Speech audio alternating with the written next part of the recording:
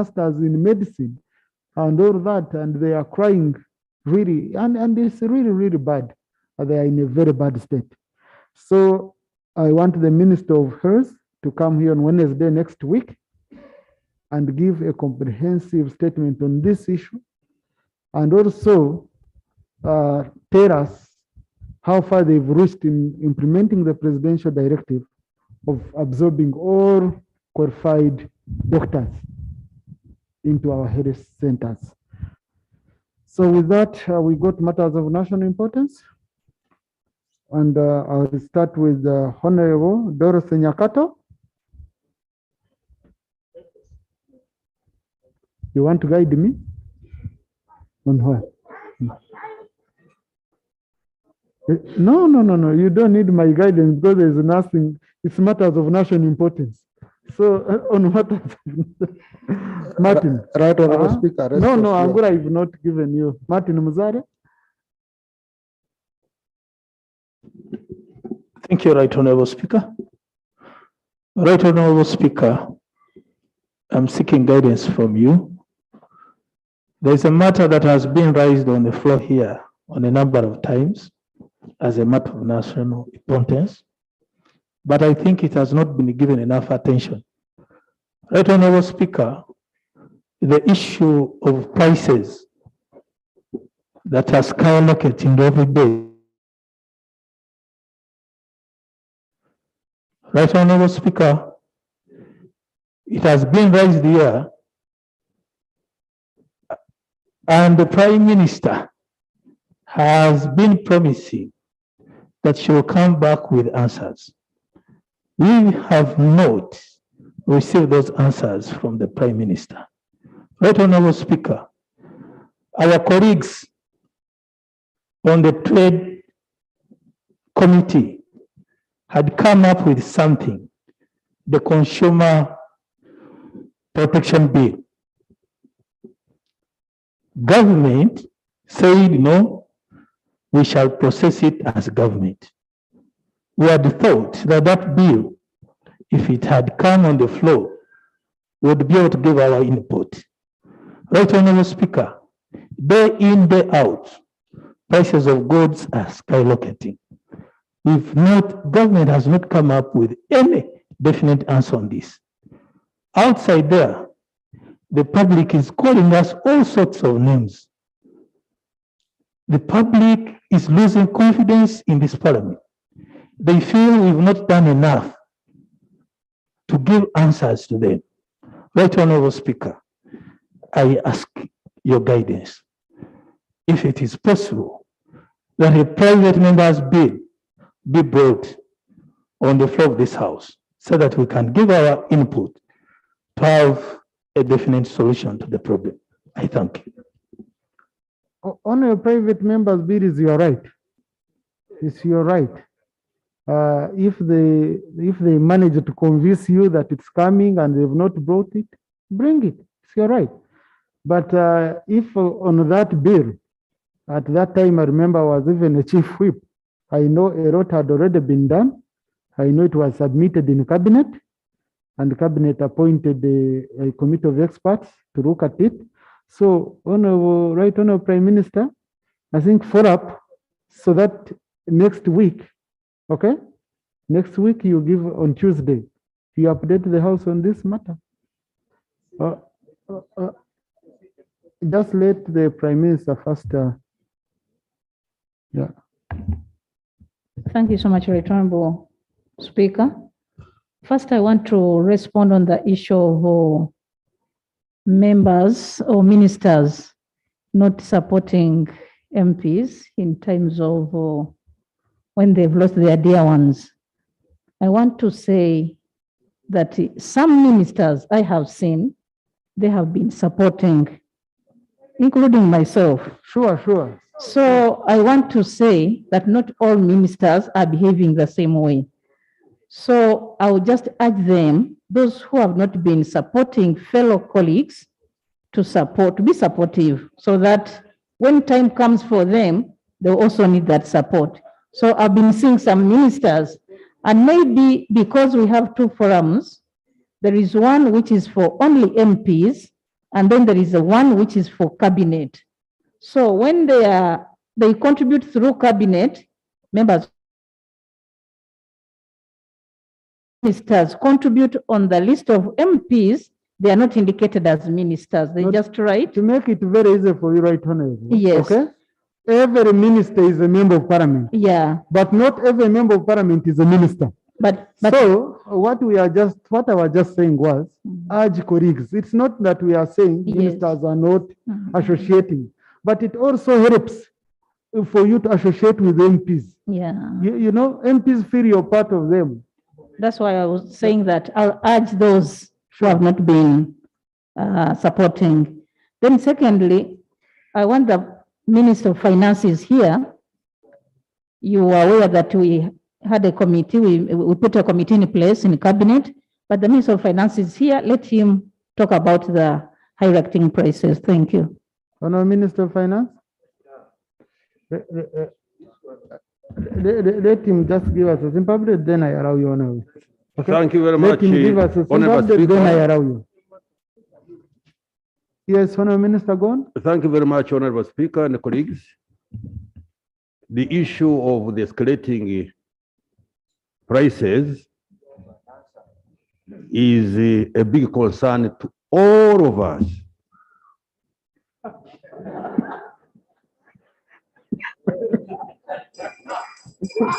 Honourable Minister, go on.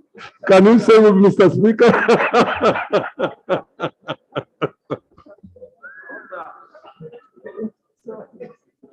Colleagues, please. Colleagues.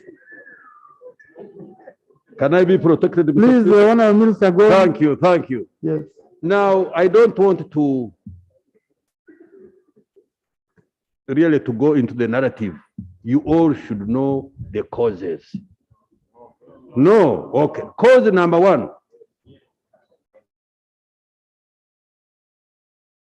Minister, that's not how we shall proceed. What we were promised was a comprehensive statement. Okay. Okay? Now let me then promise. Yes. Because this matter is before cabinet, this matter is with the president. We have sent him all the facts.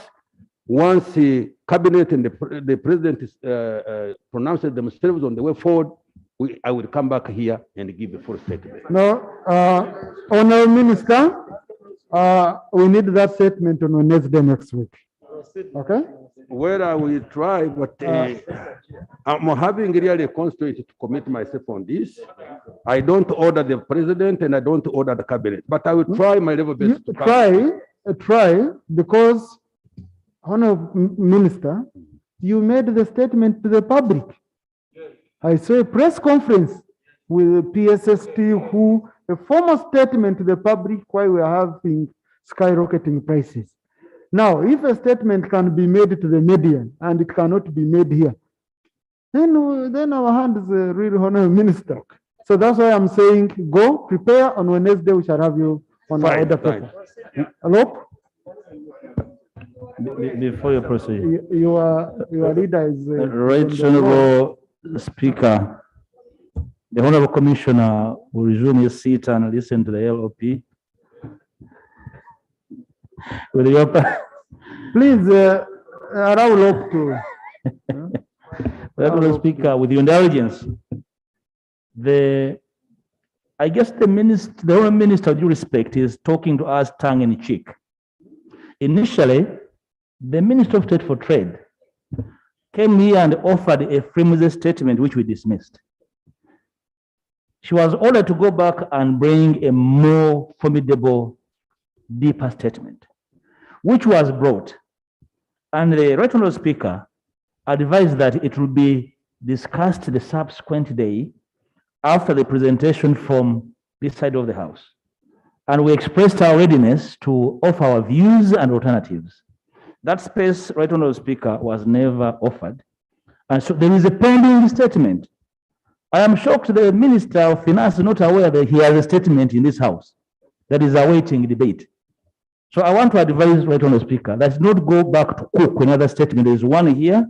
We can only seek the indulgence of the Right Honourable Speaker to afford it space for Parliament to debate and even offer advice. Right, Honorable Speaker, at this stage, it's actually the right moment.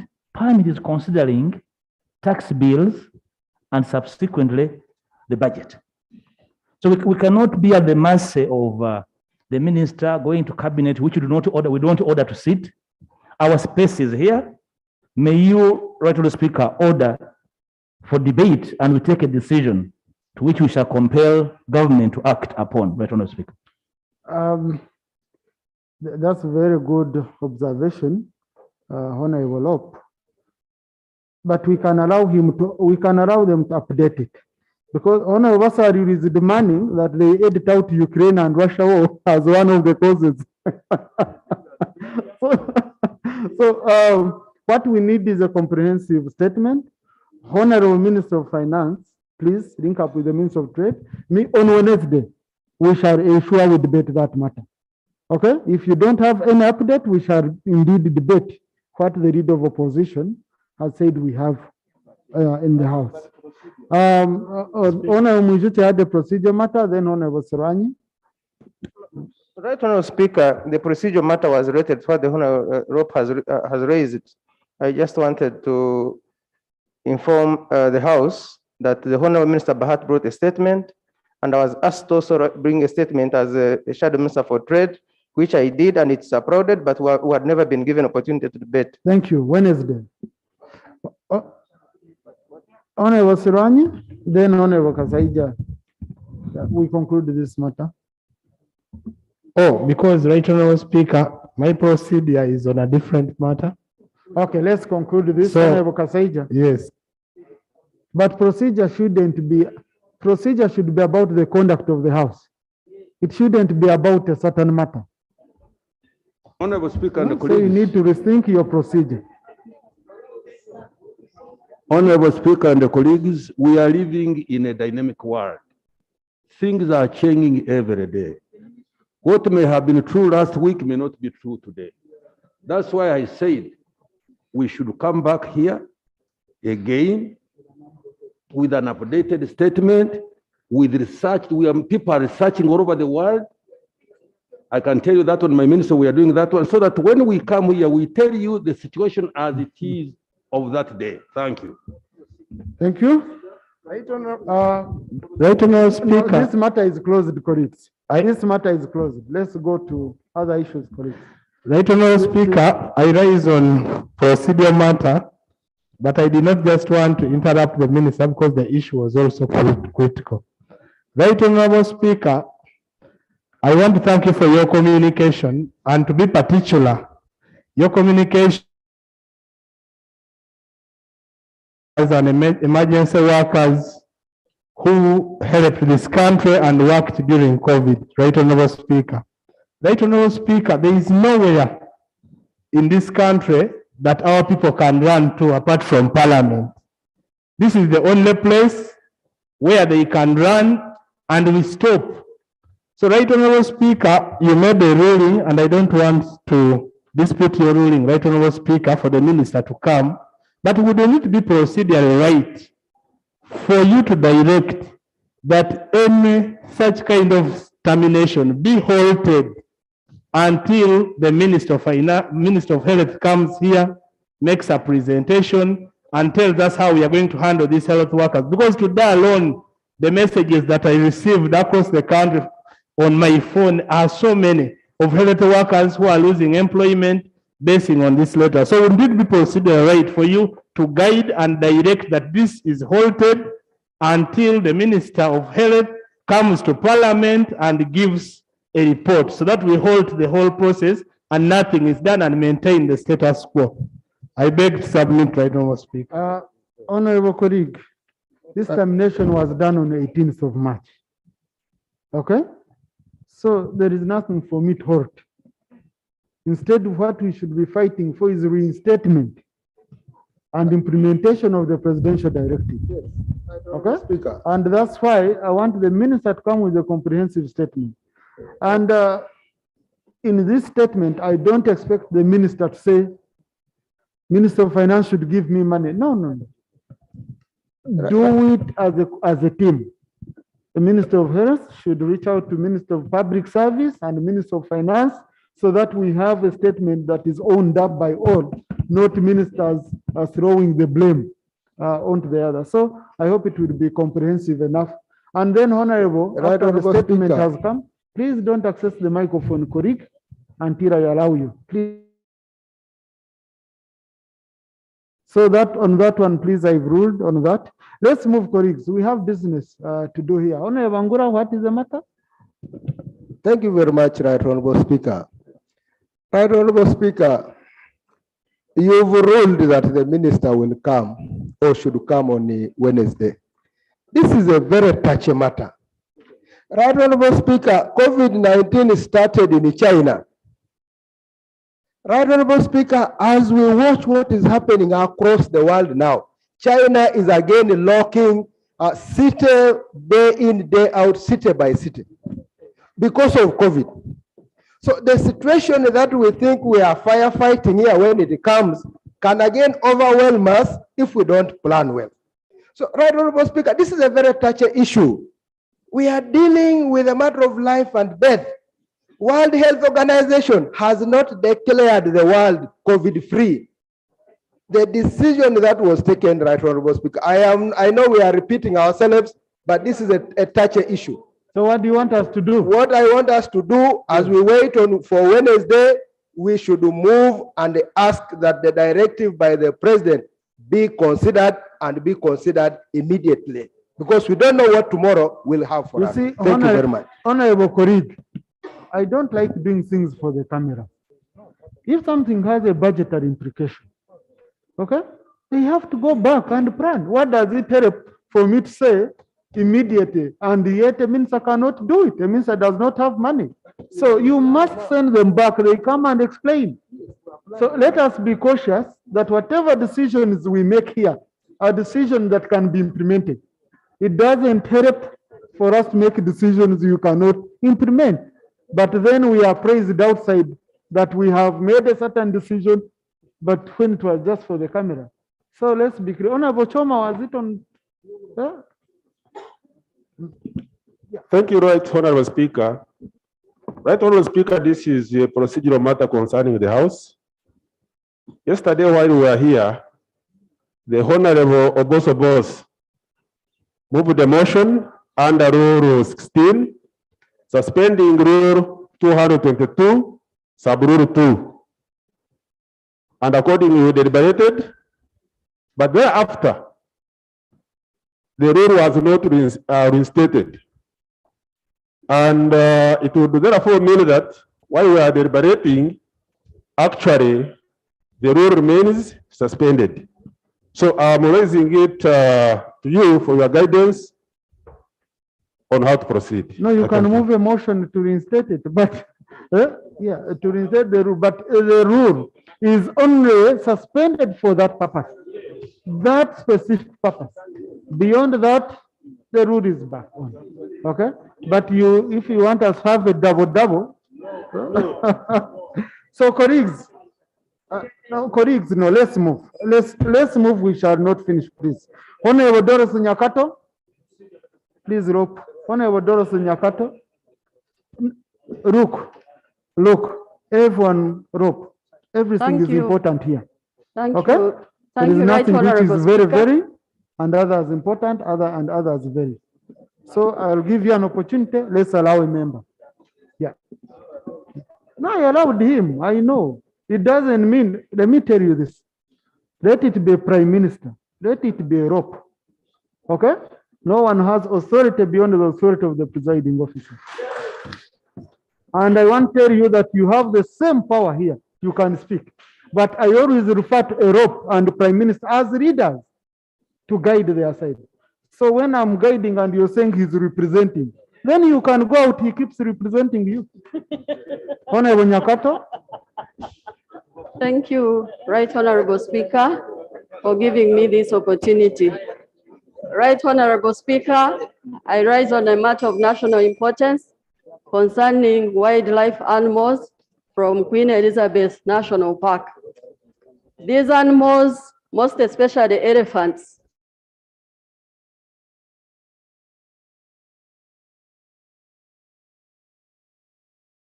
Chanyabichere, Chendangara, Rwetuma. And as I speak now, last week on Friday, we buried a person who was killed by elephants. Colleagues, let's listen to. People have lost their lives. Yeah. People have lost their properties. People have lost their gardens. And as leaders from the affected area, we have tried to engage the relevant authorities, but up to now, nothing has been done. My prayer, therefore, Right Honorable Speaker, is to request the relevant authority to intervene in this matter and expedite the process of fencing off the area in order to safeguard the lives of our people and their property. That is my prayer, Right Honorable Speaker. I beg to submit.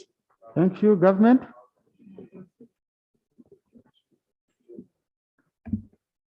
Right Honorable Speaker, that place has been demarcated for fencing the game parks so that the animals don't disturb our people. So I think the area that has not been fenced as per now, maybe money was exhausted. They might be waiting for money. But I think that work has been started on to fence that area so that animals should not get out of the game park. Thank you. Honorable Minister, I'm from one of the affected areas whereby animals, because I neighbor Queen Elizabeth National Park, my sub-counties of Chianga and Chijende, and every day, you know, every day, animals might even eat the deputies. So, according to Mujute, so we are in trouble, and the MP is just crying out. I think what is very important is really for the minister.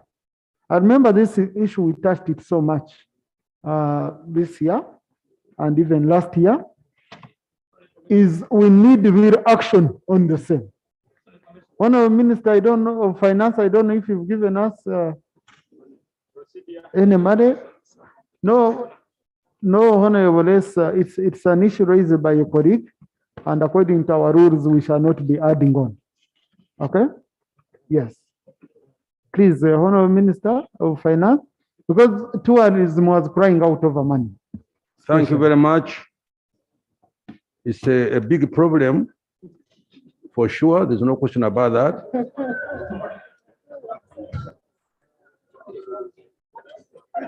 But the work has started. At least I can testify for the Murchison Park, because I was in West Nile recently and I could see the wires going around.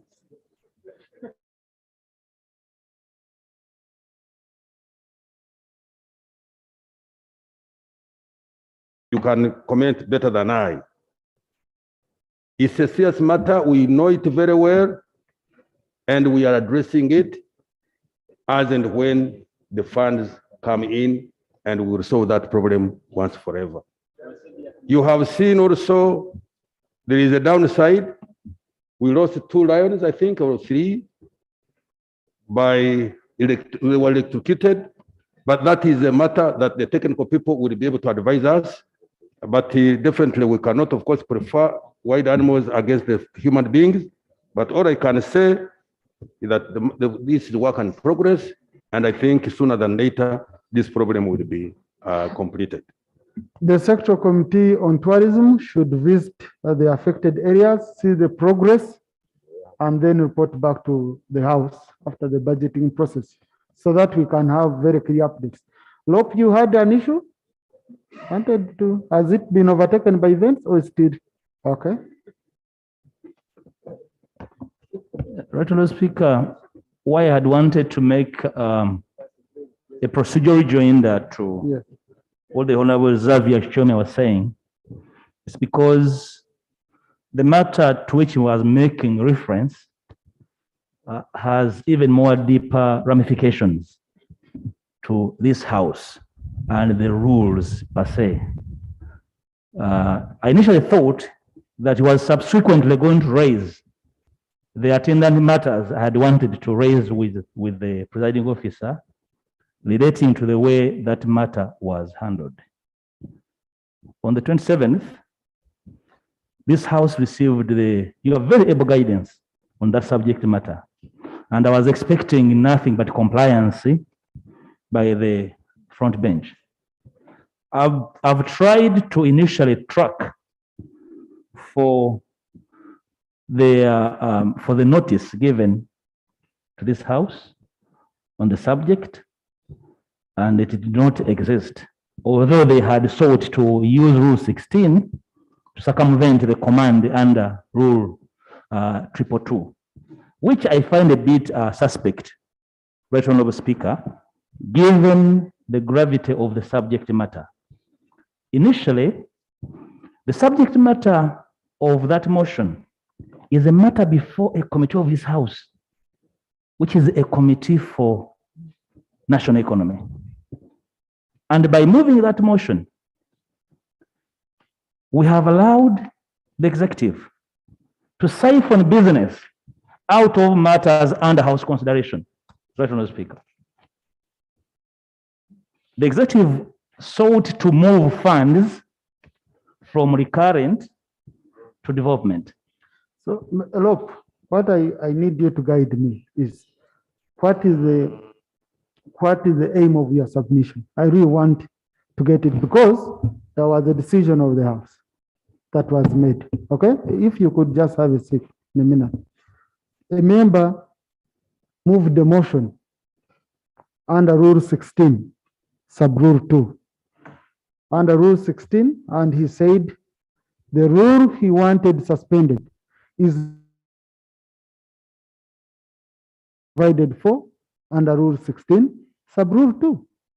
Now, when you weigh the gravity of the matter, these are our own rules. The rule which was suspended, if we felt it was a rule that touches very grave matters, would have been among the rules entrenched, but we did not entrench it. Okay, so a member has a right. Now, it's your opinion. It would be in your opinion that this was a very grave matter, this was a very important matter, depending on the feelings you have towards the matter. But as long as the rules and have not entrenched that rule, any rule, and on any single day can be suspended, as long as members here agree that we suspend it. So really, I want us to move forward because this was a matter which was sorted yesterday. And now I don't know whether you're moving it for recommittal. With your indulgence, because the critical role of the presiding officer is very, very important in these matters, and especially aligning business to the rules. The subject matter of my submission, the vacation of Rule 16 is really a minority matter. The substance is in the gist of the motion. Because, Right Honourable Speaker, when that matter came on 27th, part of the debate was the efficacy of the motion on the order paper. A committee, and therefore, there was all manner of trouble in allowing the minister to siphon matters when there is a committee report which is ready but has never found space on the order paper. And that subject matter. Honorable, kindly, this was a matter, kindly take your seat. Take your seat. Yes. Yeah. This was a matter which was on the order paper yesterday. Okay. You had a right as a member to come here and vote on the matter, but unfortunately you are not here. Members voted and concluded on the matter. Honorable Seungu gave his side, the same argument you're giving. Honorable Cecile Gwar gave the same argument you're giving, and the House voted and concluded the matter. So that one is a closed matter. You have other ways of bringing it. Can I conclude? No. This is a closed I wrote matter. procedure, I don't speak. resolved No, yesterday. no, Right Honourable Speaker. I respect the Speaker so much. And being a Speaker, part of his duty cannot abdicate is even to listen to our nuisance and guide us accordingly. Right Honourable Speaker. So I kindly ask of you to listen to me and I'll get your guidance humbly. Right Honourable Speaker, I talked about the business before this house, which is a committee report in which business is being siphoned by the executive. The committee has a ready report on the subject matter from which finance siphoned the business. Right Honourable Speaker, if the report as to where comes and the business therein and the report is negatory, shall we really be a smart parliament, Right Honourable Speaker? And I raised that matter on 27th. That's why I'm not getting about vacating Rule 16. It is very okay, and your ruling is very, very right. But for us to allow the executive to undermine your own business, which you sanctioned as the president, Right Honourable Speaker, is very dangerous. And it's going to really get us into a lot of trouble, Right Honourable Speaker. Right Honourable Speaker, now that we are aware that the committee report was long signed on this subject matter, for instance, we are aware that part of the subject matter of yesterday, to which you aptly guided, because it was not your problem, the ministry is already utilizing borrowed funds without parliamentary approval. So are we really a parliament that is pushing for rule of law when we allow the executive to simply move, come here, camouflage under the rules, and violate the written law, Right Honourable Speaker? So what do we do with the report of your committee, Right Honourable Speaker, that is already signed, long signed about almost 2 months ago, but has not found space on the other paper? But the minister smartly siphons in out what they want for convenience, and our hands are tied. You have not violated any rule, Right Honourable Speaker. Your guidance of the rules is okay. But you understand now my concern, deeper concern. Right Honourable Speaker. I'm just waiting you finish, I guide you. Thank you. Yeah, because you know, in this house, I look at some of the things and I decide to keep quiet. Some test our patience. I say certain members saying, yeah, we're jumping and we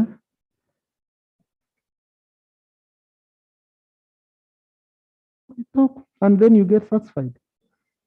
By the time we put an item on the order paper, Honorable Op, as presiding officers, we take our time and we study whether that item is having any conflict with any business of parliament or is violating any of the rules. Two things. Number one, the minister, what he was bringing here yesterday, it was an item where they were saying you allocated us 146 billion. If you gave us money under non-wage recurrent, you gave us money for doing, let's assume, vehicles, painting and all that. We want to change part of the money under the 146, which was supplied by this house and approved by this house. We want to change it to another purpose within the same vote. And they are not saying this money is going to be borrowed either externally or via separation or domestically. And if you can remember very, very well, when we were here passing the supplementary budget, you passed that supplementary budget with very clearly indicated sources of financing it. They were clear in the report, you adopted the report, and you allowed everything here. So the matter we were handling yesterday, we assessed it as presiding officers, and we found it does not in any way conflict with the motion for borrowing that was tabled by the minister. That's why we allowed it on the order paper. And the moment we allow such an item on the order paper, LOP, once you receive the order paper, and you feel indeed this is an item that is conflicting with the business, all the rules and all that, our offices are open. That's why we release the order paper a day before. So you contact us, I can reach here, I withdraw any item from the order paper. Okay? That would be it. That's why we had arguments and counter-arguments. This matter is closed, colleagues. Let's move on. Please allow me to run the business according to the order paper of today.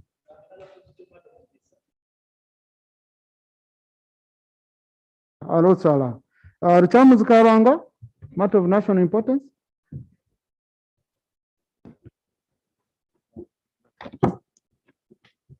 Thank you. For a matter of national concern regarding the abandoned projects that the government started in my constituency, but not only in my constituency, but even in the district. In 2019, the Ministry of Water opened up a project in Chitongo, and that project, after launching it, they stopped it. In the very same year, the government contracted TISAN to supply and distribute electricity in the two parishes and even one town council. But that project was launched and they only covered 50%. And it was also abandoned. The workers were not paid. The food they ate was not paid.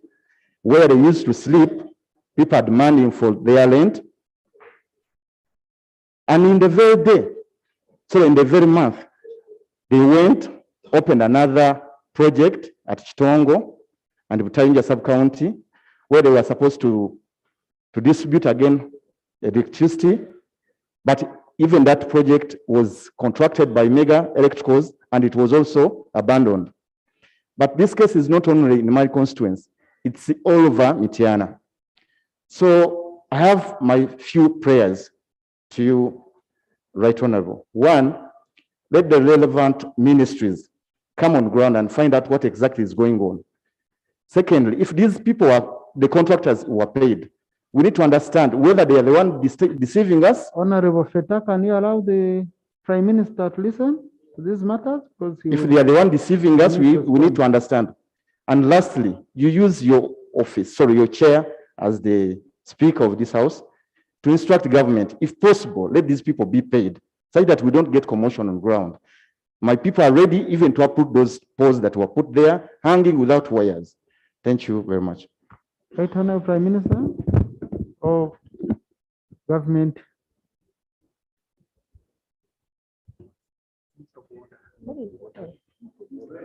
I want Minister of Works is here. Minister of Water and Minister of Energy. I'm not seeing them, but since the work has been started on, I know it is because of money that maybe is the reason that work stagnated, because you said 50% has been done. Clarification. So I'm requesting that I'll call the Minister of Energy and Minister of Water to come and tell us why that work is not being completed. I thank you. We need them to go on site. Let the minister and the technical people go on site with the member. Honorable, you wanted to add on? Yeah. There's something I wanted to get clarification from the Prime Minister. We understand they might have got problems with money, but you cannot start up a project and just work 10% of it and leave it there. The one of Butayinja, they just brought poles and they just laid them down. That's why I'm saying the minister should come on ground with you, okay? And you'll be able to take them around. And then you report back to this house on Thursday.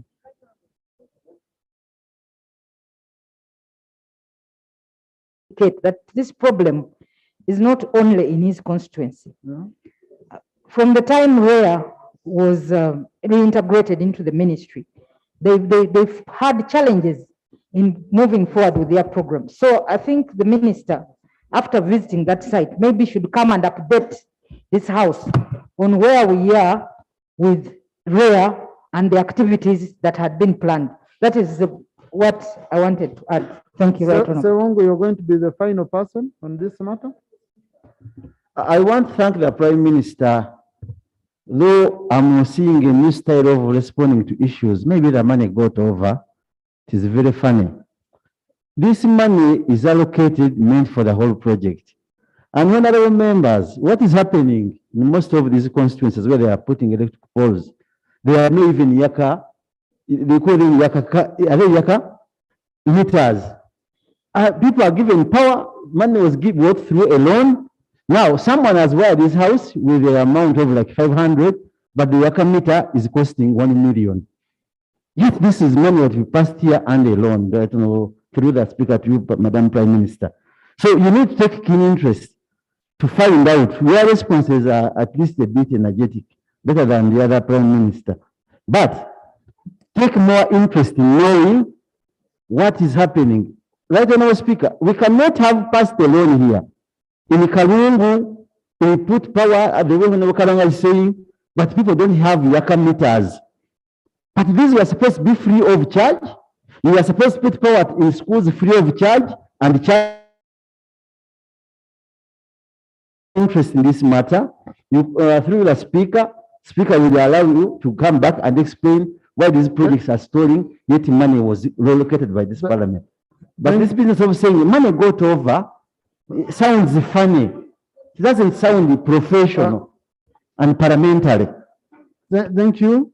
Thank you, Honorable. And you know, like me in my constituency, I saw some people writing on WhatsApp groups that now that he got the votes, the rains are going to stop there. Then in 2025, they again resume. And someone takes time, even gets his time, he moves around the constituency telling 2025. So let the minister come here and give a comprehensive statement on ROYA projects, implementation of ROYA projects. And Honorable Minister of Finance, government is losing a lot of money because what happens, there are even some areas where transformers get damaged before commissioning. They put up a transformer for 2 years without commissioning it, okay? And then also, people are saying they cannot afford the connection fees because the connection fees are too high. But in the budget, you bring us hundreds of billions in deemed energy. Now, where we would say, why don't you get that money for deemed energy? We use it to connect our people so that they pay instead of consuming power, which is not, instead of paying for power, which is not being consumed.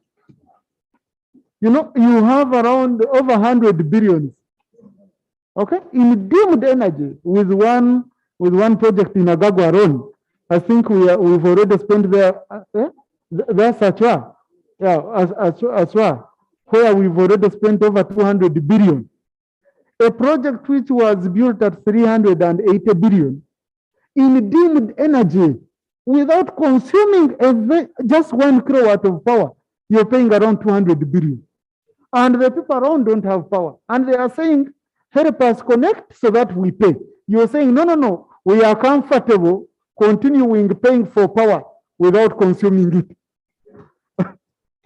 So let the minister come. And I remember last week, I asked for a statement on the issue of deemed energy.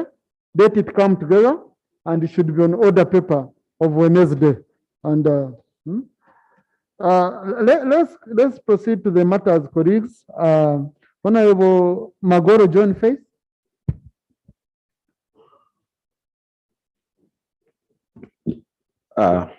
Thank you very much, Right Honorable Speaker. I rise on the matter of national importance concerning the scrapping off of the district discretionary equalization grant, the DEG, from local governments.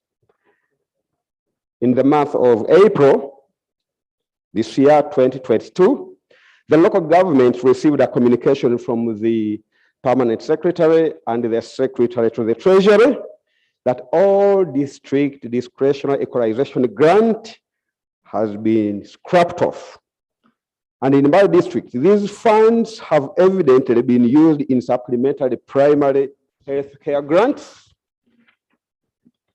and construction of pit latrines, survey of public places for the government.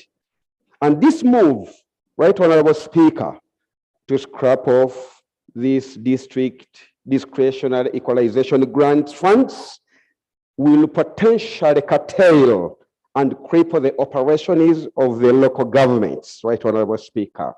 My prayer, Right Honorable Speaker, is that this circular written by the Permanent Secretary and Secretary of the Treasury be withdrawn. Secondly, Right Honorable Speaker, is that that money be released to the reinstated and be functional in the local governments. Right Honorable Speaker, I beg you to submit. You know, on matters of local government, we have some experts here. Honorable Christine, you wanted to expound on that matter, then the minister responds. Thank you so She's much. the former chairperson, LC5 Kumi. Right Honorable Speaker, thank you for the opportunity. I happen to be the Deputy Chair of the Public Service and Local Government Committee.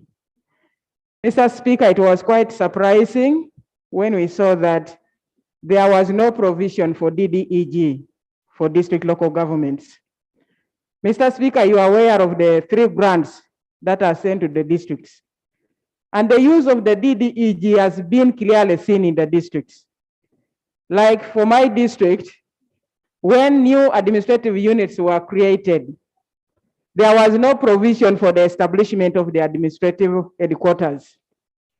Some of our sub-counties used this DDEG for establishing structures.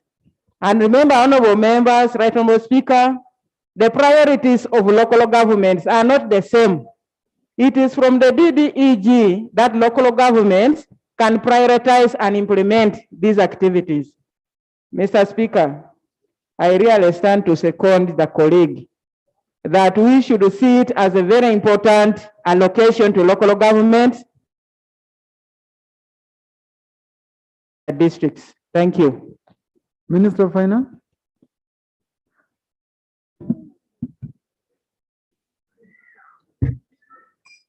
I think you've seen why we always need you here. You need to give us more time. Honorable Speaker, I think I need your protection. Now, colleagues, on a serious matter, it's true that some funds have not been sent to the local governments. You know, this COVID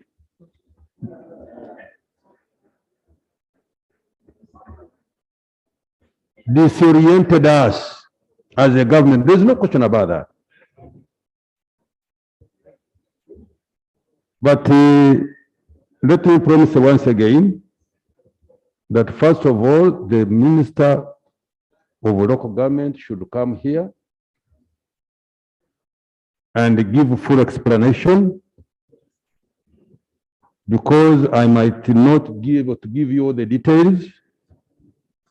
My job is to look and find money and give it, but I'm telling you the money has not been fully released to all local governments. But what they have done with what I have released is not the matter that I can expand. So maybe, Mr. Speaker, you order that the Minister of Local Government comes here and explain to the House in full.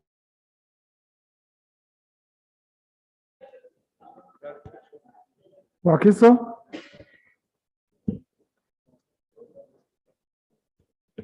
Thank you so much, Right Honorable Speaker.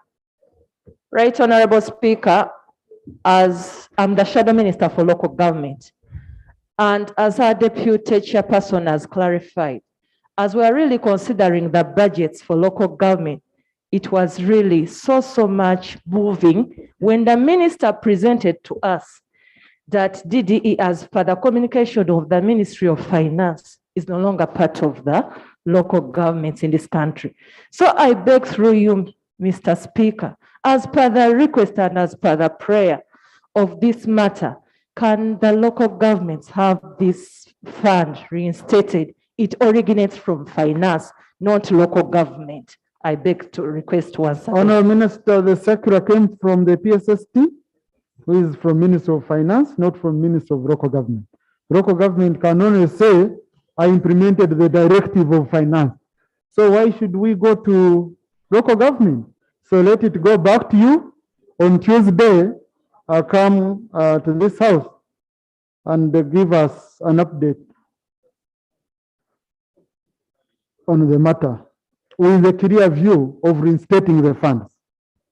Most obliged again.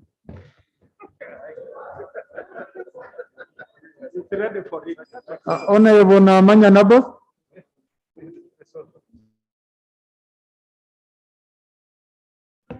Just 2 minutes, 2 minutes. Thank Need to you. move. At 4 p.m. we have Prime Minister Mr. outside. Speaker, for record purposes, my name is Namanya Naboth, and I represent Rubavu County in Rukunjiri District. I rise on the matter of national importance under Rule 49 of our Rules of Procedure regarding the shutdown of hydropower plant at Chisizi Hospital in Rukunjiri District. Mr. Speaker, sir, Chisizi Hospital was established in 1959 by Church of Uganda missionaries. Today, it is the biggest private hospital in Western Uganda and the only facility with specialized infrastructure to handle general and medical illnesses, which are a major problem in Uganda caused by a series of economic and social factors. Right, Honorable Speaker and honorable members, this hospital handles over 3,600 cases monthly in both inpatients and outpatients. Right, Honorable Speaker, this facility, it is on Christmas. Mother did not enjoy Christmas. That's why she was, and that's why I was born from. So, Mr. Speaker,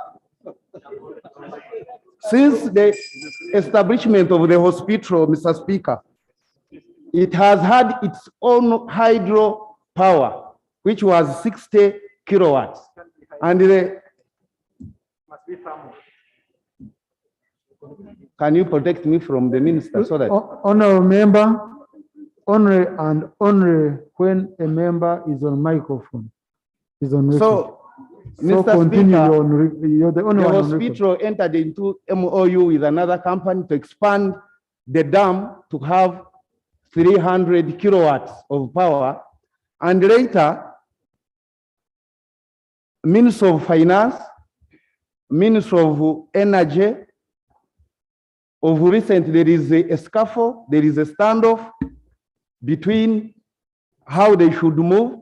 And that now, since 3rd May, the power has been shut off.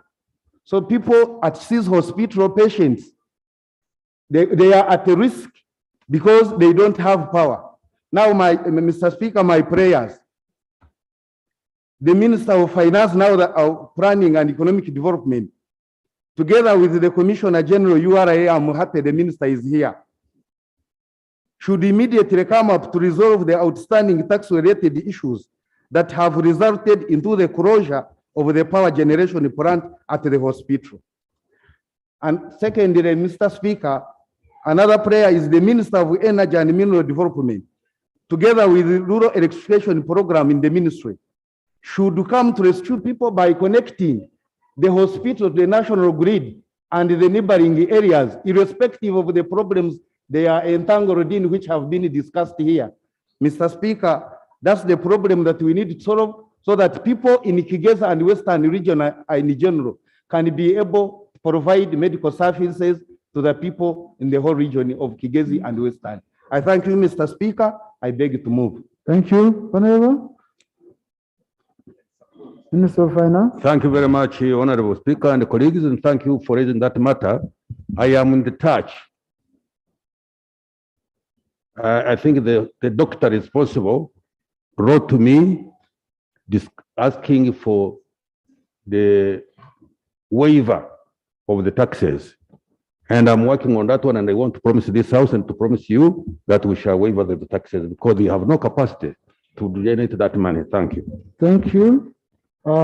Minister, when can you report back here on the matter? It will be just for noting. Well, I could even report back on Tuesday because it is just a matter of writing a letter, and I think we wrote already the letter. Okay. Honorable Kwizera Wagahungu. Honorable Seungu.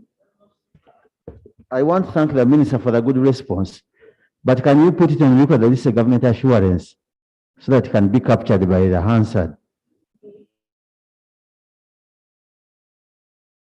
Yeah, he said he's going to report, but he's going to waive, but you want to give us an assurance. I'm asking as Vice Chairman of the committee, through the Speaker.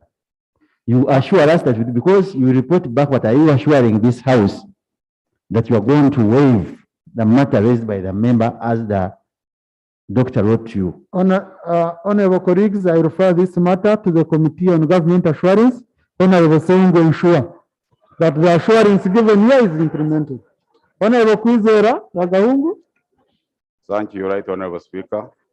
You can invite him and he appears before your committee.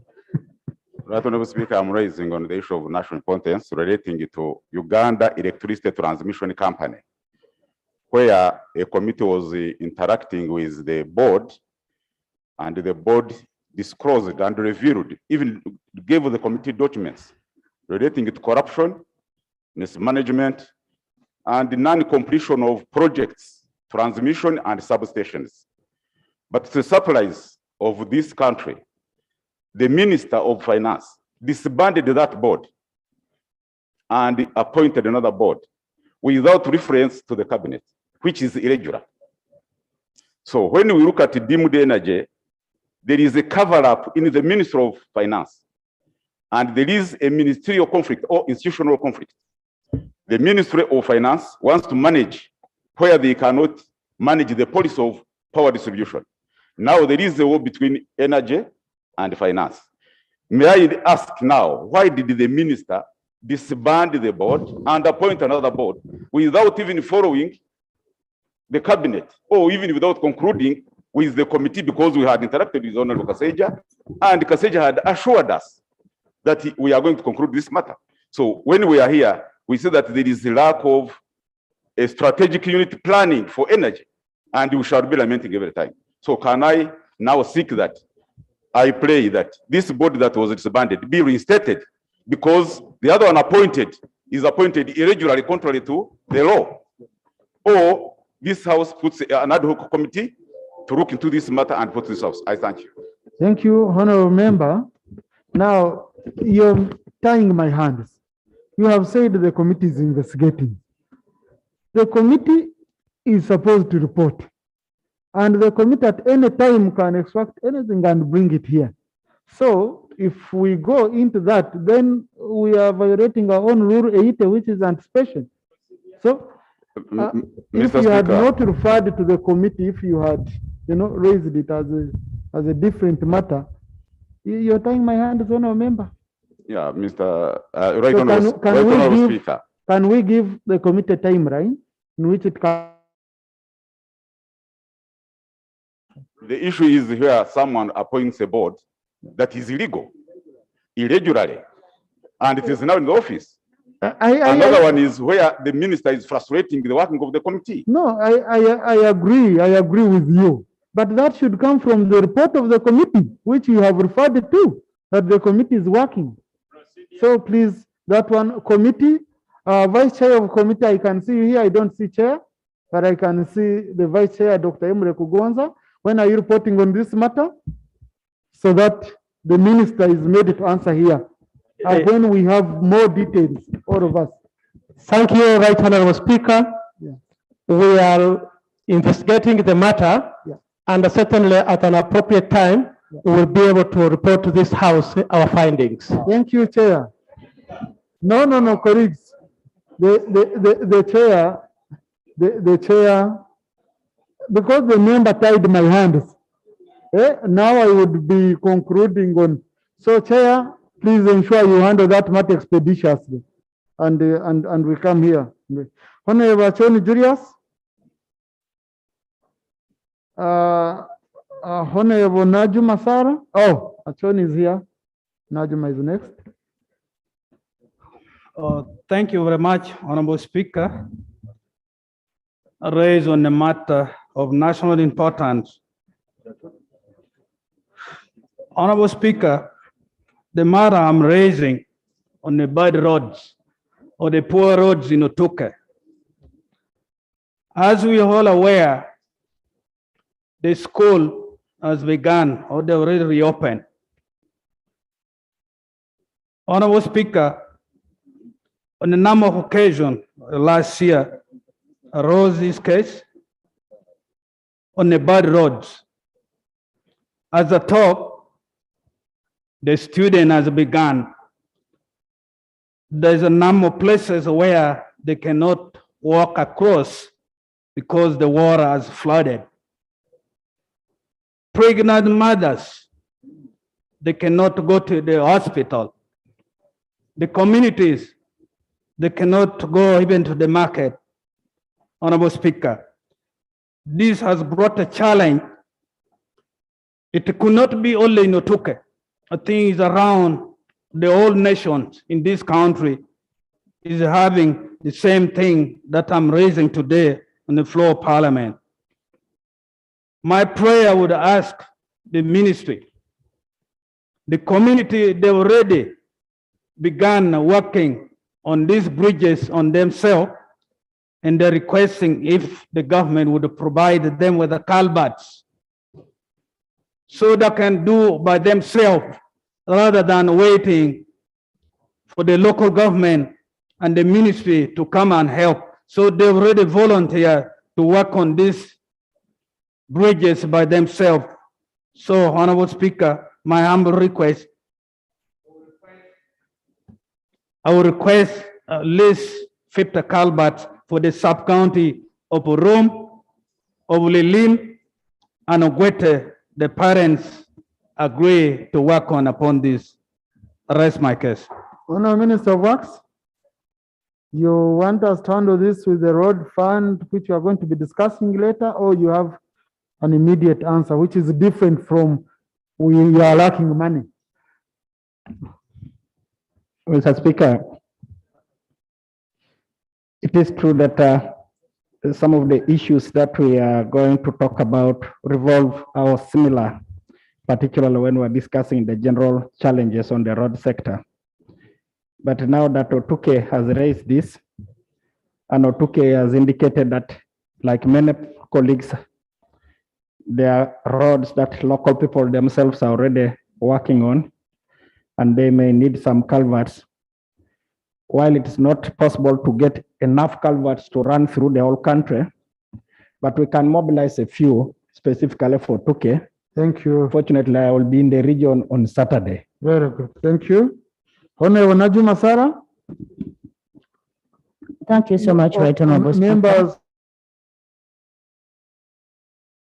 Thank you so much, Right Honorable Speaker.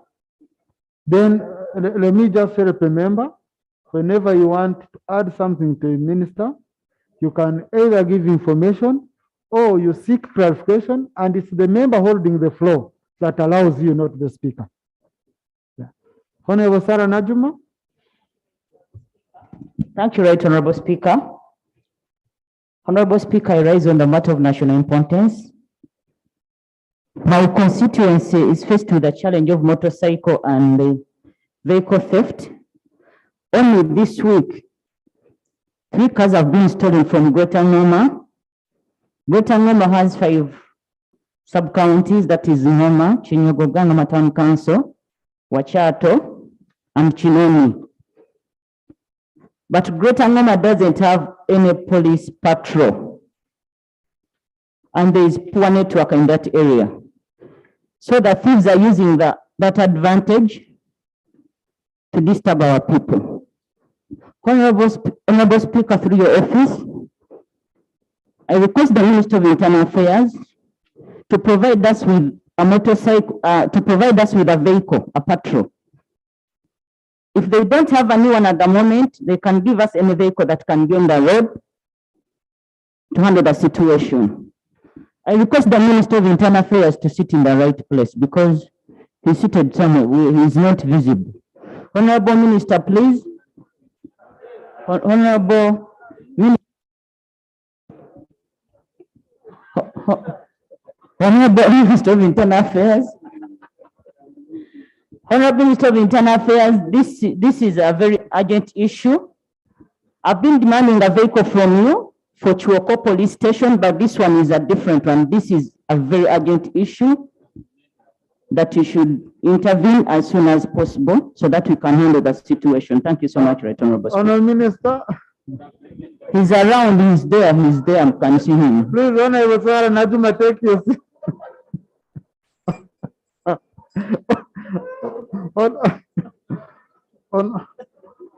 Honorable Minister,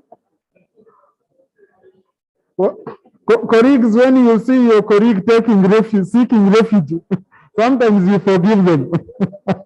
That's rushing to exile. Right, Honorable Speaker, I want to assure Honorable Najuma that I wasn't hiding.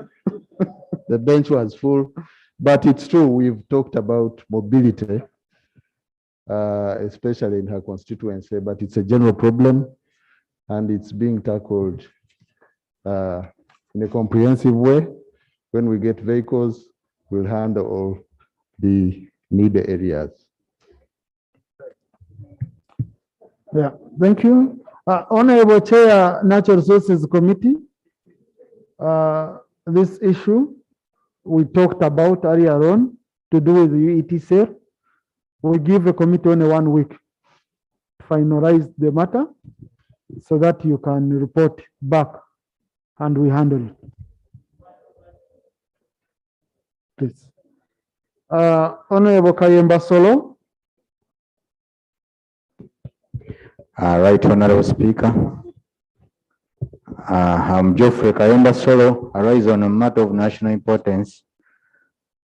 And this concern is about our people in Ibuda, Chanaware, and Buenda village, who are threatened after one person named David Senfka bought a land, claimed that he bought a land in 2006, where we have more than 450 families.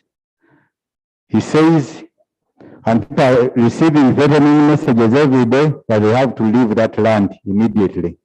So through Mr. Speaker, we'd like to get to request the Minister for Lands to come to our area in Ichibinge so that we can sort out our issue, that issue. Because Mr. Senfka is in danger also. People, whenever they see him, they want to beat him and kill him.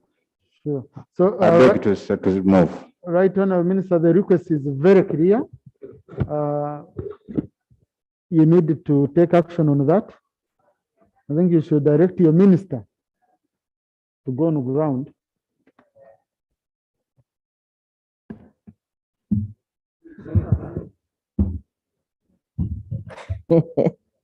Honorable Speaker and honorable colleagues,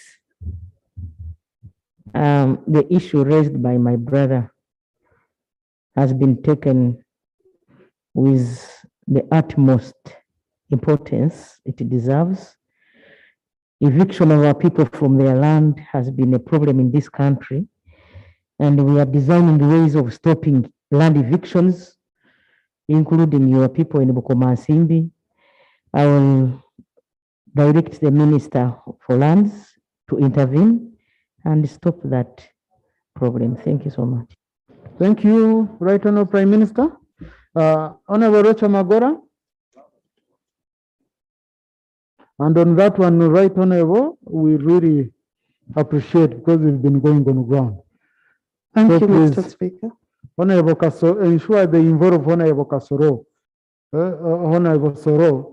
The minister doesn't go on the ground without the member who raised the matter. And then we come back here. So that the MPs from the area, both the woman MP and constituency MP, be involved when they are going on the ground. Thank you, Right Honorable Speaker. I rise on a matter of national importance. in the districts of Bugweri, Mayuge, and Bujiri.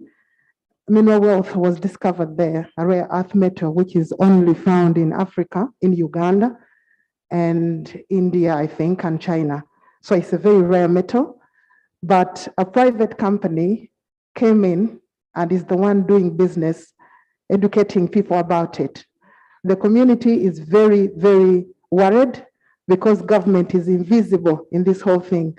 We are aware that minerals belong to government, but government is not visible in telling people what rare earth metal and the community and the company which has come to work there. So they have been given a timeline of 1 month, I think, to sign MOUs for their land to an organization which they are worried about. So my prayer is that the ministry come out and introduce these people officially.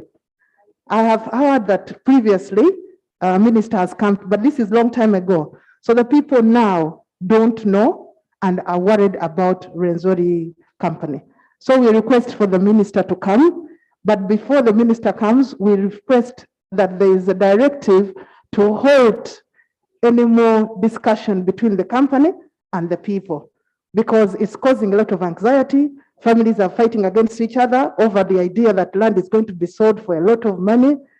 So we need protection for the community from the organization or for the company, Renzori Met or something.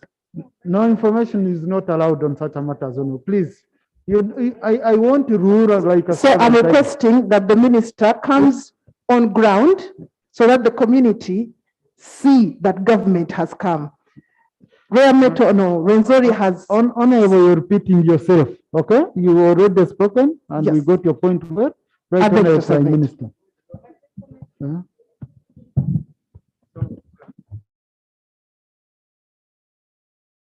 Honorable Speaker, Honorable Chair is evicting. I have been in front of the president, so yeah. Honorable Speaker and colleagues, Cabinet has come up with a policy to add value to all minerals in the country so that we can have employment for our people. And therefore, I am going to use the Minister for Energy to go down and see what is happening. In the meantime, I'm using my powers as a Prime Minister the way I did to, do you remember the other time of Uganda? So I stopped the construction. I'm also stopping any eviction on that. Thank you, Right Honorable Prime Minister. Honorable Mamawi James. Honorable Mamawi James. Thank you, Right Honorable Speaker. I rise on a matter of national importance. Right Honorable Speaker, on Monday, 9th May 2022. The members, the Prime Minister needs to listen to all these issues. Honorable Sir, the Prime Minister needs to listen to Honorable Mamawi. Colleagues, please, I need order in the House. The Prime Minister has to listen to a member because the member needs a response. Honorable Mamawi. Thank you, Honorable Speaker, for protection. Right Honorable Speaker, on Monday, a team of vigilantes from Orly, Eterekwa Sub-County, NFA, police, went to Zoka Forest on community, realizing the sounds of machine operating in the forest. Right Honorable Speaker, the community went and arrested with the police 6 culprits. And when these suspects are arrested, they are brought to Ajeri police station, Right Honorable Speaker. And on sad note, the following day, the 6 suspects have been released by the police in Ajeri police station, Right Honorable Speaker. Right Honorable Speaker, and as I speak now, there is a big meeting which is in near Zoka Forest in our village, which the community are demanding police, NFA, on the whereabouts of these suspects, since this has been their cry, illegalities has been taking place in this forest, and people are not known. But when they have come across with this suspect, in their dismay, they have been released the following day. and where are we moving? Right Honorable Speaker, our prayer is one. The police officer who released these suspects be arrested and help government for investigation. Two, right Honorable Speaker, our prayer is that let the team of ministries, one Ministry of Water and Environment, Ministry of Internal Affairs, and Ministry of Defense help us to move on the ground to solve this matter. Because as I speak, we have all these institutions on the ground, and we have a good number of officers who can help us in this ministry to curb these illegalities. But we have not seen what they are doing on the ground. Illegality is ongoing, right, Honorable Speaker. We need a meeting within them and the community to agree on how we can protect this forest. Lastly, right, Honorable Speaker, our prayer is the communities are asking if the government lost interest in this forest, let the government allow them to instead invest the resources themselves than people coming from very far and disturb their peace of mind. Thank you, right, Honorable Speaker. Thank you, Honorable Minister, Internal Affairs. They arrest people who are cutting down a forest. Tomorrow morning, they are released, and people are saying, let them all go in and cut. Right Honorable Speaker, I noted the concern of the Honorable Member, and I'll take it up with him, with the right authorities, the police leadership, so that we follow up on the matter. But Right Honorable Prime Minister, the Minister of Environment should also go and assess the damage, because it seems a lot is going on there. Our forests and our protected areas. Right Honorable Speaker and colleagues,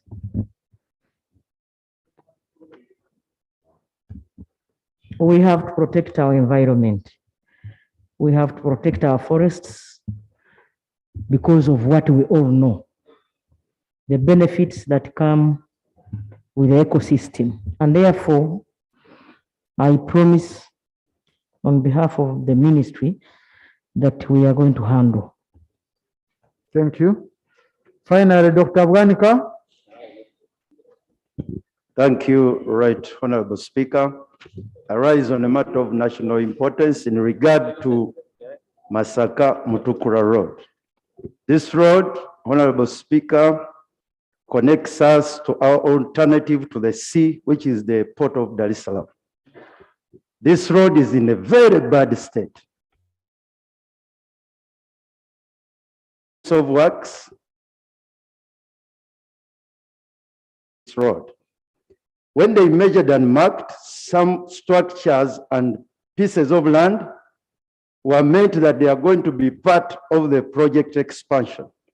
This road is due for rehabilitation. But after that, the Minister of Works went silent. Our people, they don't know what is going on. They hear that the road design has been changed. It's going to be now narrowed. They cannot sell their land, they cannot use their structures because there is that uncertainty, lack of information. My prayer, Right Honorable Speaker, that the Minister of Works should come out clear and state the scope of this work. When is the work beginning? Because the road is in a very bad state. Are our people going to be compensated who fall in those road markings so that people will know what to do? And my second prayer, that the Minister of Works, their team, should go on the ground with the MPs who fall along that road so that we can. I so submit, Right Honorable Honorable Minister and colleagues, those who are sending me notes to do with roads, wanting to give information, we have a substantive item. We are about to reach it on the road. For this information to the minister, I'll give you time.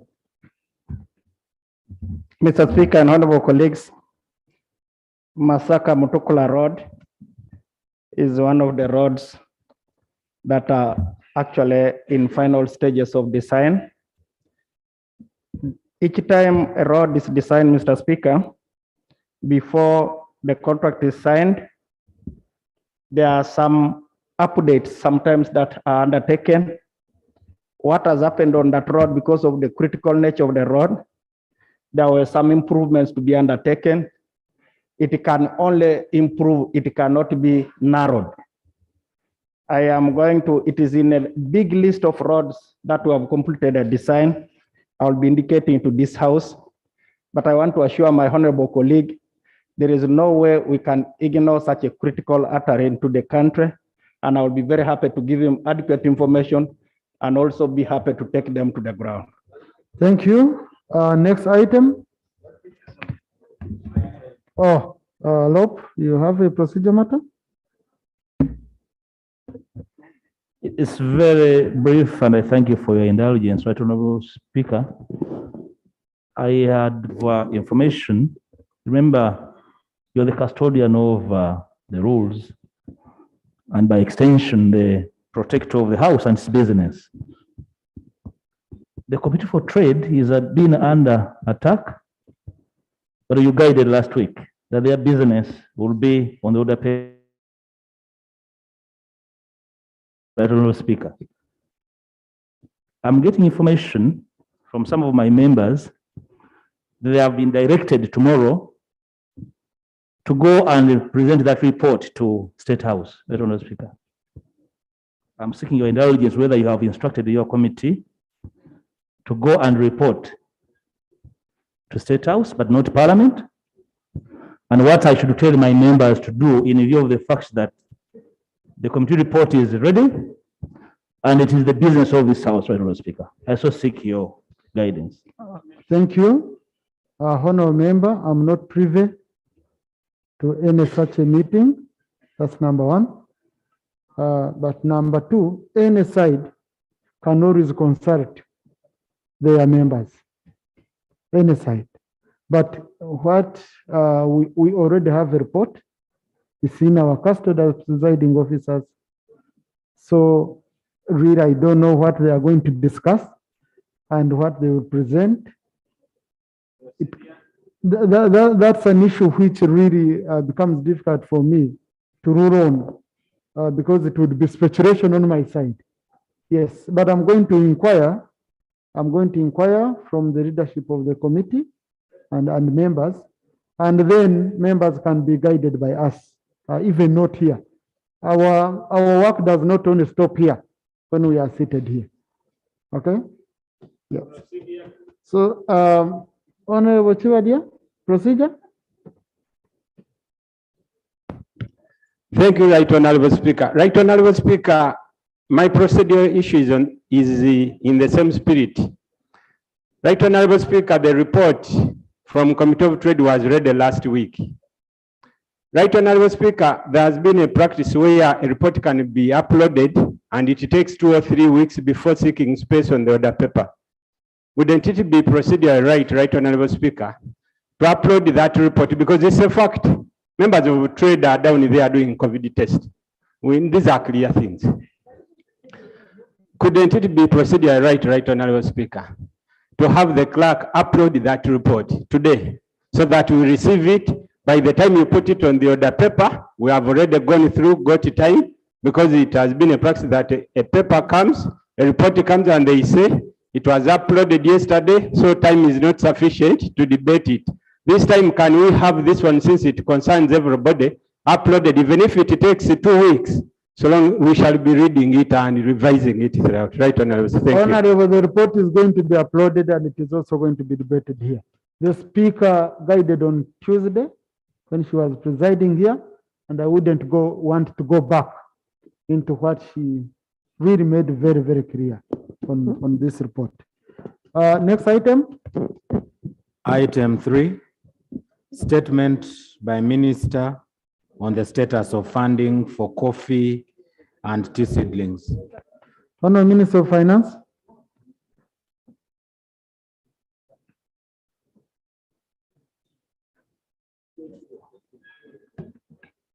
Honorable Speaker, sir, and the colleagues, I want to make a statement as regards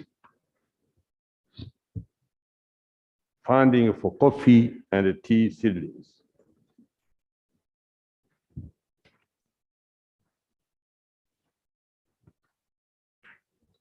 At the 28th sitting of the third meeting of the session of the first session of the 11th Parliament of Uganda,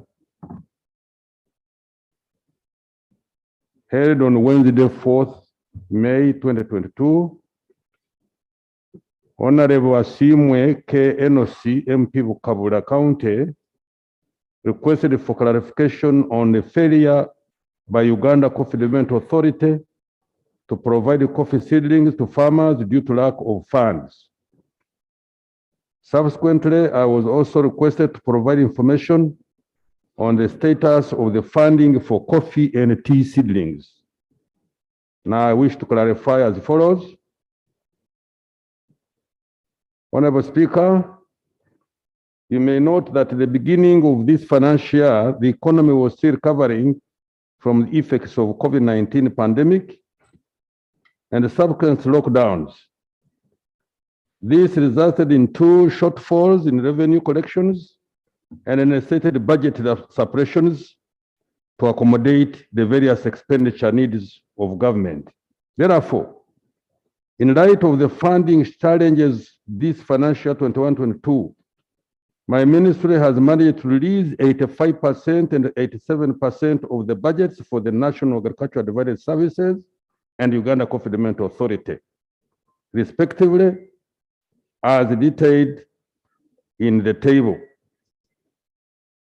which I will lay on table. As regards the National Agricultural Advisory Services, the budget that had been approved was 104.689 billion, but we managed to release 88 billion.7, which translates to 85%. For Uganda Coffee Development Authority, the approved budget was 87.303 billion,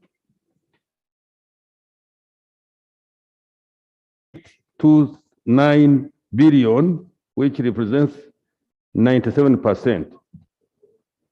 It is expected of the accounting officers to prioritize the funding for coffee and tea seedlings within the released resources and work plans.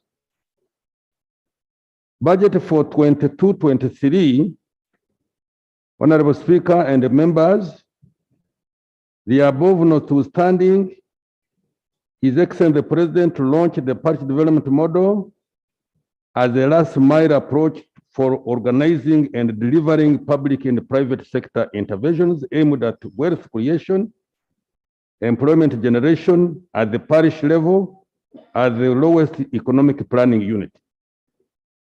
This is aimed at supporting more Ugandans to join the money economy and consequently increase their demand for goods and services. Honorable Speaker, aware of the revenue shortfalls arising out of the impact of COVID-19 on the economy, this necessitated the repurposing of the budget for financial 22-23, mainly to fund PDM, among others. Therefore, a number of wealth funds, including funds for coffee seedlings amounting to shillings 44.5 billion and shillings 42.2 billion for planting materials. These funds are geared towards increasing production and supporting households for purposes of inputs.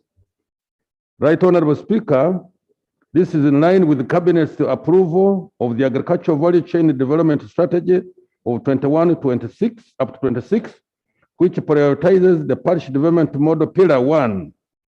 Therefore, operationalization of PDM will ensure the scaling up to access improved inputs, including seeds and seedlings, stocking materials to smallholder farmers in subsistence, which in turn will improve their production and productivity and thus lead to increase the farmers' income. I beg to lay Mr. Speaker, sir.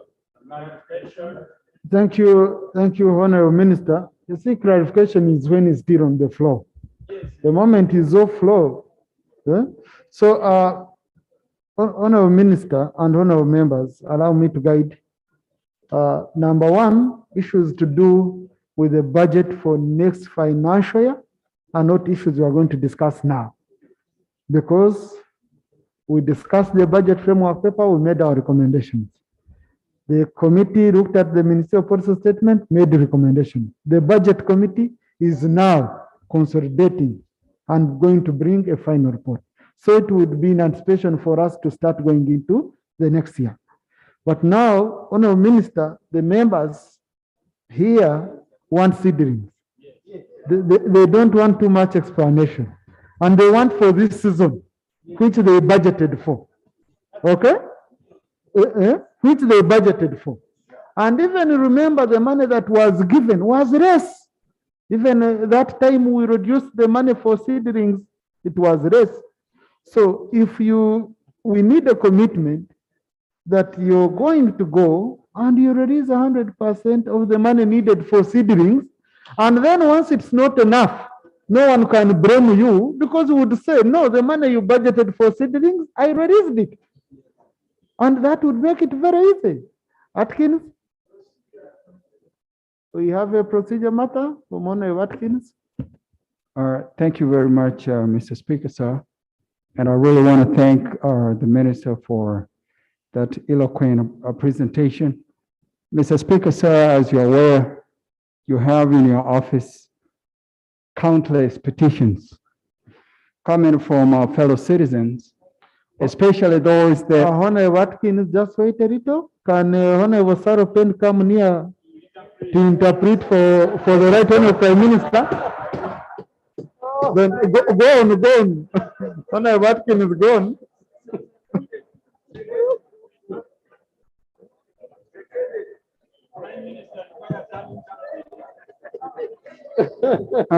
Mr. Speaker, sir, thank you so much for... Last time I allowed you to remove your mask, Honorable. Let me allow you, so that you can be audible now. You're great, Mr. Speaker, and I really enjoy your leadership. Mr. Speaker, sir, I was trying to ask the attention of this House, Honorable House, that so far as we know, and especially those MPs or members of parliament that represent coffee growing communities, we get a lot of calls. And so far as I know from my constituents, from especially my district, it's crystal clear that the Speaker's office has multiple countless petitions. Mr. Speaker, sir, this government made a commitment with our fellow citizens, especially those that are into coffee growing as part of their livelihood sources. Mr. Speaker, sir, my procedural issue is that wouldn't it be procedural right for government to commit, to make a commitment to our fellow citizens, especially those that have already put the petitions before the office of the clerk, that government allows them to have the seedlings sold or distributed to coffee farmers in hopes that when we as government get money, these fellow citizens are paid just like we have done that a little before. And very lastly, Mr. Speaker, sir, I'm just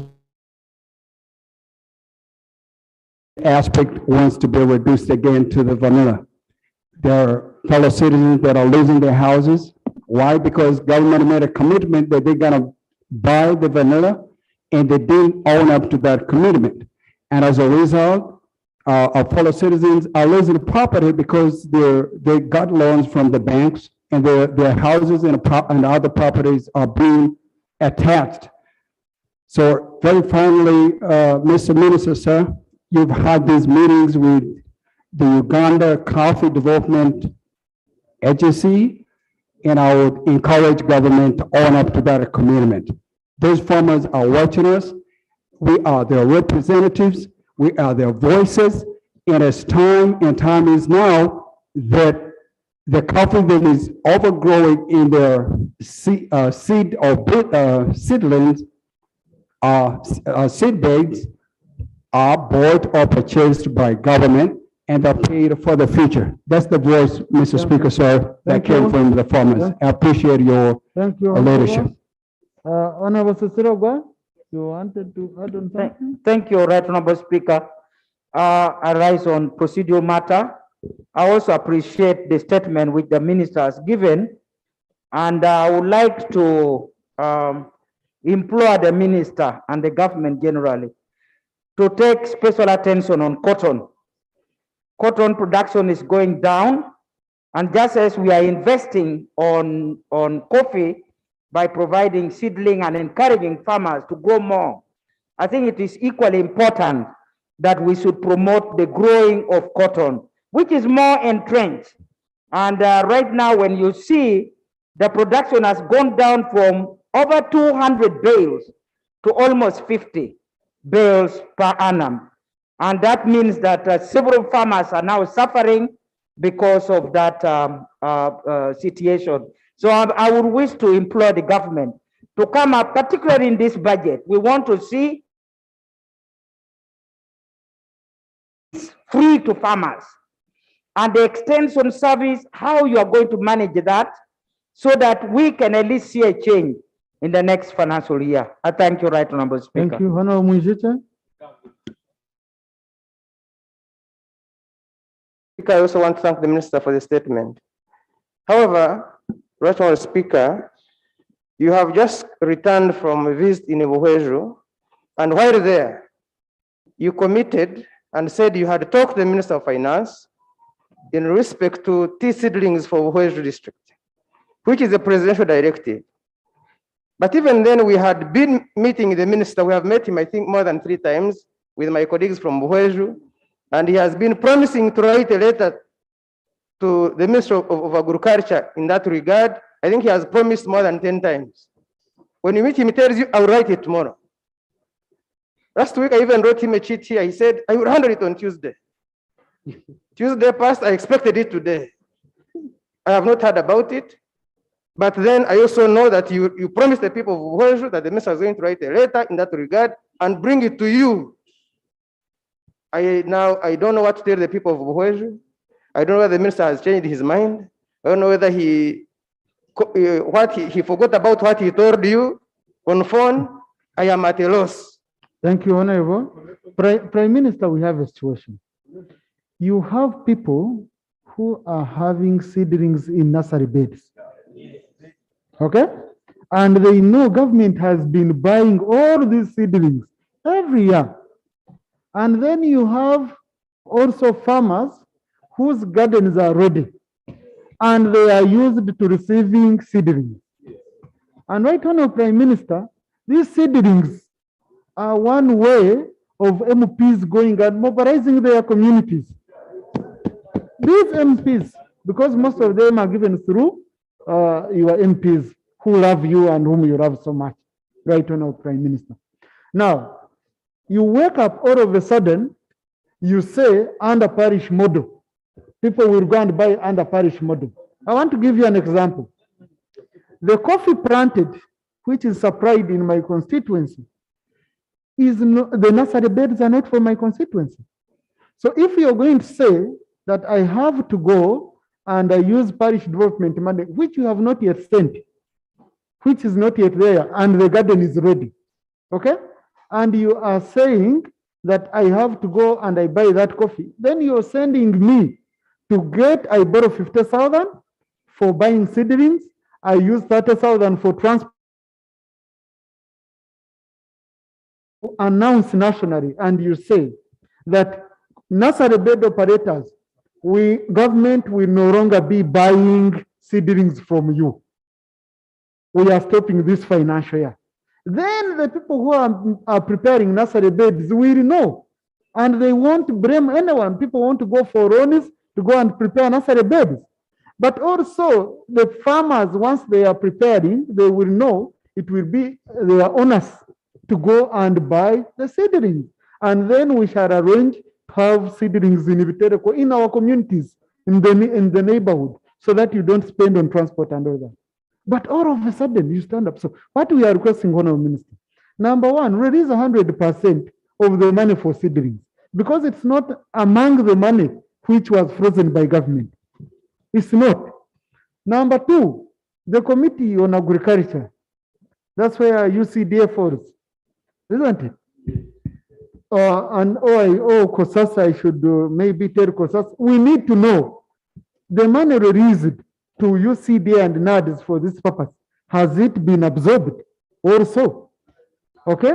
We also need to know that, because sometimes they cry for when they are still even having money which government has released to them. So we want to know whether they have utilized that money which has been released. Then, the chair is here. Chair Committee on Agriculture, please update us on this. Thank you. Thank you very much, Right Honorable Speaker. And I want to thank the Minister. Right Honorable Prime Minister, I'm stealing a few minutes from your time. We are concluding this matter, and then we go on Prime Minister's Right time. Honorable Speaker, actually, at the moment, we have so many petitions over the seedlings that had been supplied. And in the budget, nothing has been provided. We have scrutinized it, we don't see anything. In addition to that, Right Honorable Speaker, there are areas in the country who have very old coffee trees, like Elgon sub-region, Ruwenzori sub-region. All those coffee trees need to be stamped and replaced. So it is difficult to understand how a farmer in those regions will be able, with the little money, to do the stamping and replacing of the old coffee trees. So we have petitions from many farmers who supply their coffee seedlings. Some of them got loans from banks to put that enterprise in place, and we have nothing. I think we need to do something.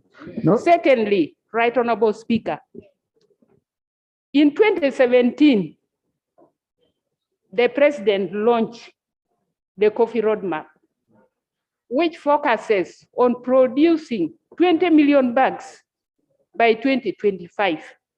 Now, if we are to achieve that dream, how can we do it without providing money for seedlings? So it is really a challenge which we have to look into as government. Otherwise, we shall be deceiving ourselves. Right Honorable Speaker, Uganda used to be better than Vietnam. We were better than Vietnam. But now Vietnam is number 2 in the world. We have gone to number 8. Just because we like taking 1 step forward, 3 steps backwards. And this is one of the things that is really going to have a very negative impact on our number 1 cash crop. Right, Yeah, Honorable but Speaker. Honorable Chair, I've Yes. requested you look into this matter as a chair in charge of the committee. Number 1, to look at money for this financial year, which we appropriated before we go even any further. Number 2, Honorable Minister, on Saturday morning, I gave you a call when I was going to Buhwenju for the function. And I told you from my brief that came from my advance team, the 2 major issues from Buhwenju. One of them was on tea seedling, where the presidential directive was very clear that Buhwenju, because Buhwenju survives on tea, at least they don't have roads, they don't have what, but they have tea. Tea is what they survive on. So he directed, and indeed he informed the readers of Buhwenju. People made nursery beds. So the people of Buhwenju were saying that allow us for us to supply the tea seedlings, people who are ready, then you can pay us later instead of the seedlings for which we borrowed money. dying and getting destroyed in the nursery beds, and we can't go anywhere. At least when I'm demanding from someone, I'm safe. The minister made a commitment.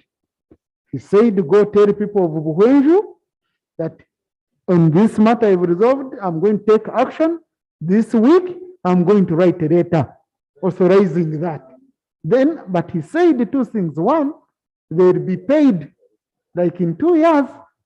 Number two, he said they should be accountable. They shouldn't exaggerate and inflate the numbers. So transparent. So I communicated your message. Right now, Prime Minister, the minister needs to confirm my message, which I talked with him. Then you come in, I might be lying. Then I directed the RDC when we were there. I said, the minister has told me so and so, ensure that this is implemented once the letter comes.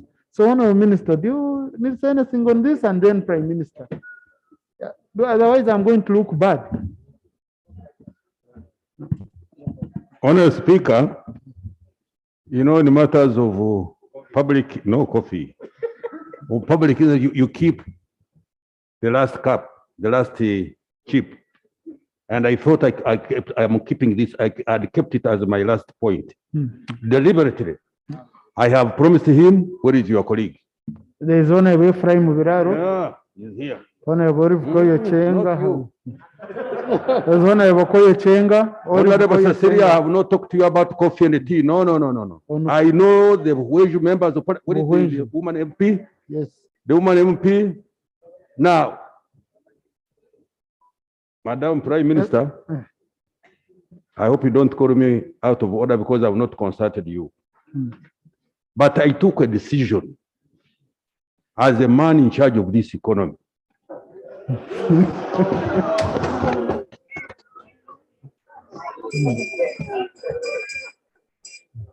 People have grown seedlings, both coffee and tea. Last time here you were talking about coffee, and I said, no, we should not look only at coffee, but also tea.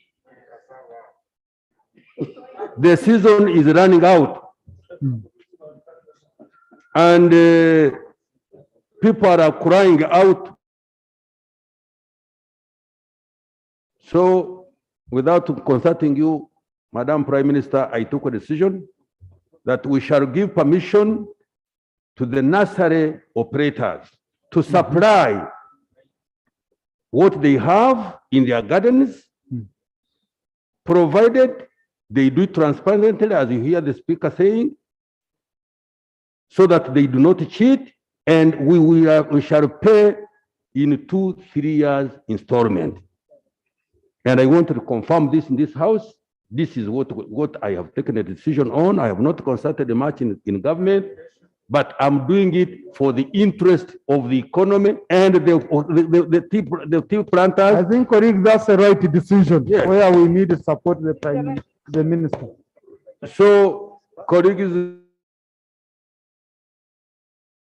much with the letter actually has been drafted. It is going to come. Go and tell our nursery operators to do precisely what that letter will do, and then we shall make arrangement that they will be paid a little bit later, but at least the burden would have taken from them. Honorable, you don't access a microphone without my permission. Okay? Item number 6, this matter is closed. Item number 6. Item 6, statement of government business of the succeeding week.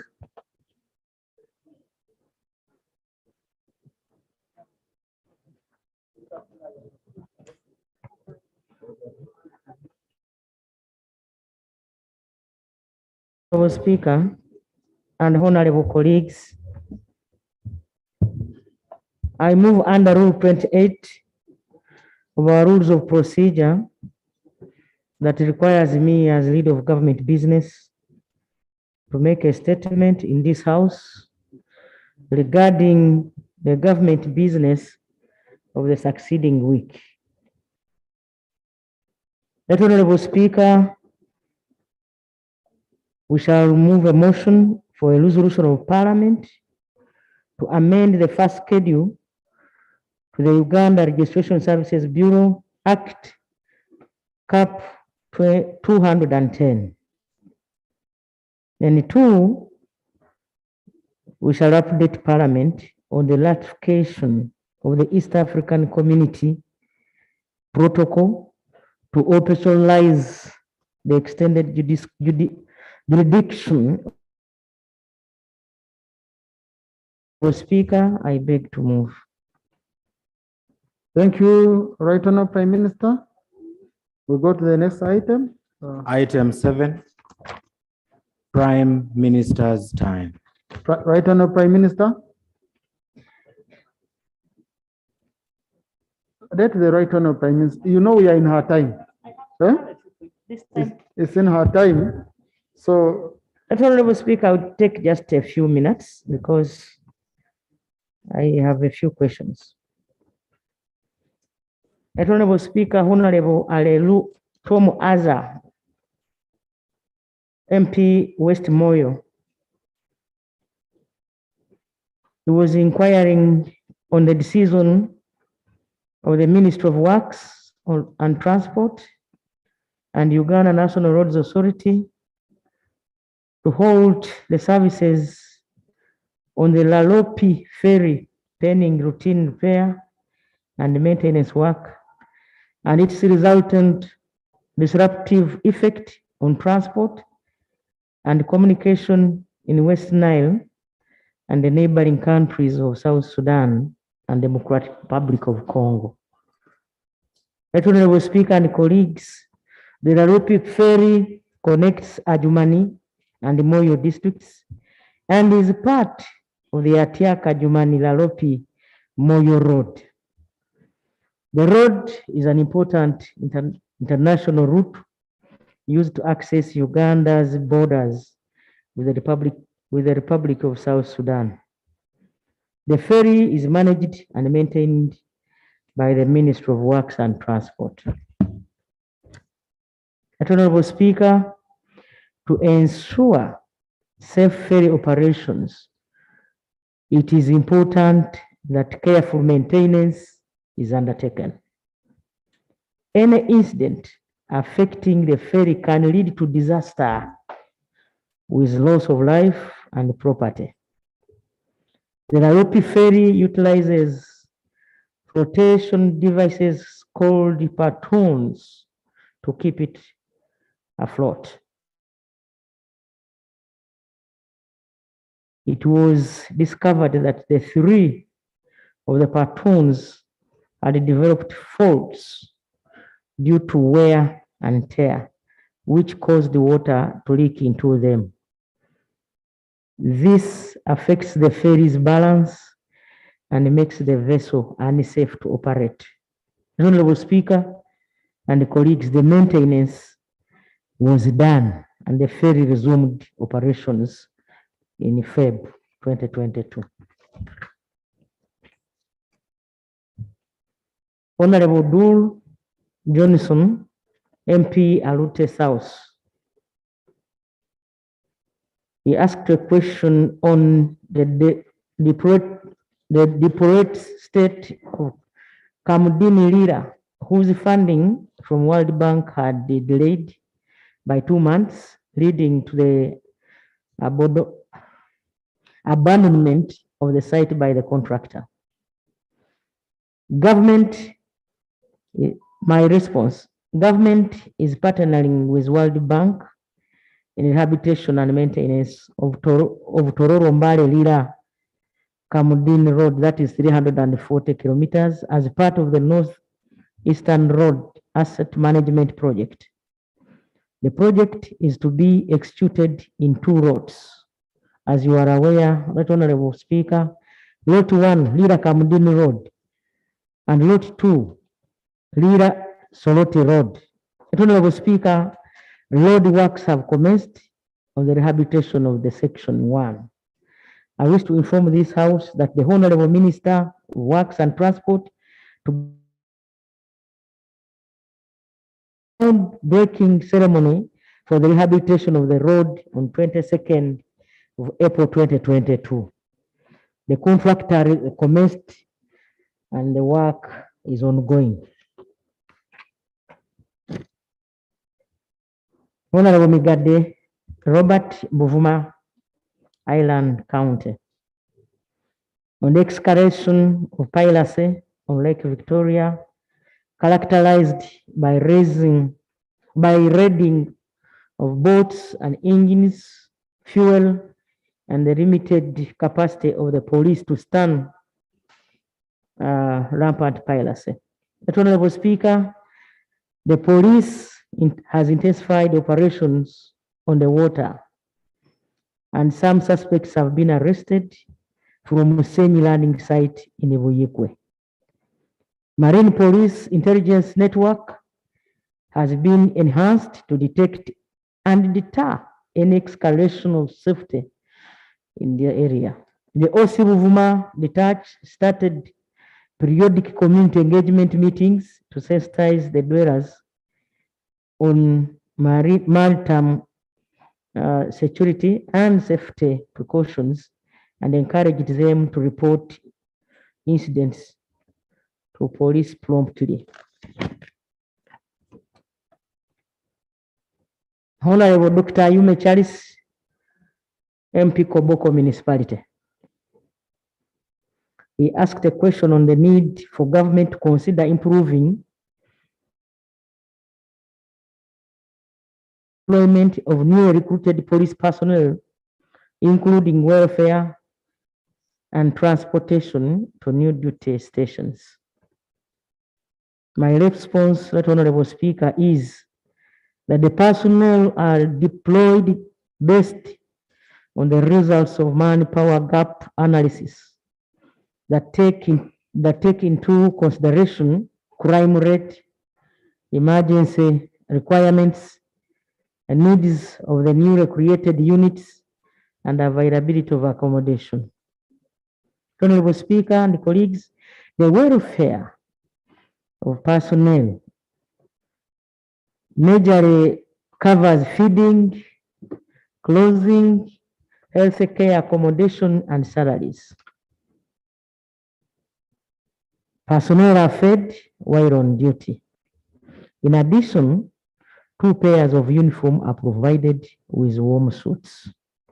The personnel assess health service from over 90 Uganda Police Force health centers. The personnel access health facilities or health services from over 90 Uganda Police Force health centers and the government health.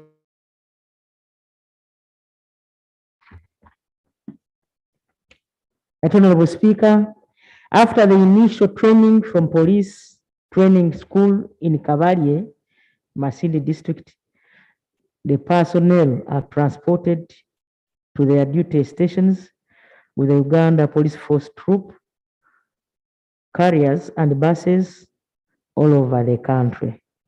Honorable Speaker, those are the questions I had for today. Like I told you, I've spent just a few minutes. Thank you so much. Thank you. No, read Rule 41, Honorable Member.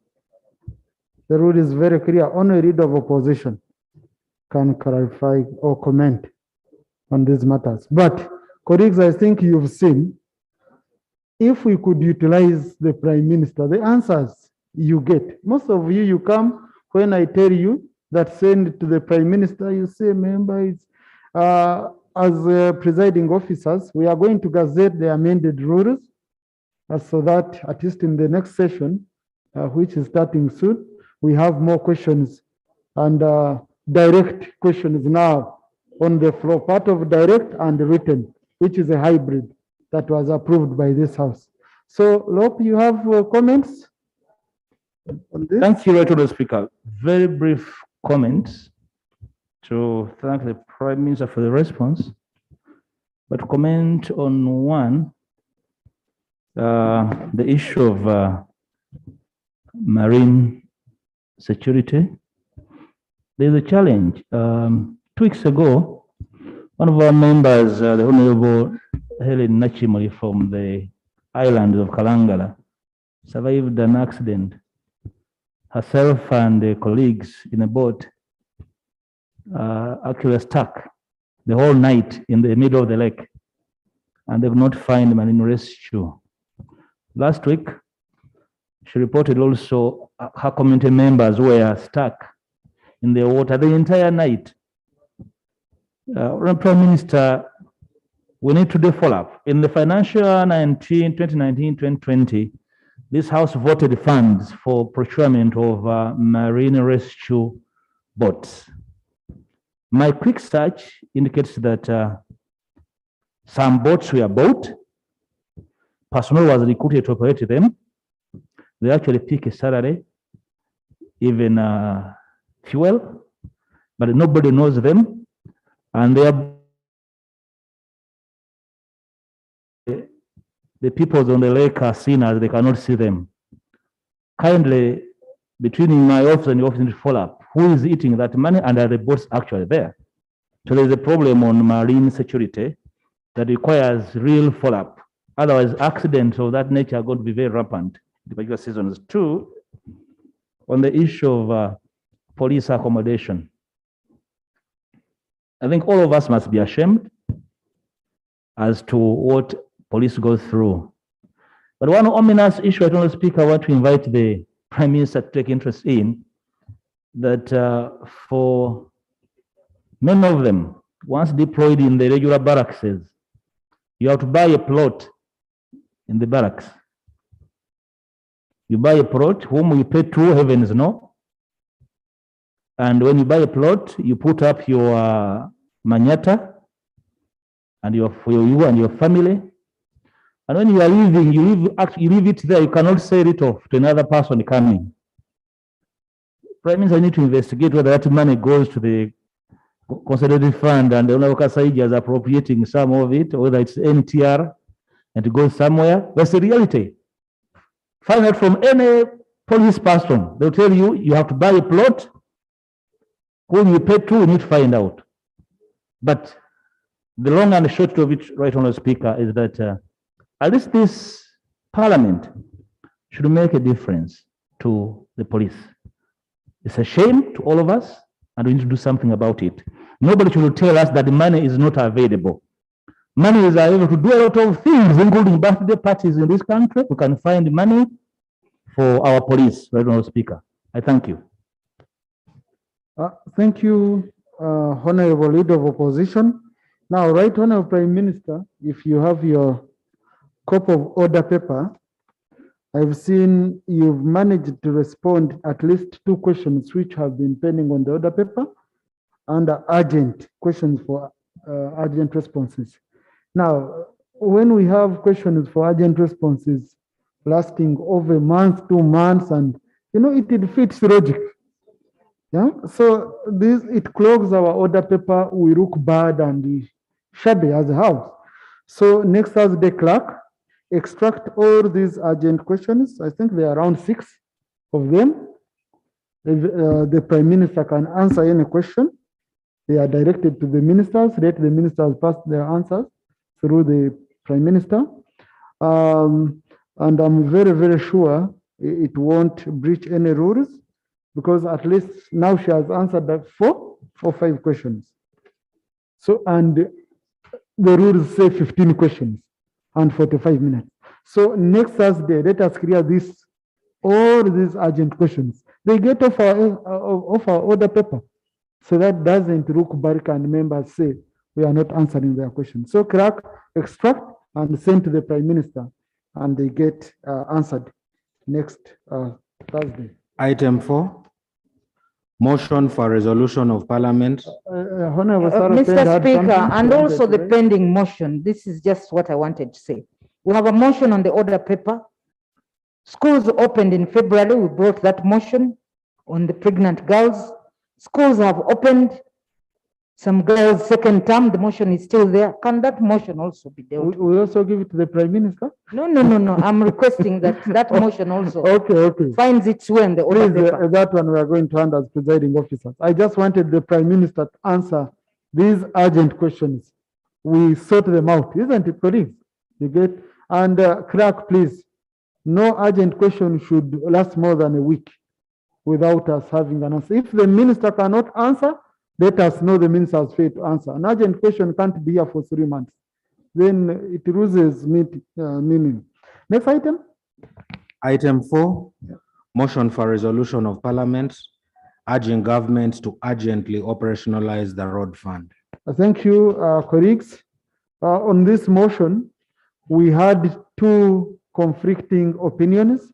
Minister of Finance, how it has been moving under Section 30 of the Public Finance Management Act. And yet we are saying no, under Article 153 of the Constitution, we have to move this way with the consolidated fund. So I felt at that time, a minister who feels legally he's moving right and has not been guided by the Attorney General won't be comfortable continuing and responding to our issues. So I gave him an offer to first go and consult the Attorney General. And he said he will update us, then we resume with our debate, okay? Depending on the response we get. So, Honorable Minister, do you have any, you got the response? Were you guided by the Attorney General?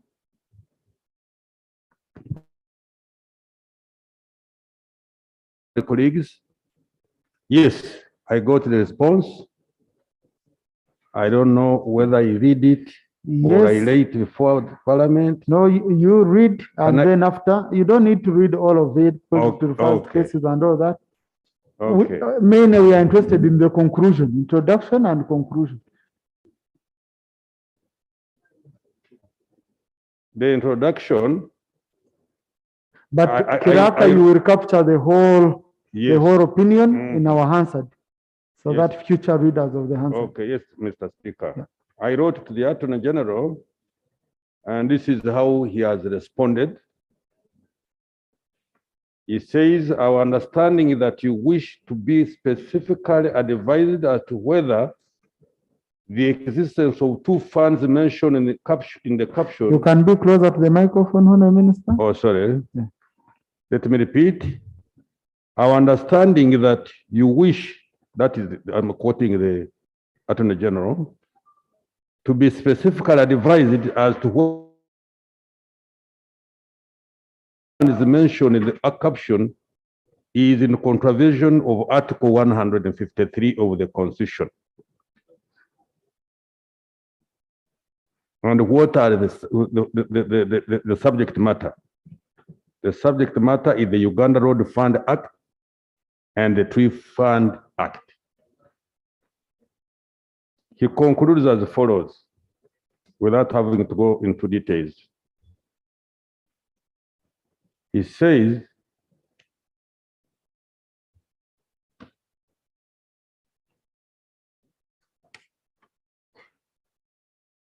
the interpretation of Section 30 of the Public Finance Management Act must be made with the provisions of Article 153, Part 2 of our Constitution in mind, and not in isolation of the other relevant provisions of the same Act.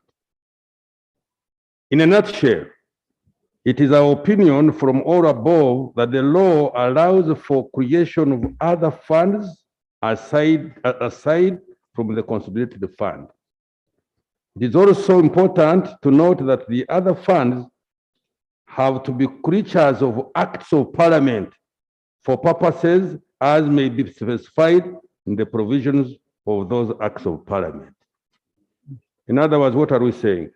We are saying that we can create a fund. Parliament has the authority to create a fund, but that fund, when you create it, it must be through an act of parliament.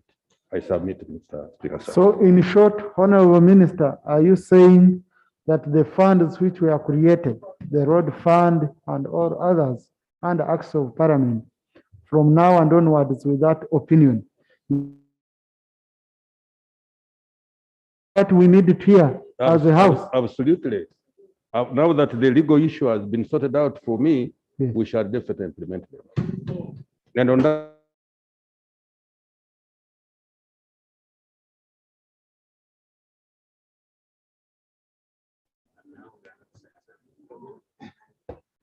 Right Honourable Speaker, I thank you. And I want to thank the the minister, particularly the Land Attorney General, in absentia for that opinion. I had actually made out an elaborate submission on the subject matter in the same line. And I don't know why the minister had really left a lot, but I'm glad he has made the concession. We need to move that way. The issue is to prioritize and make sure that these funds are actually operationalized because they are constitutional and they have particular acts of parliament. Right, Honorable Speaker, I have nothing useful to add. Honorable Nathan Byanyuma,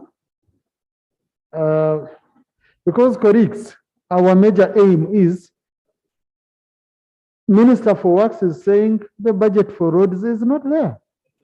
And yet we know there is a road fund which finance has been denying money, and yet the source is prescribed by law and the money is available.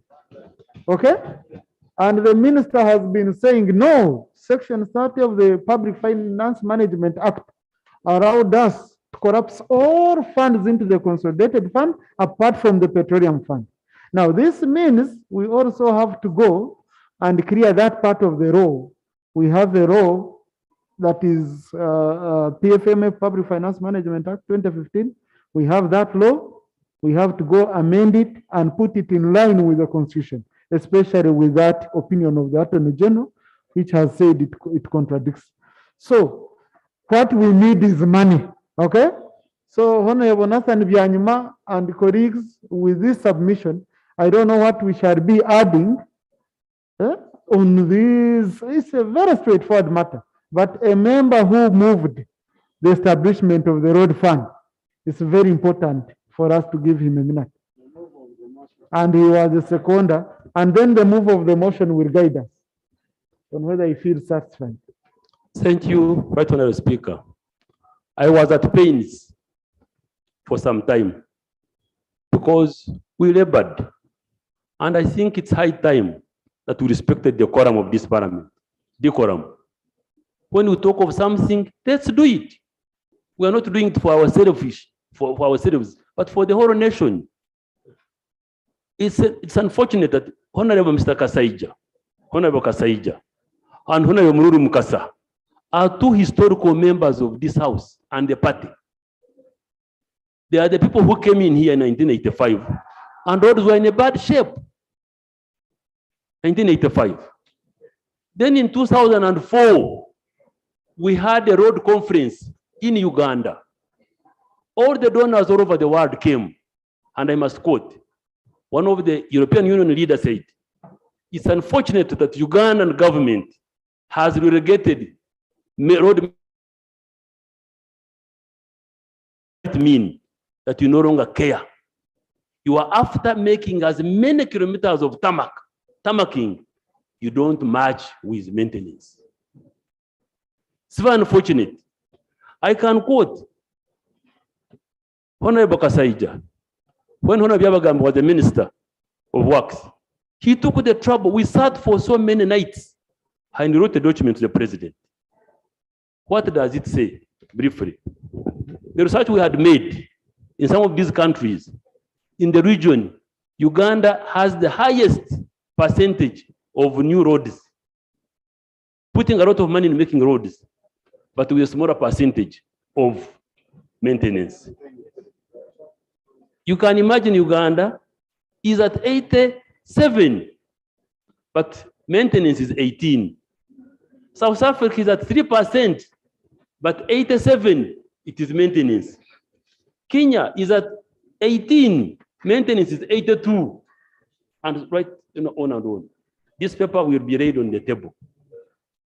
We can say that one time I sat with Honorable Kasaija in his office.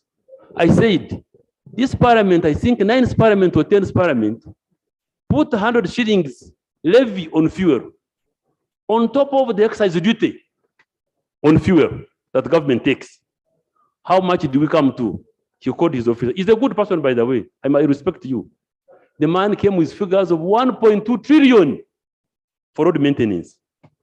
And we had agreed that if we don't operationalize this act, Road Fund Act, which I will on the table, but of course it is available, it is that we are supposed to have been adding like 500 billion every year on the usual money, annually. At the end of the day, we would be now lending even government, because that money would be enough for our roads. The more you continue tarmacking roads, the more it becomes very expensive for maintenance if you don't maintain them. That's very, very clear. But it's unfortunate that Honorable Kasaija listens. He's a good listener, but I don't see things taking place. Equally with Mr. Honorable Mururu Mukasa, he's a historical here. He's on top of, merging, taking rare to natural resources. People are stuck. These members here will come back to Parliament if their roads are done. I was in Parliament for 3 terms consecutively. I happen to have been a chair for all these years, but roads were being done. And I used to care for other members of Parliament. But if we don't work on our roads, community access roads, district roads, even the votes you are talking about, the noise that is around all over the country, we shall go in for lunch at dinner time. Honorable Speaker and members, there is no longer jokes about roads. It's a mandate of government. As we talk now, Kenya now National Assembly, Kenyatta is trying to get an authority to borrow money from Kenya Road. Exactly. For us, that money is a lot of money. Imagine we have about how many districts?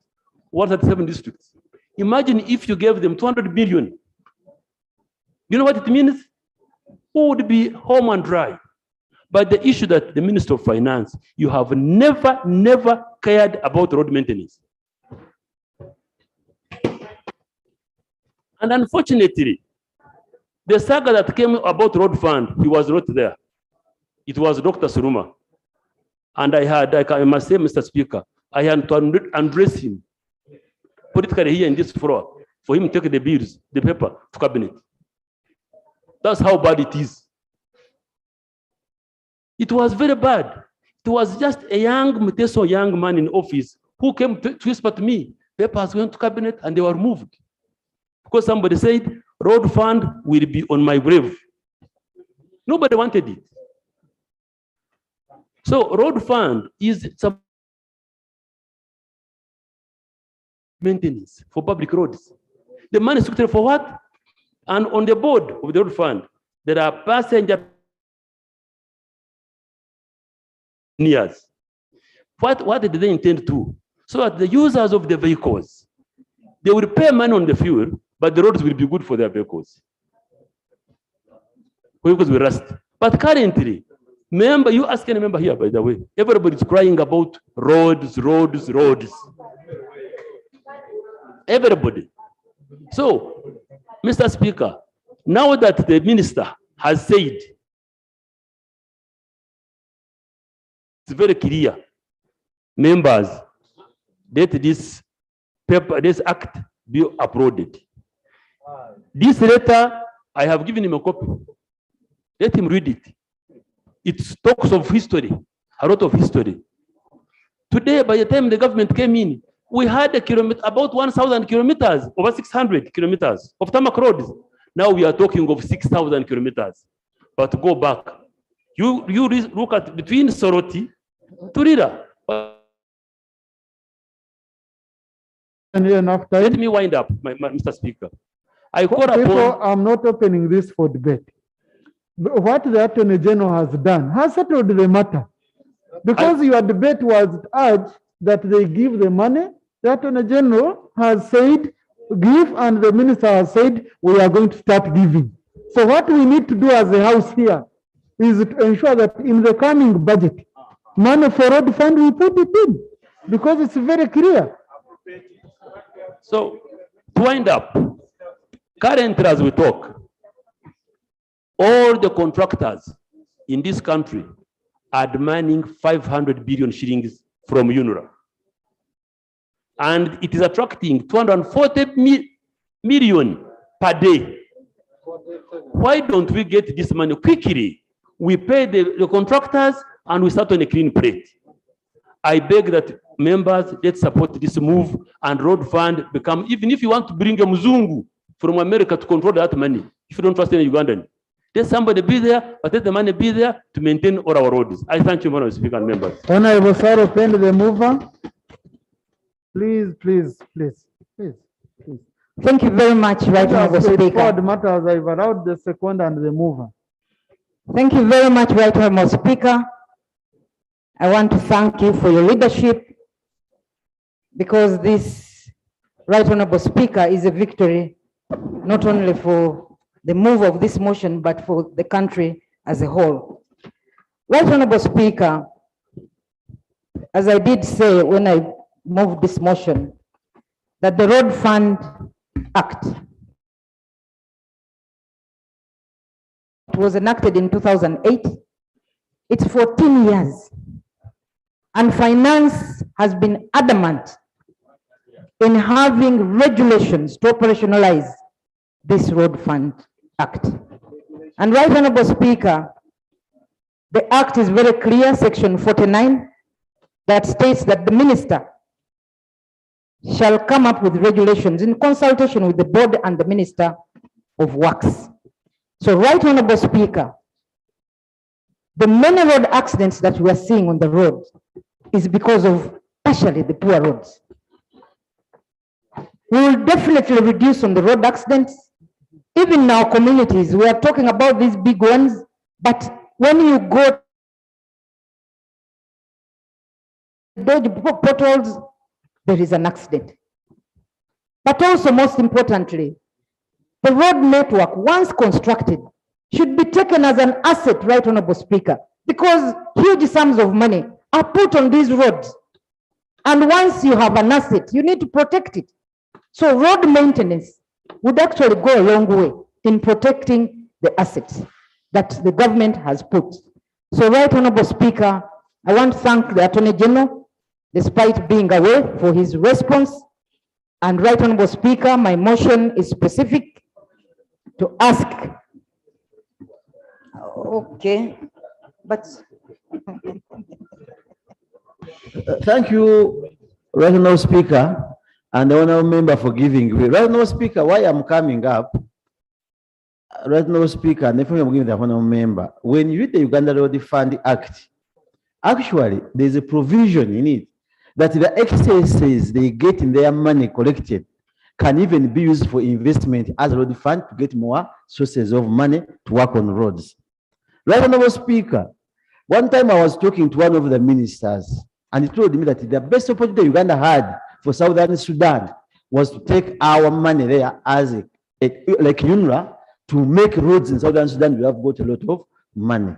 But what is failing when we speak on this road fund is that the Ministry of Finance refused to remit funds directly as per all the collections, because under the collection, they say any money you get from sales of fuel, there's a percentage supposed to go directly. Use that money to do it. Actually, I would ask the members to take time and read the Uganda Road Fund Act properly. It is one of the best laws we have that will solve problems of our roads. But Honorable Speaker, this must tell us why they have been failing to remit funds. No.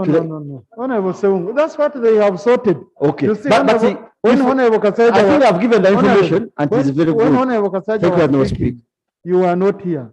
Kasaija has said from now and onwards, he's going to comply with the law. Yes, and we shall hold him accountable.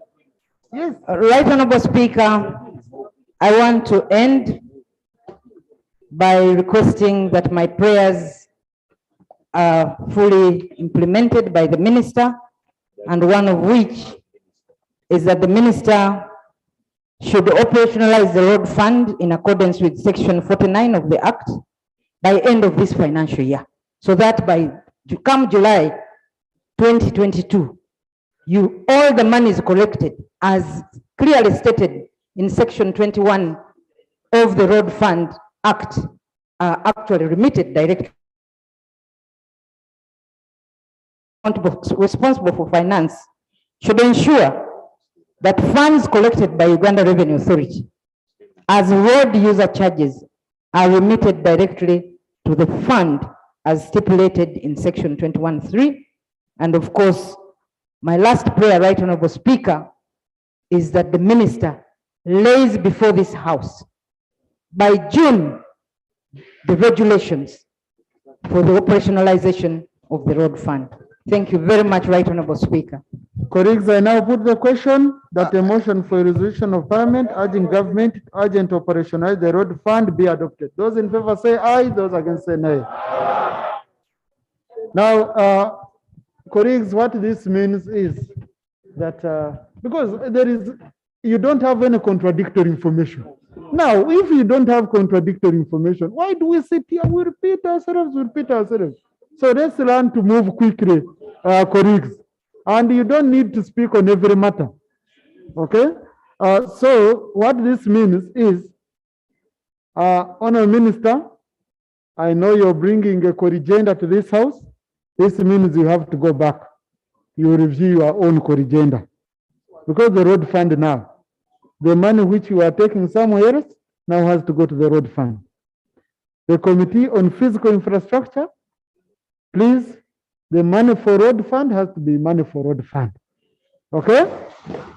That one has to, and we can do estimates. I think let us do our own research, we do estimates. If they put in little, we'll be able to follow up. So Minister for Works, when this happens, now we have eased your work. We have eased your work. No, he has spoken. I don't want the minister to be. And colleagues, this one also sorts out the same issue for the tree fund, because the Attorney General addressed both matters. Okay? So I'm going to allow the mover, Honorable, please take your time. I'm going to allow the mover for the tree fund to just move it for the motion of the tree fund, so that it goes on the record of Parliament.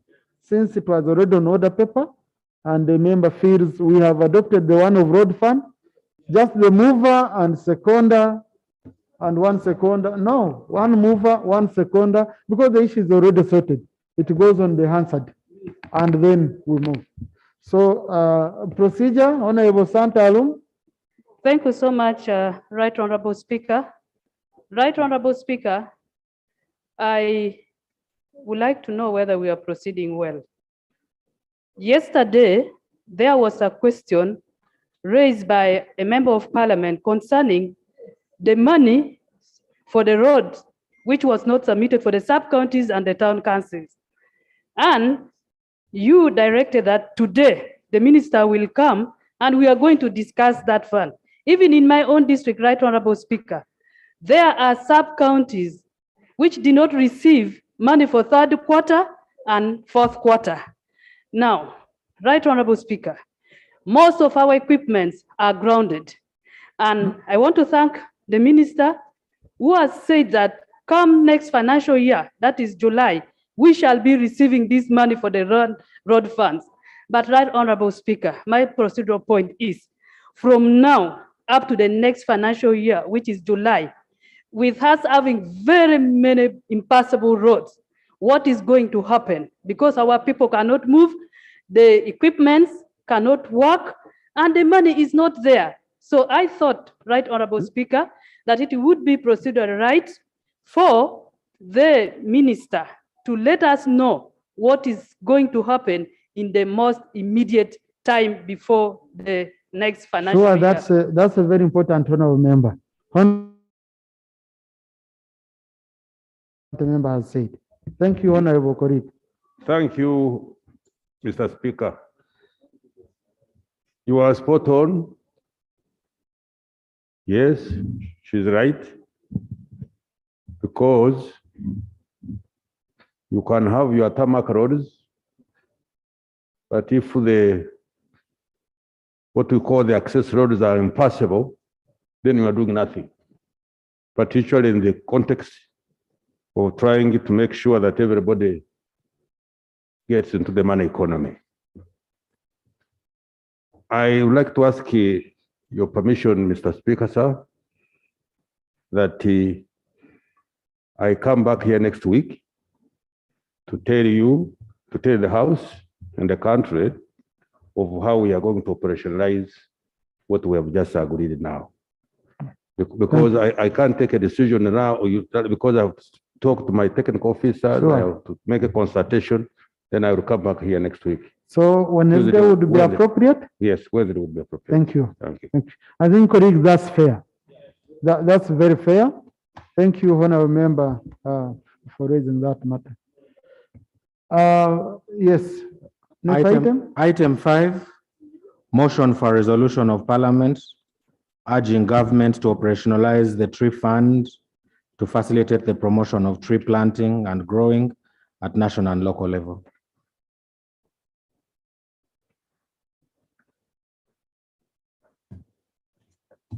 Thank you, Right Honorable Speaker. I move under Rule 56 of the Rules of Procedure of Parliament to state this motion. Motion for resolution of Parliament urging government to operationalize the tree fund to facilitate promotion of tree planting and growing at national and local level.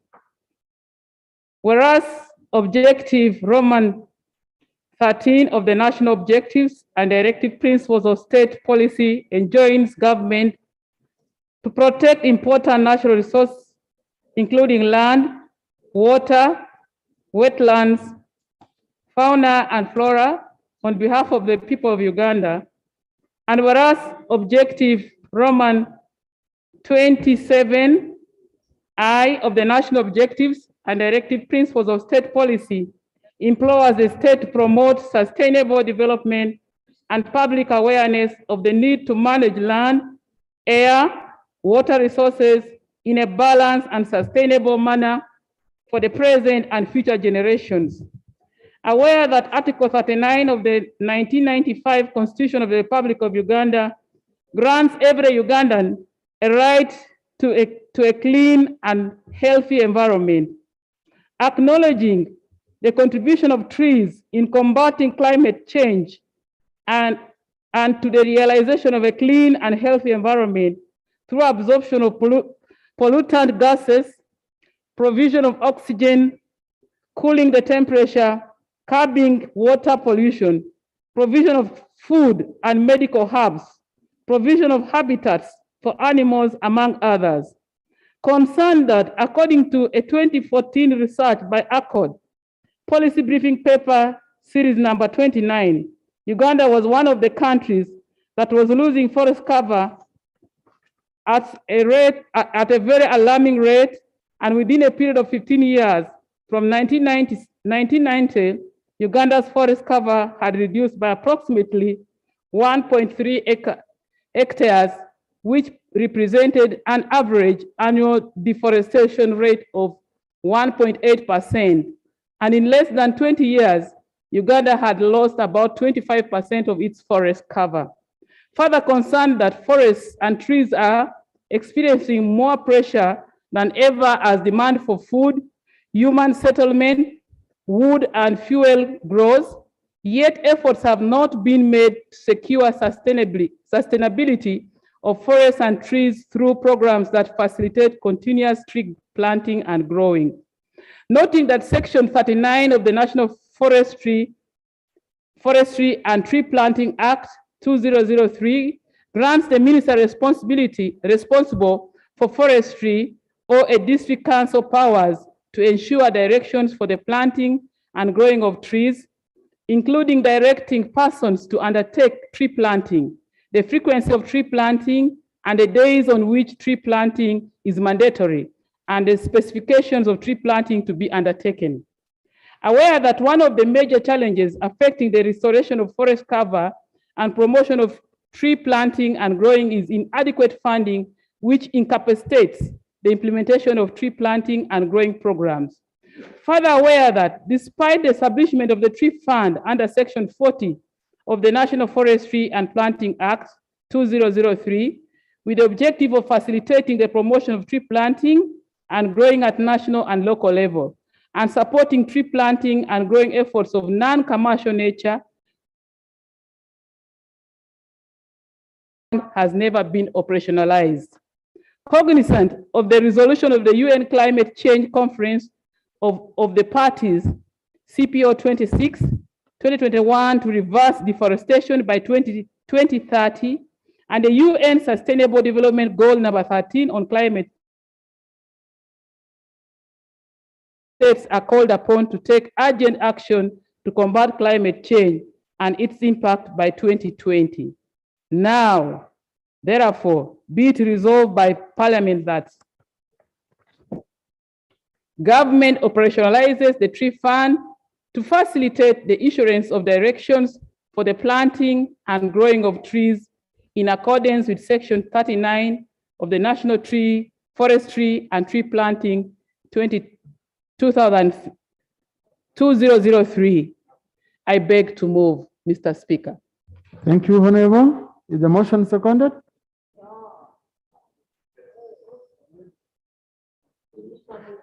Shadow Minister for Natural Resources. Joan Okia, Osonga Lawrence, Santa Alum.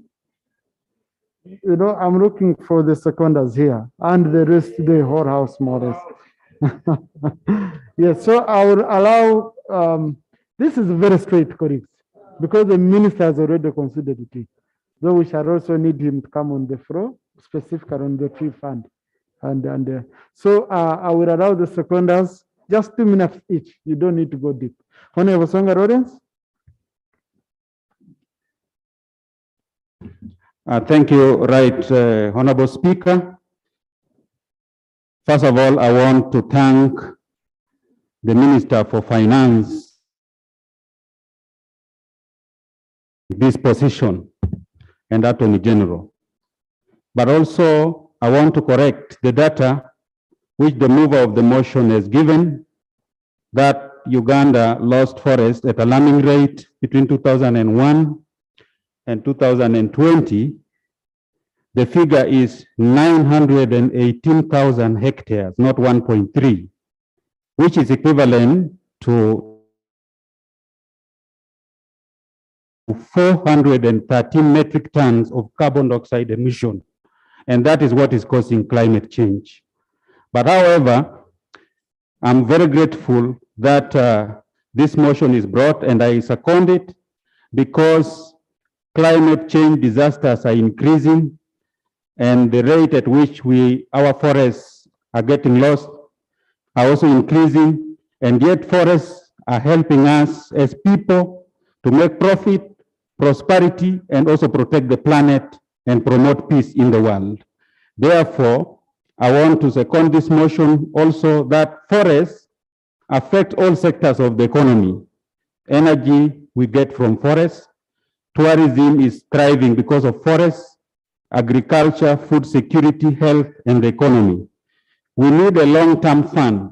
Why our forests are getting lost? Because we don't have sustainable funds, and yet we have so many donors who are willing to give money to this tree fund. Therefore, to reverse this, in 2003, the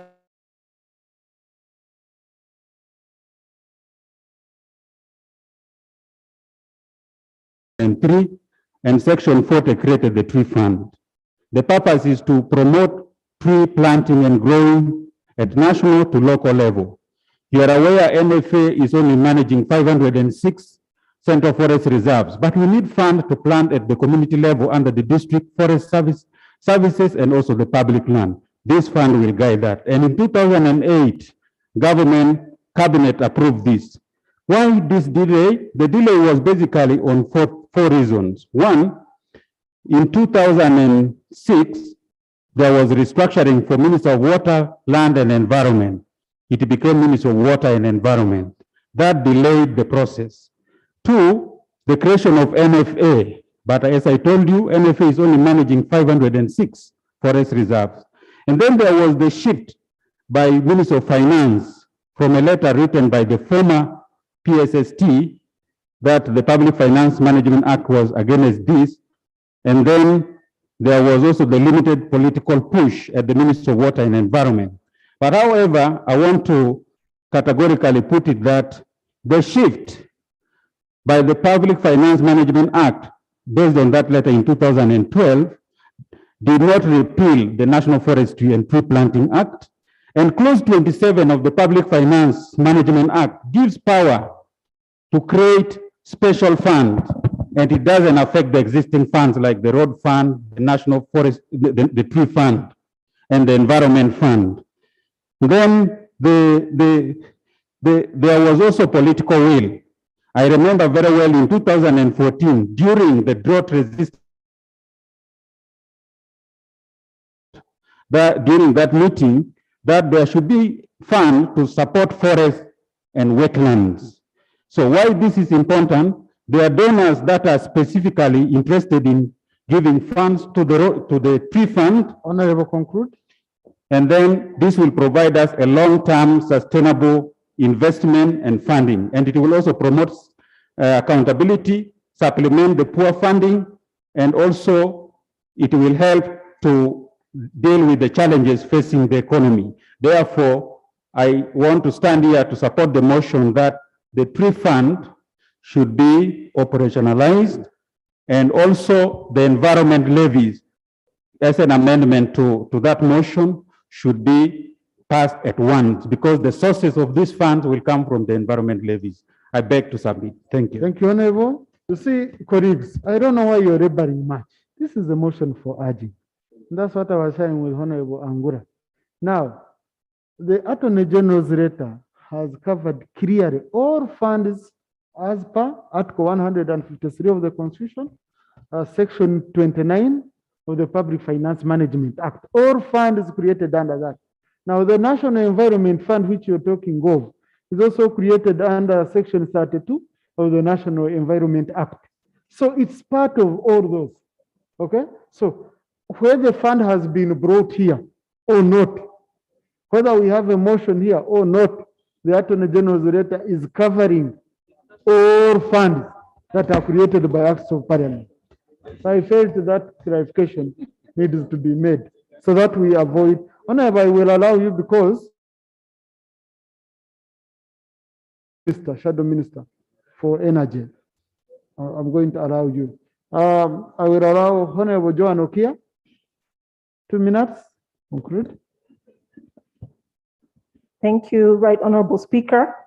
I rise to second the motion urging government to operationalize the tree fund to facilitate the planting and growing of trees at both local and national level. We all know the benefits of trees and tree cover as stipulated by the mover of the motion. I'm not going to go into the details, but Right Honorable Speaker, several times colleagues rise up with issues of national importance of buildings, of institutions and schools. And this issue can easily be solved if there's a program or some kind of guidance given for tree planting whenever there's an institution like a school which is built, or even those which are already existing. So I want to support this motion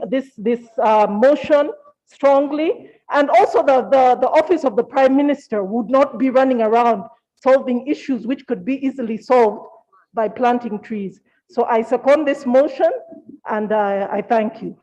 Thank you. Honorable Santa Arum. Thank you so much, Right Honorable Speaker. Right Honorable, I start. These are seconders. If you have a copy of the petition of the motion, you'll see the seconders on the last page. So they are the ones I'm reading. Yes, as I second the motion, Right Honorable Speaker, we are known to be having very, very good laws, but the implementation is lacking. Right Honorable Speaker, when you go to the districts, you find out that there are officers in charge of environment, in charge of planting trees, but these are officers which really have very little money. And I'm happy that today the Attorney General, through the Minister in charge of Finance, has really accepted that from now going forward, we are going to have this fund. And Right Honorable Speaker, Uganda is a fast growing country. And because of that, the population is putting a lot of pressure on trees for fuel and settlement. And it's only prudent that we follow it up by planting trees. So as I stand to second this motion, and with the Minister of Finance present, I would like to urge that the issue of environment is key and is a priority in the global agenda. And for that reason, Right Honorable Speaker, I would like to note that we need to make it a cross-cutting issue. For example, Right Honorable Speaker, we are constructing roads. I've never seen in Uganda where a road is constructed and we have planted trees along the roads in all these fast developing roads, Right Honorable Speaker. And this would be a very good way of us planting trees. So going forward, Right Honorable Speaker, we should borrow a leaf from other countries. When you go to very many, even in deserts, like Dubai. Conclude, Honorable. Conclude. Thank you, Right Honorable Speaker, for the opportunity to conclude. I was saying in very many big cities, even deserts like Dubai, you will find that trees are planted along the roads. The infrastructure development as always a component of tree planting. And I want to beg that as a country, we borrow a leaf from these countries which are not just talking, which are not just having laws, but implementing them. Thank you, Honorable. Thank you. I'm concluding with Shadow Minister, Honorable Christine. Thank you, Right Honorable It's a straightforward matter, Honorable. Just your submission won't add any value. It's already concluded. Thank you, Right Honorable Speaker. I'd first of all requested to present a procedural matter. Right Honorable Speaker, Section 4 of the National Forestry and Tree Planting Act of 2003 mandated the minister in charge of forestry to ensure that this fund is operationalized. But the way we are grieving the Minister for Finance, we anticipated and expected the minister in charge of forestry to give us an update as far as operationalization of this fund is concerned. And so, period, 20 years down the road without the implementation of this fund. Why is it that down the road, 20 years, this fund has not been operationalized? We expected the motion to bring out those issues. Probably there are issues that need to beef up this motion by a relevant committee as the minister operationalizes the finance part of it.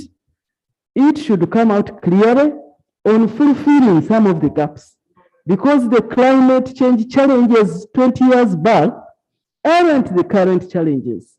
So we need to update this information, especially on the operationalization, as we receive the funding. Thank you so much. Thank you. Honorable Speaker. Thank you. Now I put a question. That a motion for resolution of Parliament urging government to operationalize the tree fund, facilitate the promotion of tree planting and growing at national and local level be adopted by this House. Those in favor say aye, those against say no. The ayes have it. So, Honorable Minister, you're going to give us money and we have trees everywhere. You want to say something, Honorable Minister, also on this? You know, trees are very important. Thank you very much, Honorable Speaker and colleagues. Environment is very crucial. You can't talk about an economy when the environment is being destroyed every day. I'm very passionate about forestry. When I was growing as a child, much later, Kibale, where I come from, we were about 37% forested. It rained and it rained. It would begin at 3 o'clock in the morning and stop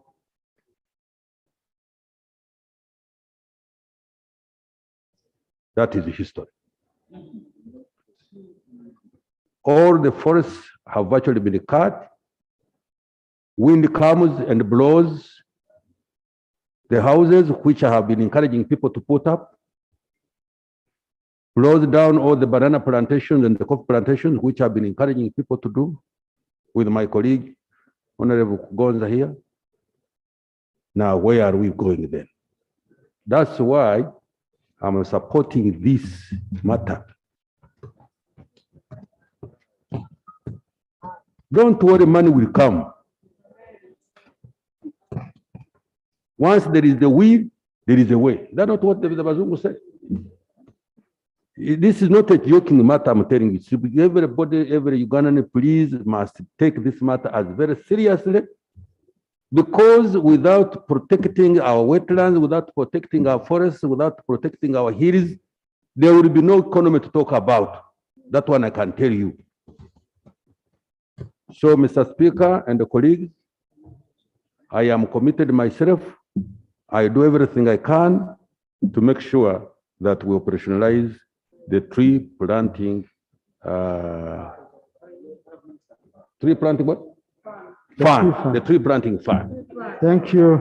Thank you, Minister. Thank you, Mr. Speaker. Now, I think, Honorable Minister, what you've seen is your 2 days, which you can have a seat, which you have been free here.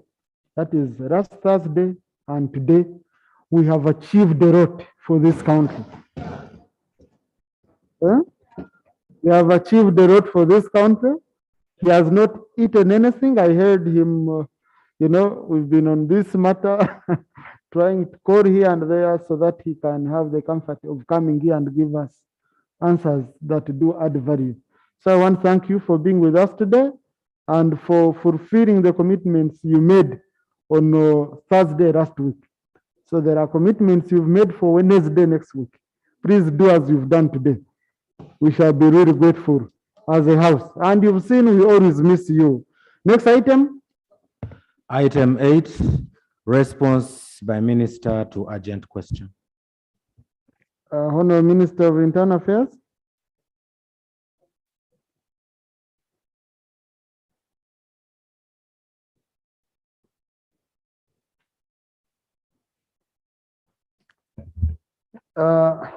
Honorable Minister, just a minute. I allow Honorable Milton Muuma. There's something he wanted to say here.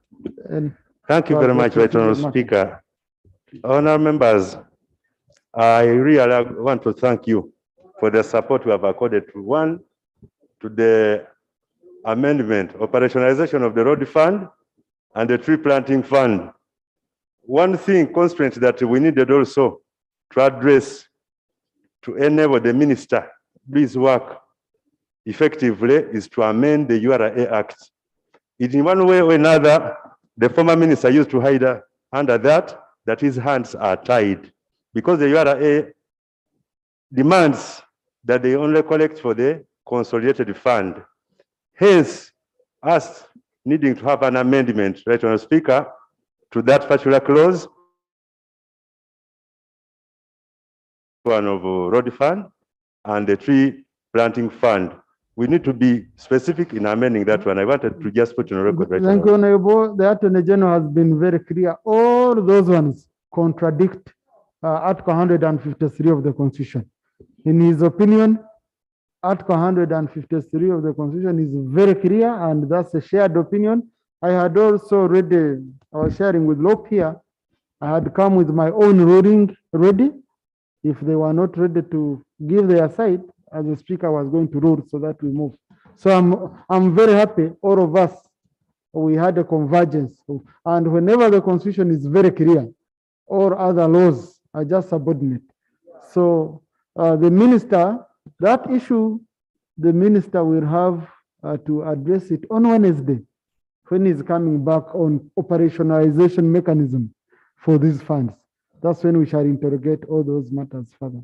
Azar, what is the issue? I can see you're restless because I want the minister. Really, thank you very much, Right Honorable Speaker. Mine is in the form of a question. To who? To the government, represented by the Prime Minister. But that would be a matter of national urgent. Mr. Speaker, No. when it comes to enforcement. Honorable Azar, please. First, wait. You see, here, you don't wake up and just sit. You don't wake up and you say, I have a question, mine is a question. No. We have, and you're a senior. So we have questions provided for, okay? It could have been under, no, first sit, I don't know why you, under Rule 49, you are allowed to ask. Under Rule 41, you are allowed to ask. Under Rule 45, you are allowed to ask. Under Rule 42, you are allowed to ask, but in an orderly manner. Now, those questions, all of them, either they come during, you either give notice, or during my communication, or during Prime Minister's time, but not in the middle of the order paper. No, it can't be a question. So, whenever I want to guide you, okay, that prepare a question for Tuesday, I'll give you an opportunity to ask that question, but within the rules. No, it's the rules. I'm tied by the rules, Honorable. Yeah, I'm constrained by the rules. Yes. Yes, Honorable Minister of Internal Affairs. Right, Honorable Speaker, honorable members. The question of the mass enrollment and renewal of national identity cards is a general information paper for the House. Betty Narima, woman MP for Wakiso. This paper is uploaded, and I hope each one can go together with me as I read. Introduction. The Ministry of Internal Affairs is mandated to ensure and maintain internal security, keep law and order, citizenship identification, and preservation and protection. Correct, this is the statement on the roadmap for the 2024 mass enrollment and renewal of the national identity. The card. national IDs. So when you're checking on our fresco, let's look for that.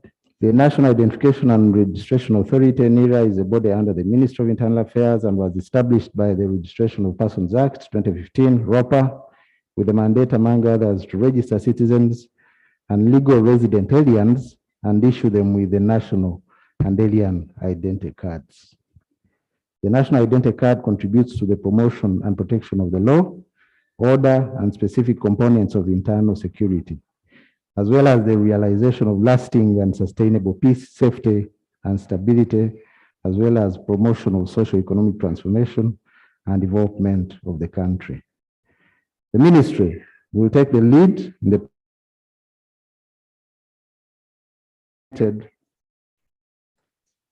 being complemented by other ministries, departments, agencies, and local governments.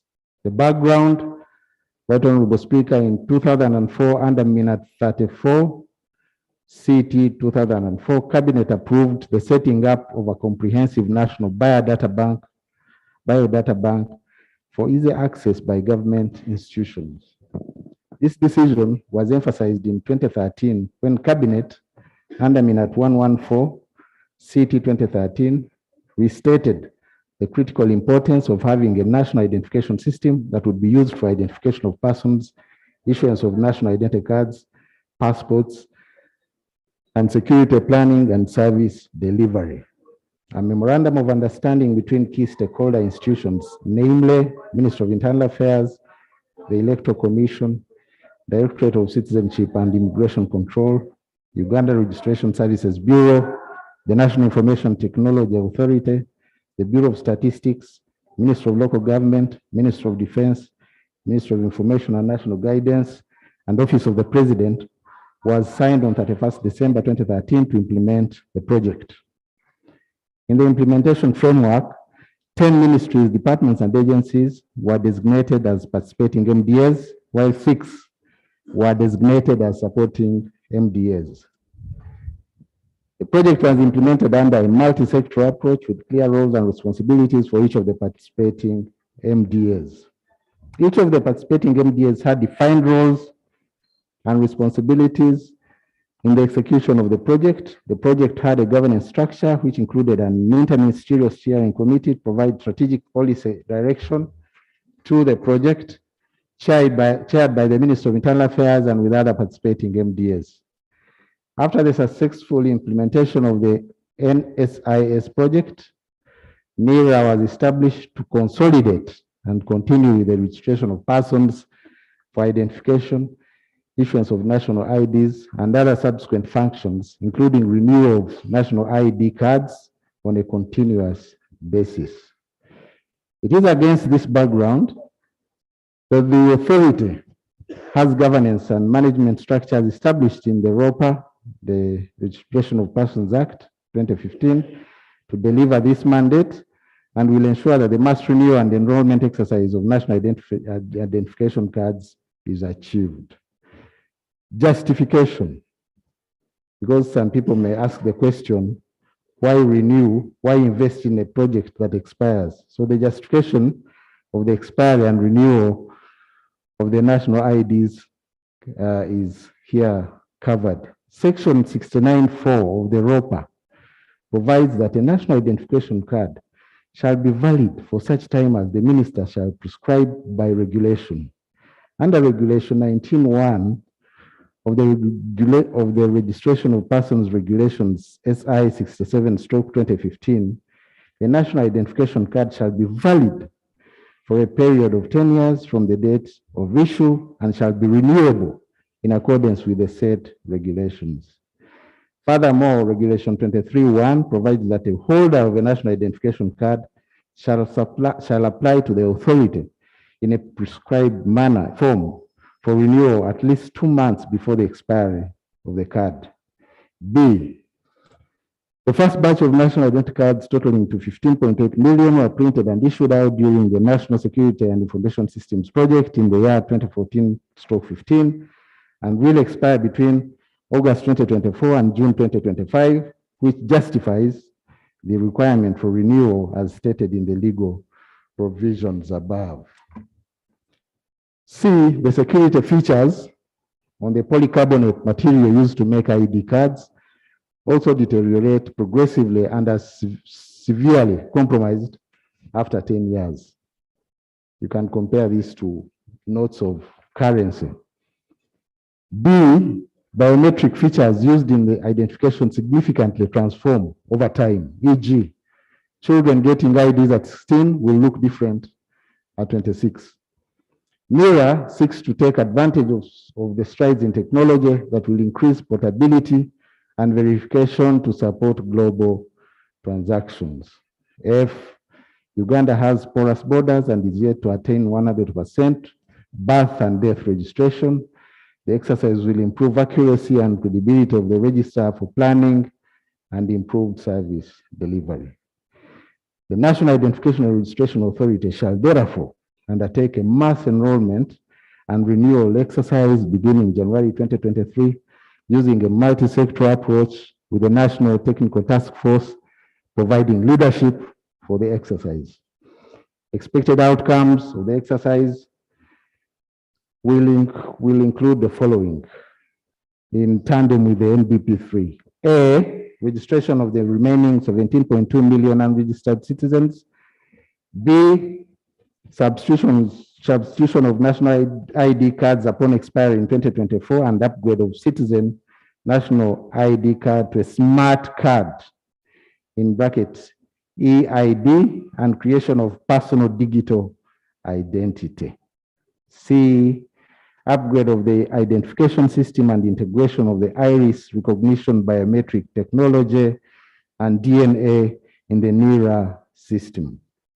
B, aliens registration. E, substitution of age registration kits and implementation of business continuity for the national security and identification system. The scope of the exercise: the authority plans to carry out a mass renewal and enrollment exercise from August 2023 to August 2025. The exercise will cover 70,626 villages countrywide, 10,595 parishes, 2,184 sub-counties, and 146 districts. Subsequently, renewal and enrollment will be mainstreamed into activities of the rationalized entity.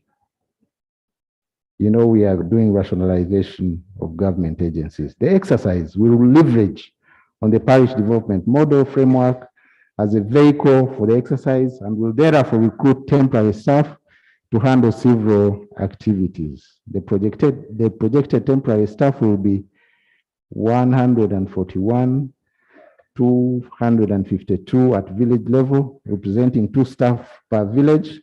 Every parish will have a supervisor and an overall coordinator at sub-county level. NERA district staff will provide overall supervision, monitoring, and reporting of the exercise. Each applicant who is renewing shall fill and sign a renewal form 9 in accordance with Regulation 23(1) of the Registration of Persons Regulations, SI 67/2015. This information shall be verified against the existing information in the National Identification Register, after which a new card will be printed and issued. Persons enrolling for the first time shall fill Form 3 in accordance with Regulation 10 of the Registration of Persons Regulations, SI 67/2015.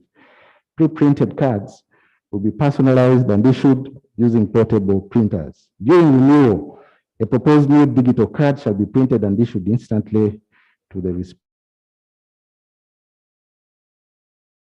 An adjustment shall be done in conjunction with the Uganda Security Printing Company.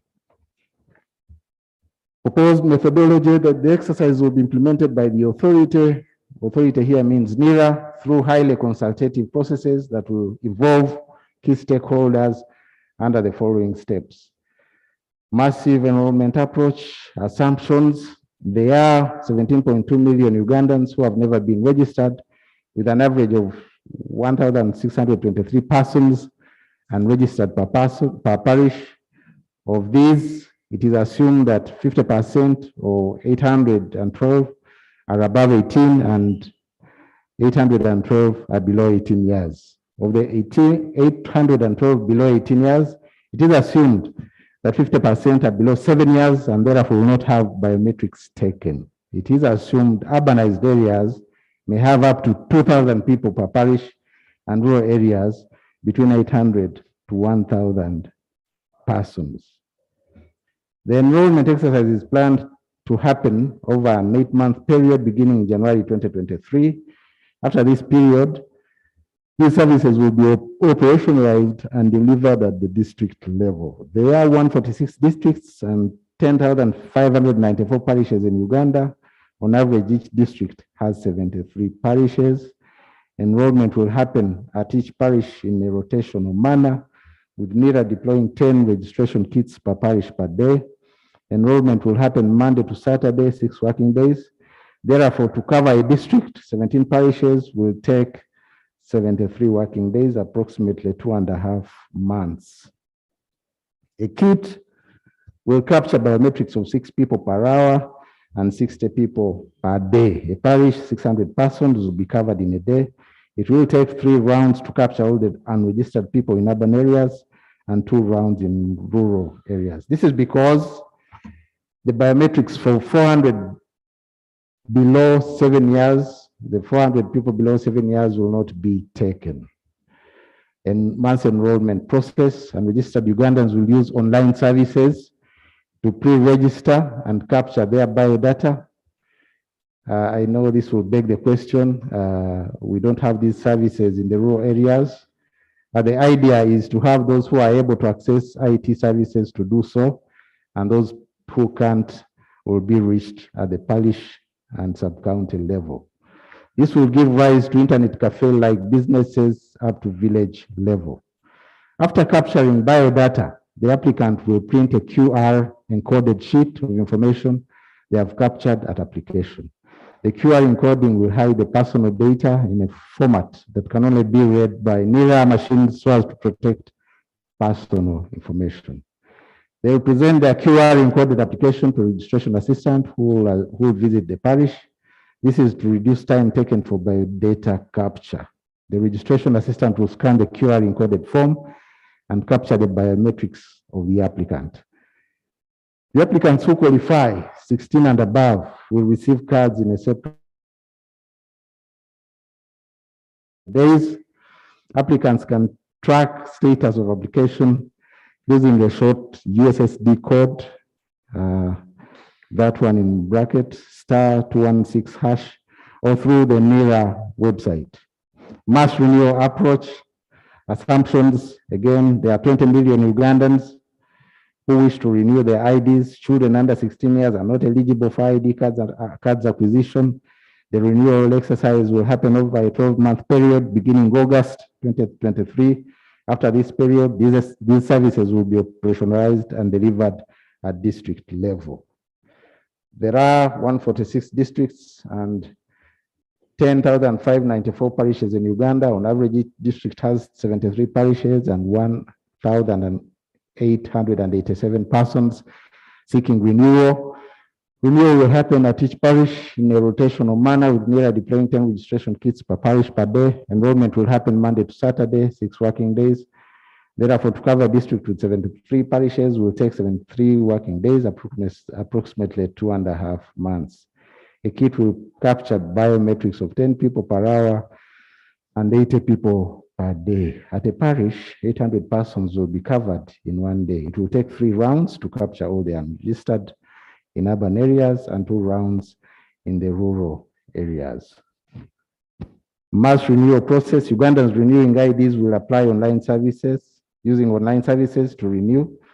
The applicant will print a QR encoded sheet of information of the application to renew. They will present their QR encoded application to a registration assistant who will visit a parish. This is to reduce time taken for biodata capture.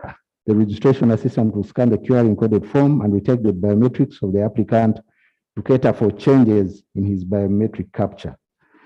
Cards will be issued at sub-county level in a period of 15 to 30 days. Applicants can track status of application using a short USSD code, *216#. Certainly, there are financial implications for this exercise. It's not cost neutral. The financial cost estimates of the mass renewal and enrollment exercise will cost. No, this one was not supposed to appear here. This was just a conservative guess. And this one is yet to be approved by cabinet. Sorry for that omission. But the financial implication of the exercise, as I intended to present them, are in that small table. These will cover the costs for new national identification system software, hardware, card personalization equipment, and maintenance and support to be provided by Uganda's security printing company. On that, my remark is that the submitted estimates are still under scrutiny for viability vis-a-vis the expected revenues and system efficacy, including considering local content in the development of the intellectual property. These will have to be considered by cabinet before presentation to this house. Number 2, there's a cost regarding stakeholder engagement, communication, operation and attendant costs for the mass renewal and enrollment exercise. You ignore that figure is still being worked out. The exercise should potentially generate revenue for government, the details of which are also being computed for capture in the overall financial implication of the exercise. Note that for citizens who do not seek an express service, the full cost of the new card will be borne by government. Proposed roadmap. The roadmap leading to the issuance of the enhanced card is captured below. You can see that table. Activity 1, approval of the renewal concept by the board of NERA. Lead actor here is the chairperson of the board and directors. Timeline September 2021. That one has been done. 2, submission and approval of the concept note by the own Honorable Minister of Internal Affairs, chairperson and NERA board of directors are responsible. That was done in October last year. 3, submission of the cabinet memo concept paper to cabinet. The minister has done so. It is before parliament. We are yet to consider it, but it will soon be considered. Should have been done in March. 4, approval of the renewal concept note by cabinet. Feb, March, same. formation. Honourable Minister, Yes. it won't be appropriate to tell us things of March when we are in May. So you go to May and then you tell us how you're expediting the rest. I'm just drawing you the plan as well, sir. But the dates are already, you're telling us in March, you're telling us Feb, and we are in May. So if they had no timeline. So anyway, I can jump to 10, approval of the mass renewal budget. That is NIRA management should be concluded this month. The business process gap analysis and re-engineering to cater new processes and desired process improvements. NIRA management should be done then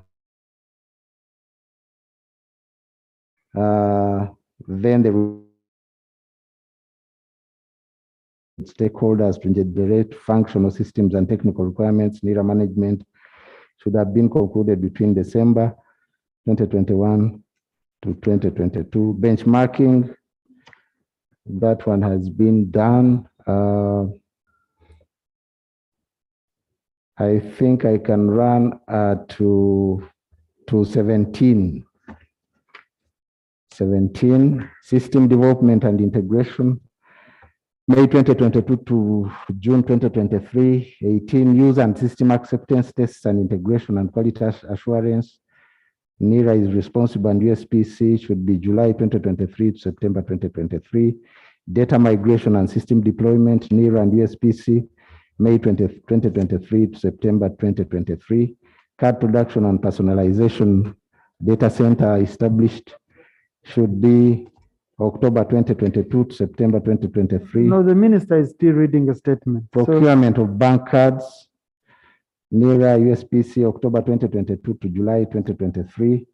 The pilot of the new system and card with selected stakeholder groupings before the mass enrollment, August 2023 to December 2023. Pre-renewal and enrollment activities, awareness, sensitization, communication, and stakeholder engagement, February 2022 to January 2024. Awareness campaign, change and communication strategy, communication, recruitment and training, development and manual and sensitization materials, logistics, support, all fall in that bracket number 2023. 24, actual enrollment of 17.2 million citizens, which means responsible agency NIRA, January 2023 and August 2023. Renew and enrollment, issuance of cards for those renewing, NIRA, August 2023. Last, continuous supervision and monitoring and quality assurance, NIRA management, October 2021 to August 2025. Right Honorable Speaker, honorable members, this roadmap, like you guided and observed, some of the items have been done, others haven't. It has been presented for consideration and approval to Cabinet. It will eventually find its way to the floor of this House for requisite funding, because in this year's Internal Affairs Ministerial Policy Statement, it is only captured as one of the unfunded priorities. Your support in the realization of this plan is critical. I beg to submit, Right Honorable Speaker and honorable members. Thank you, Honorable Minister. Honorable, the member who asked the question, Honorable Naru Imabeti. Thank you so much, Right Honorable Speaker. Right Honorable, we still need some clarification, because as he has given the roadmap, much as it's clear and the funding will be sorted later as we await the Cabinet to inform us, the matter still stands, given that from the previous year 2021, Ministry of Finance indicates to us that over 28% Ugandans still are under the poverty line. And when you look at the fact that we were told last time that renewal is at now 50,000, to me, there is not yet answered, are the people who are going to have this mass renewal, are they going to be paying or not, given Ugandans that they're still poor? And you mentioned that those who are registering for the first time still are the ones who are not going to pay unless they need express cards. And since the minister, you were mentioning that the project is still expected to generate revenue, how are Ugandans catered for as far as renewal is concerned, vis-a-vis the figure they have to pay? That's still my question. Thank you. Honourable Minister, this exercise shouldn't be a revenue generation exercise. Because now if you're making a national ID mandatory for whatever I'm going to do, from banking to getting salary to what, then you cannot again make it a revenue generation exercise. So I'll allow a few colleagues. I've not been doing this for, but I will allow Terego, then followed by Dr. Wanika. And first, I've already picked 3 people this side, so I'll go this side after. Thank you so much, Honorable Speaker. Allow me join the House in congratulating you. Since you took over that chair, this is my maiden speech. I honestly congratulate you. I just have one thing to ask. Honorable Minister, renewing even the IDs cost so much, as if that is not enough. The delays are so embarrassing, yet you can't do anything without the IDs. Many Ugandans are suffering. They can't even get passports. There are those who were caught abroad. They come, yet you have a district, you take the photo, you cannot get this. Can we really expedite this and not make it a penalty to serve without a sentence? Thank you so much. Thank you. Dr. Wanika. Thank you, Right Honorable Speaker.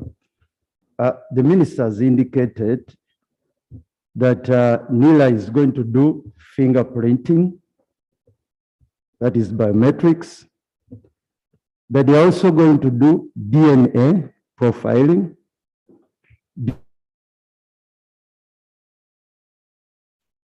Is that so? Because that will be unprecedented. Profiling, DNA profiling is done on criminals. Do you want to keep the data of the entire population? The DNA, do you want to go in our privacy, in our blood as a government, to keep DNA data on our people? That is against our privacy. That is against our rights. I want clarity, Right Honorable Speaker, from the minister. Okay. Yes. Thank you. Rampara. I'm going to pick MP's colleague. Rampara. Thank you so much. Honorable Chuen, today I gave you an opportunity. Thank you so much, Mr. Speaker. I want to commend the responses by the minister and also state that, however, there is a lot of gaps. Where I come from in Rampara, we don't have a NILA office like so many other new districts, and yet the demand for IDs across the young generation is immense. I pray that as Parliament, we support NILA, we give them the necessary funding to expand and entrench and have all Ugandans registered, because the national ID has become so important that without a national ID, you cannot transact anywhere. However, Minister, the issue of data interoperability, sharing amongst institutions needs to be looked at carefully, because we have the ministry, the immigration, registering and capturing fingerprints for example, young people. Like some of us have registered our children, and you find these children don't have IDs. Is there a way such information can be transferred from immigration and captured under NILA, so that we don't have our children going through all these lines to register? Thank you. Dr. Musa.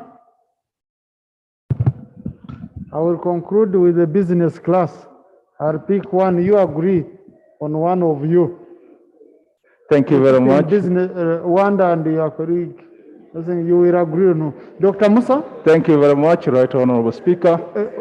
As this being my maiden speech since you assigned to this position. That's business class. The one of Milton is first class. So, So we are in economy.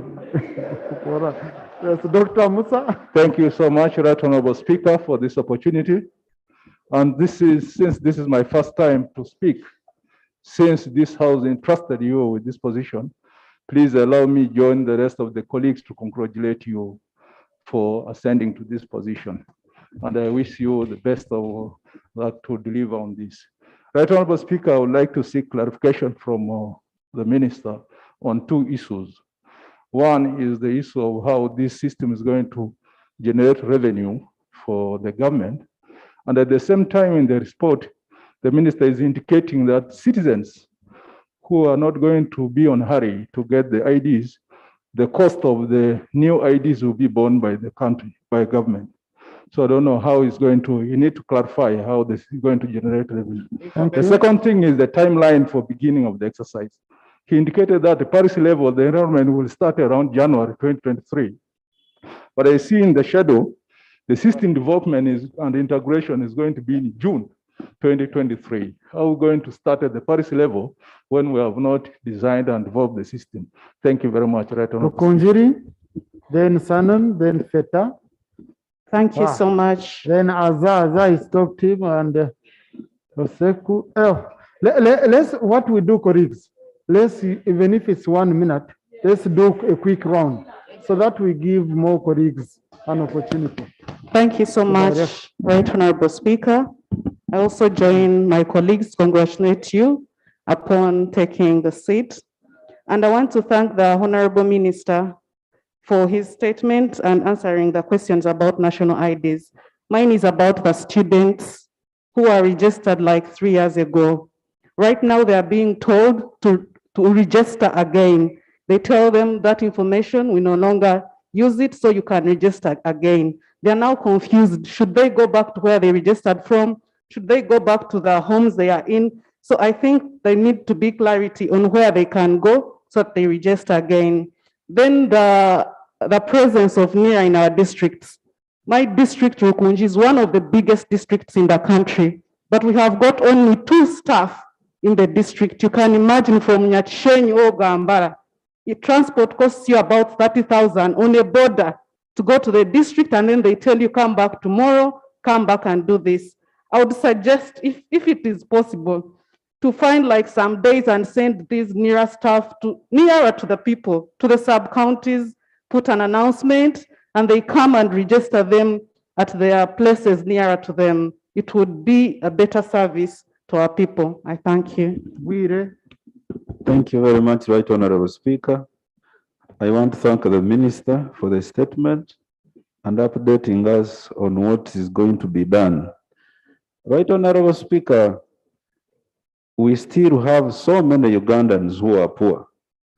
Because for me right now, I'm not poor, but there is a Ugandan down there who cannot afford the 50,000 shillings. Can you prove that you're not poor? Right Honorable Speaker, I am a member of Parliament and I'm not bankrupt. And you're putting on a bow tie and you can lay on table. So, by the time you put on a bow tie, you're somewhere. Right Honorable Speaker, when we commercialize the issuance of identity cards in Uganda, we are making it optional. Because there are people who cannot even afford the 50,000 shillings for a month. The moment they chance 50,000 shillings, they will make it optional, yet a national ID, as you a security expert, and we really need that security detail such that we are safe as a country. Why should Ugandans keep on paying everything that comes their way? Right Honorable Speaker, I think for the issue of the national identity card, Parliament allocates money to NIRA to make sure that they issue identity cards. Why should we again come up with those exorbitant fees to continue crippling Ugandans? Thank you. For me, I don't support this. Thank you, Right Honorable. What I'm going to do, I want to first speak as Afeta, and my memory is not serving me right. There's a honorable there at the next to Chirhura, and then I come this side and Thank you very much, Right Honorable Minister. Thank you very much, Mr. Speaker, and my dear colleagues. You know, let me tell you, if I was to go by the composition of this house, over 70% I would pick this side. If I was to go by that. So, and I would end up suffocating John. So I'm trying to be fair. I'm trying to reward colleagues who have stayed for long. But when I scan, those ones don't move much. And I'm trying to pick those colleagues. So, Honorable Mama Imat, you're the most loyal member in this house. That one is not debatable. Yeah. No. She was here by 2. Honorable. Thank you very much, Mr. Speaker, and my dear colleagues. Honorable Minister, thank you very much for your report. And I've been keenly listening to you, and you talked about porous borders. We have porous borders in Koboko, in Yumbe, in Moyo, Adjumani, and so on. And we have issues of dual citizenship. As I talk now, there are Sudanese refugees who have registered both as Ugandans and as Sudanese. This also includes for it's also there for issuance of passport. We have the issue of passport and also identity cards. How will you guide against all this? May you involve the grassroots leaders, especially the LC ones, LC2 chairpersons, LC3, that is from the village, parish, sub-county levels, as well as the councillors. Lastly, we have the issue of urban refugees. These ones are scattered all over in Arua City, Jumani, Moyo, Koboko, Yumbe, and so on. And they masquerade as two Ugandans. They masquerade Ugandans. How will you guide against all this? Thank you very much. Thank you, Honorable Feta. Thank you so much, Right Honorable Speaker, for the opportunity. I want to thank the Minister for the presentation. I was privileged to be one of the first NISIS coordinators in the first project. I was in Adjumani district. I later worked in Koboko. Now, my experience is that we have an efficient and effective system in place that only needs to be improved. We actually don't need a new system to be designed. We have an effective system. Designing a new system is going to be very costly for the taxpayers. 2, the biggest challenge now the country is facing is accessibility to the processed cards. As we speak now, about 50% of the 17 million cards that were produced are in the district headquarters, but the last person in the villages cannot access these cards. So I would think the ministry should plan to have staff at the grassroots longer than being there a short time, but they can scale down on the number of staff. Instead of having 5 staff in Paris, you can have 3, but the 3 can stay there 100 days than having 50 or 40 who are there only for 1 week. So a mother who cannot afford 5,000 is required to travel to the district headquarters to spend 15,000 and finds a very long queue. So many people have given up on accessing the IDs on the account of the distance. But also, the issue of non-citizens accessing our identity card is an issue of security. You find in the districts, it is the RDC and the DSO issuing orders. This is our businessman from South Sudan, register him. This is our businessman from Congo, register him. So good enough, the minister is in charge of police and security. It is important, the component of coordination, because last time we had the PISOs recruited, but you would find the PISO is receiving directives from the RDC. This is a businessman, register him. So the security component of accessing these IDs should be strengthened. And lastly, the issue of timely recruitment and facilitation. You recruit 100 staff, you train them, you send them to the field to work. They work for 3 months when they have not accessed 50 shillings. So it is possible now, this staff can be compromised. This staff can take 10,000 shillings or 20,000 shillings to gain access to the system. So if we are going to kickstart the project, I think we should have money at hand. The money should be processed in time. I thank you very much. I allowed you much time because of your experience, and no, I said I will allow the member. And Thank you very much. I allow the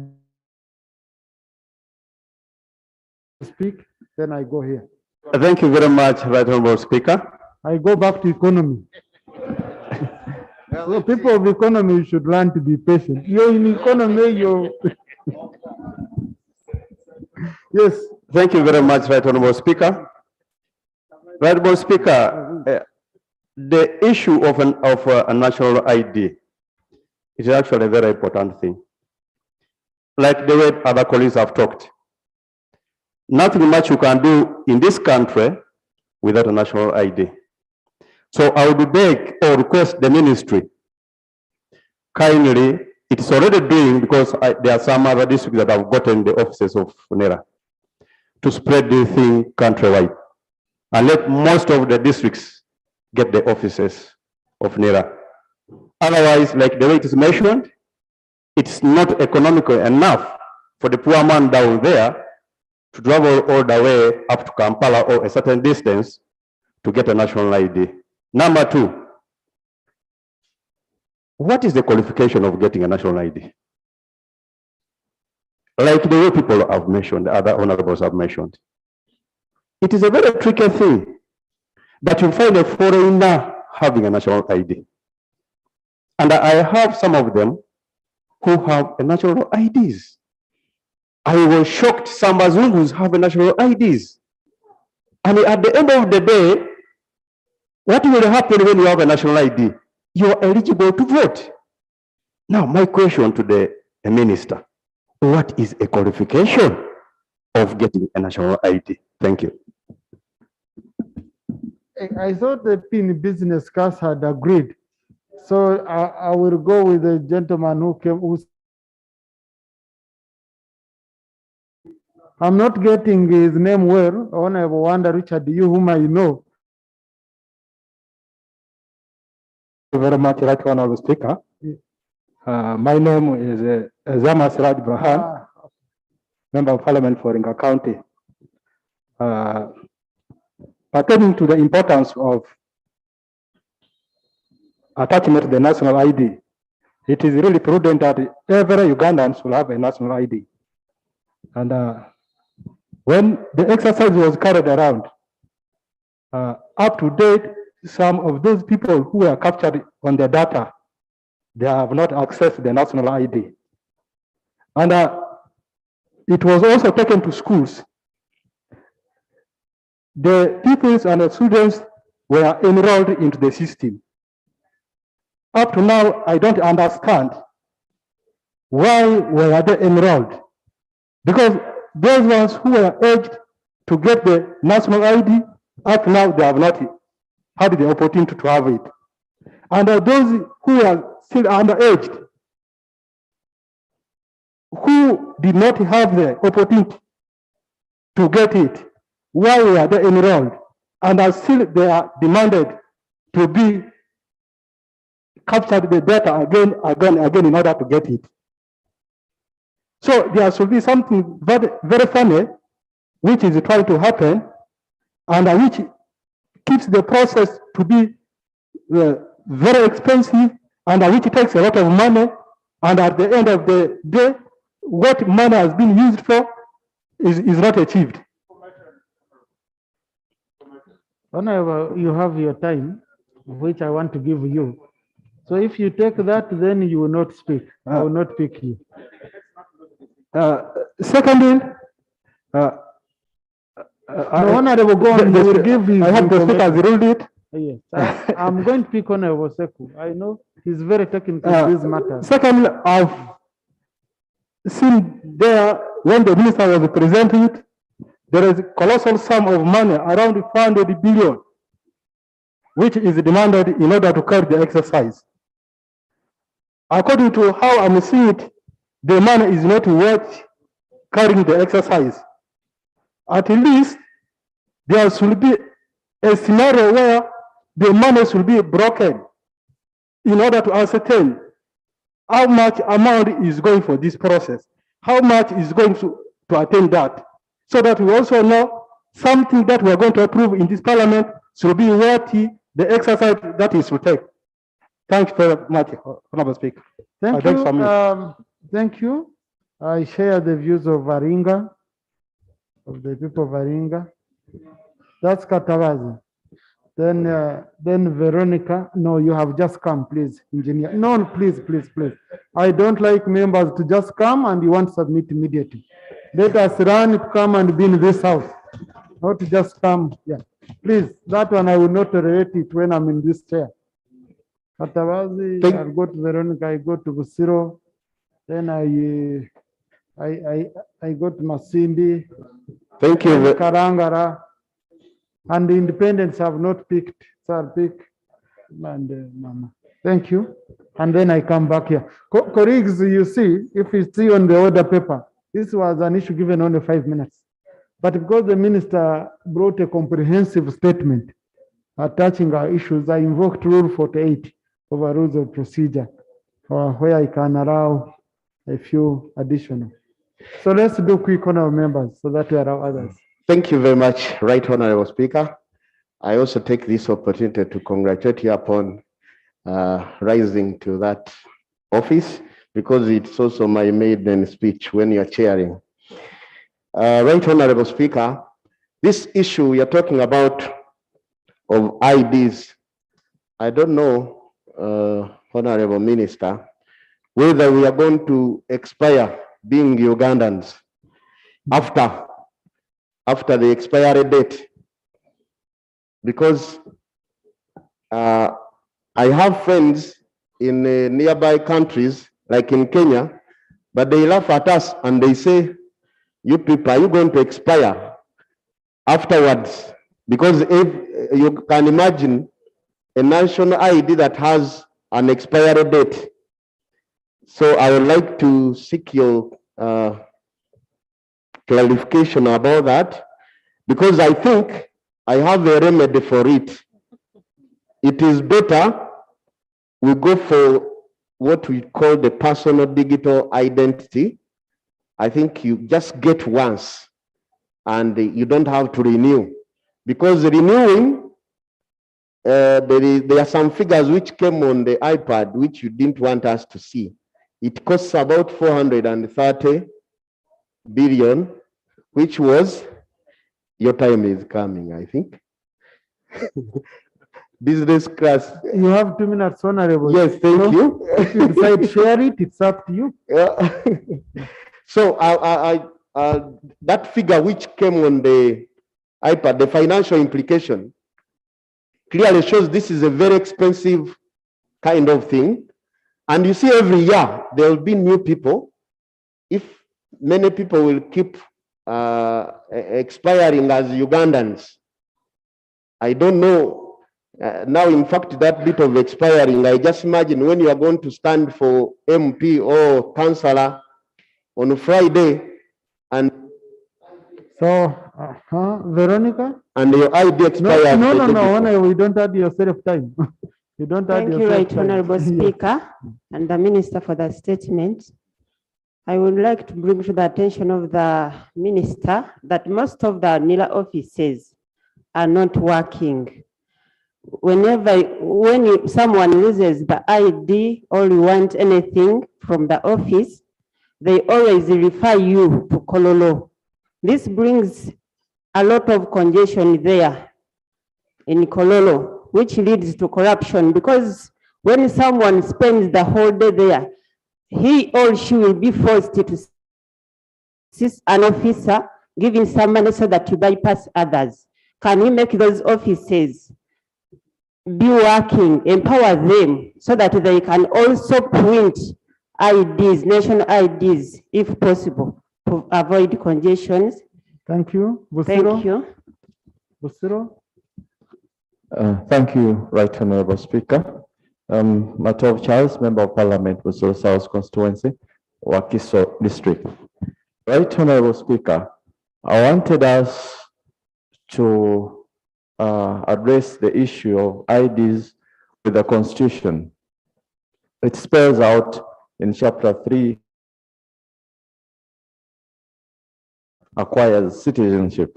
Like my colleague said, we hope our citizenship would not expire by virtue of an ID expiring. With that, in regard to the ministerial regulation, I would request that these IDs do not expire until probably one dies. And then the renewal, these IDs should entirely be made free on the first registration. Perhaps when you lose it, then you can fetch out a few coins to replace it. I thank you, Right Honorable. Thank you, Right Honorable Speaker. My name is Kago Florence, Woman MP, Kasese District. Sorry, Honorable. Thank you. You resemble the one of Karanga, that's why you quickly also. It's okay, Right Honorable Speaker. I'm not the first person to mention that. On behalf of the people of Kasese, I congratulate you upon your elevation to that topmost seat of the 11th Parliament. Right Honorable Speaker, it's my prayer that Ugandans are given a privilege to enjoy their citizenship. This amount of money that is levied for the acquisition of the cards to be taken as a national, I think is too much for the majority of Ugandans. Right Honorable Speaker, we are facing a challenge of a lockdown, which left the economy crumbling. And then we ask Ugandans to pay for national IDs. Sincerely, let's look at the fact that most people cannot afford that money. Does it mean that the person who will not afford that money will not be a Ugandan? I pray that the ministry looks into that issue. Thank you, Right Honorable Speaker. Thank you, Honorable. Thank you, Right Honorable Speaker. Honorable Minister, in your presentation, you have noted it out that for citizens who do not take an express service, the full cost of the new card will be borne by government. We need a clarification on this. For those who will need express service, they will have to pay how much cost? You need to be specific on this. And secondly, persons with disability, specifically with no fingers or hands, they face a lot of challenge in these activities because most of them are denied such services. Honorable Minister, you need to come on answer. This has to come on answered that these people with no fingers, with no hands, they will get such a service. Thank you, one of the speakers.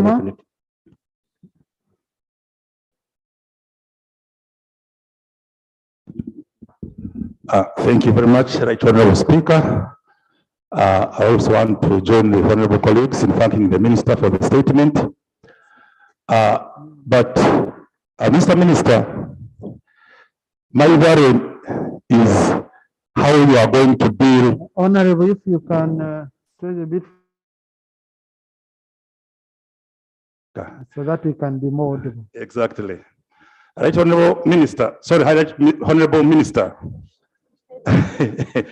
Honorable Minister, my sources of worry concerns the issue of the moral decadency within the staff of your ministry.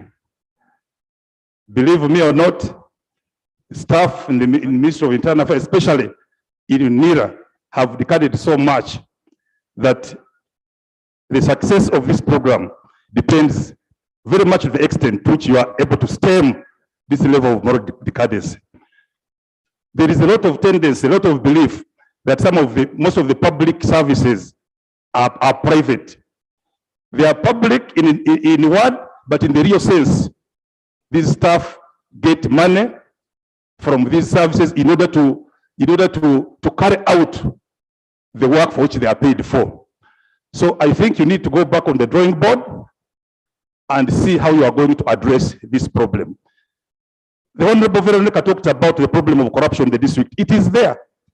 There's a lot of corruption at the district, Honorable Minister. Our poor people are being extorted money in order for them to access these services of the national ID. And it's a big problem. So, Honorable Speaker, I would like to really appeal to the minister to take this as very, very. Soroti. Then I go to the gentleman. Then I come here. Then. Thank you, Right Honorable Speaker. Mama, this side, you're the one who will conclude. I wish to refer the House to Article 9, and I read verbatim. Every person who on the commencement of this Constitution is a citizen of Uganda shall continue to be a citizen. Article 10, citizenship by birth. The following persons shall be citizens of Uganda by birth. Every person born in Uganda, one of whose parents or grandparents is or was a member of any of the indigenous communities existing and residing within the borders of Uganda as at the first day of February 1926 and set out in the third schedule of this Constitution.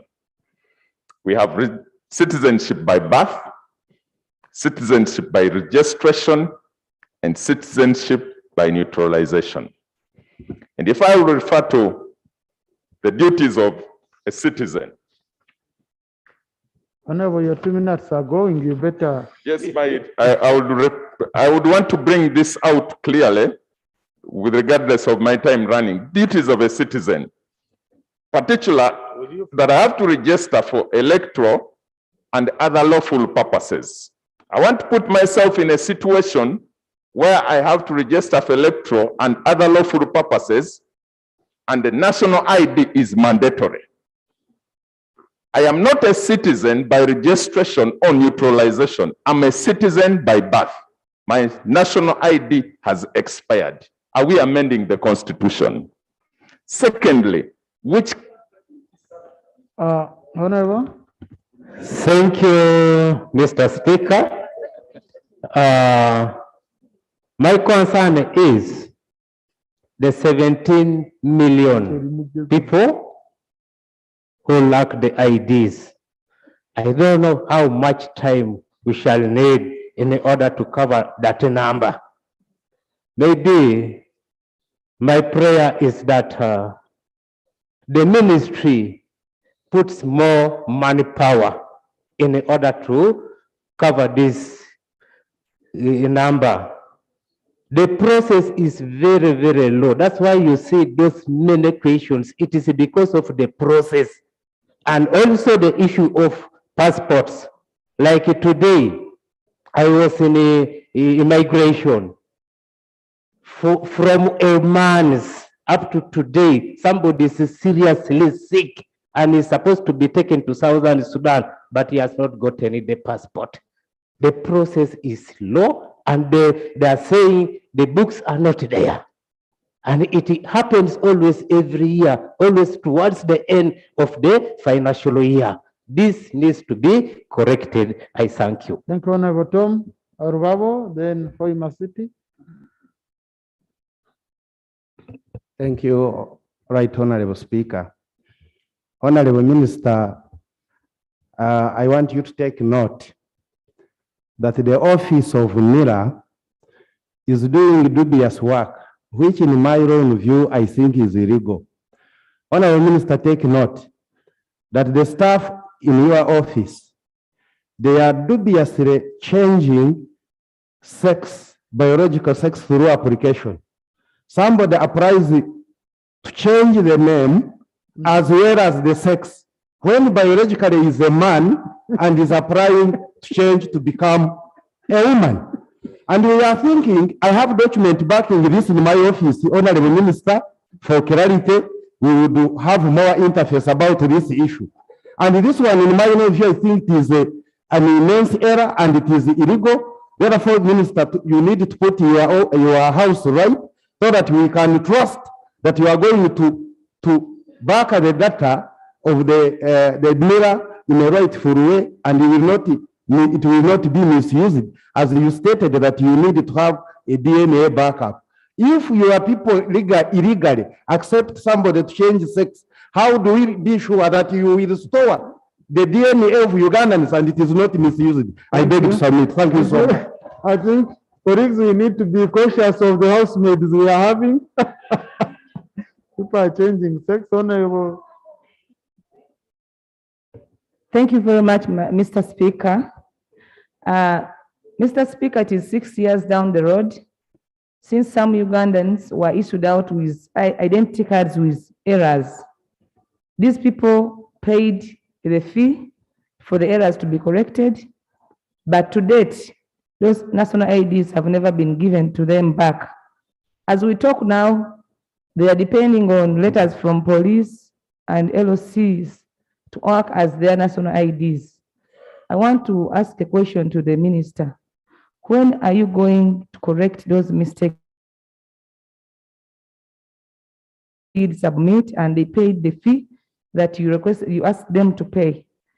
Secondly, you said you're going to be doing DNA.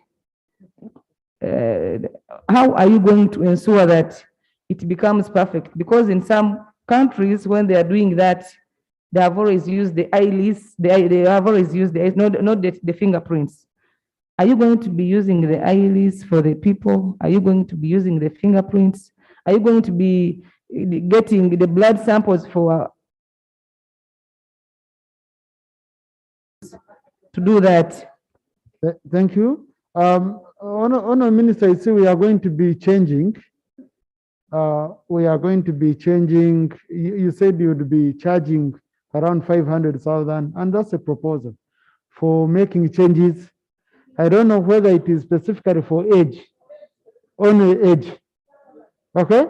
That one you will answer later, only age, because other changes will come. For example, women.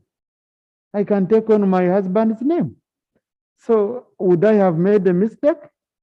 No. So if I go and I want to add on my husband's name, then, or even my wife's name, the people you're even changing sex.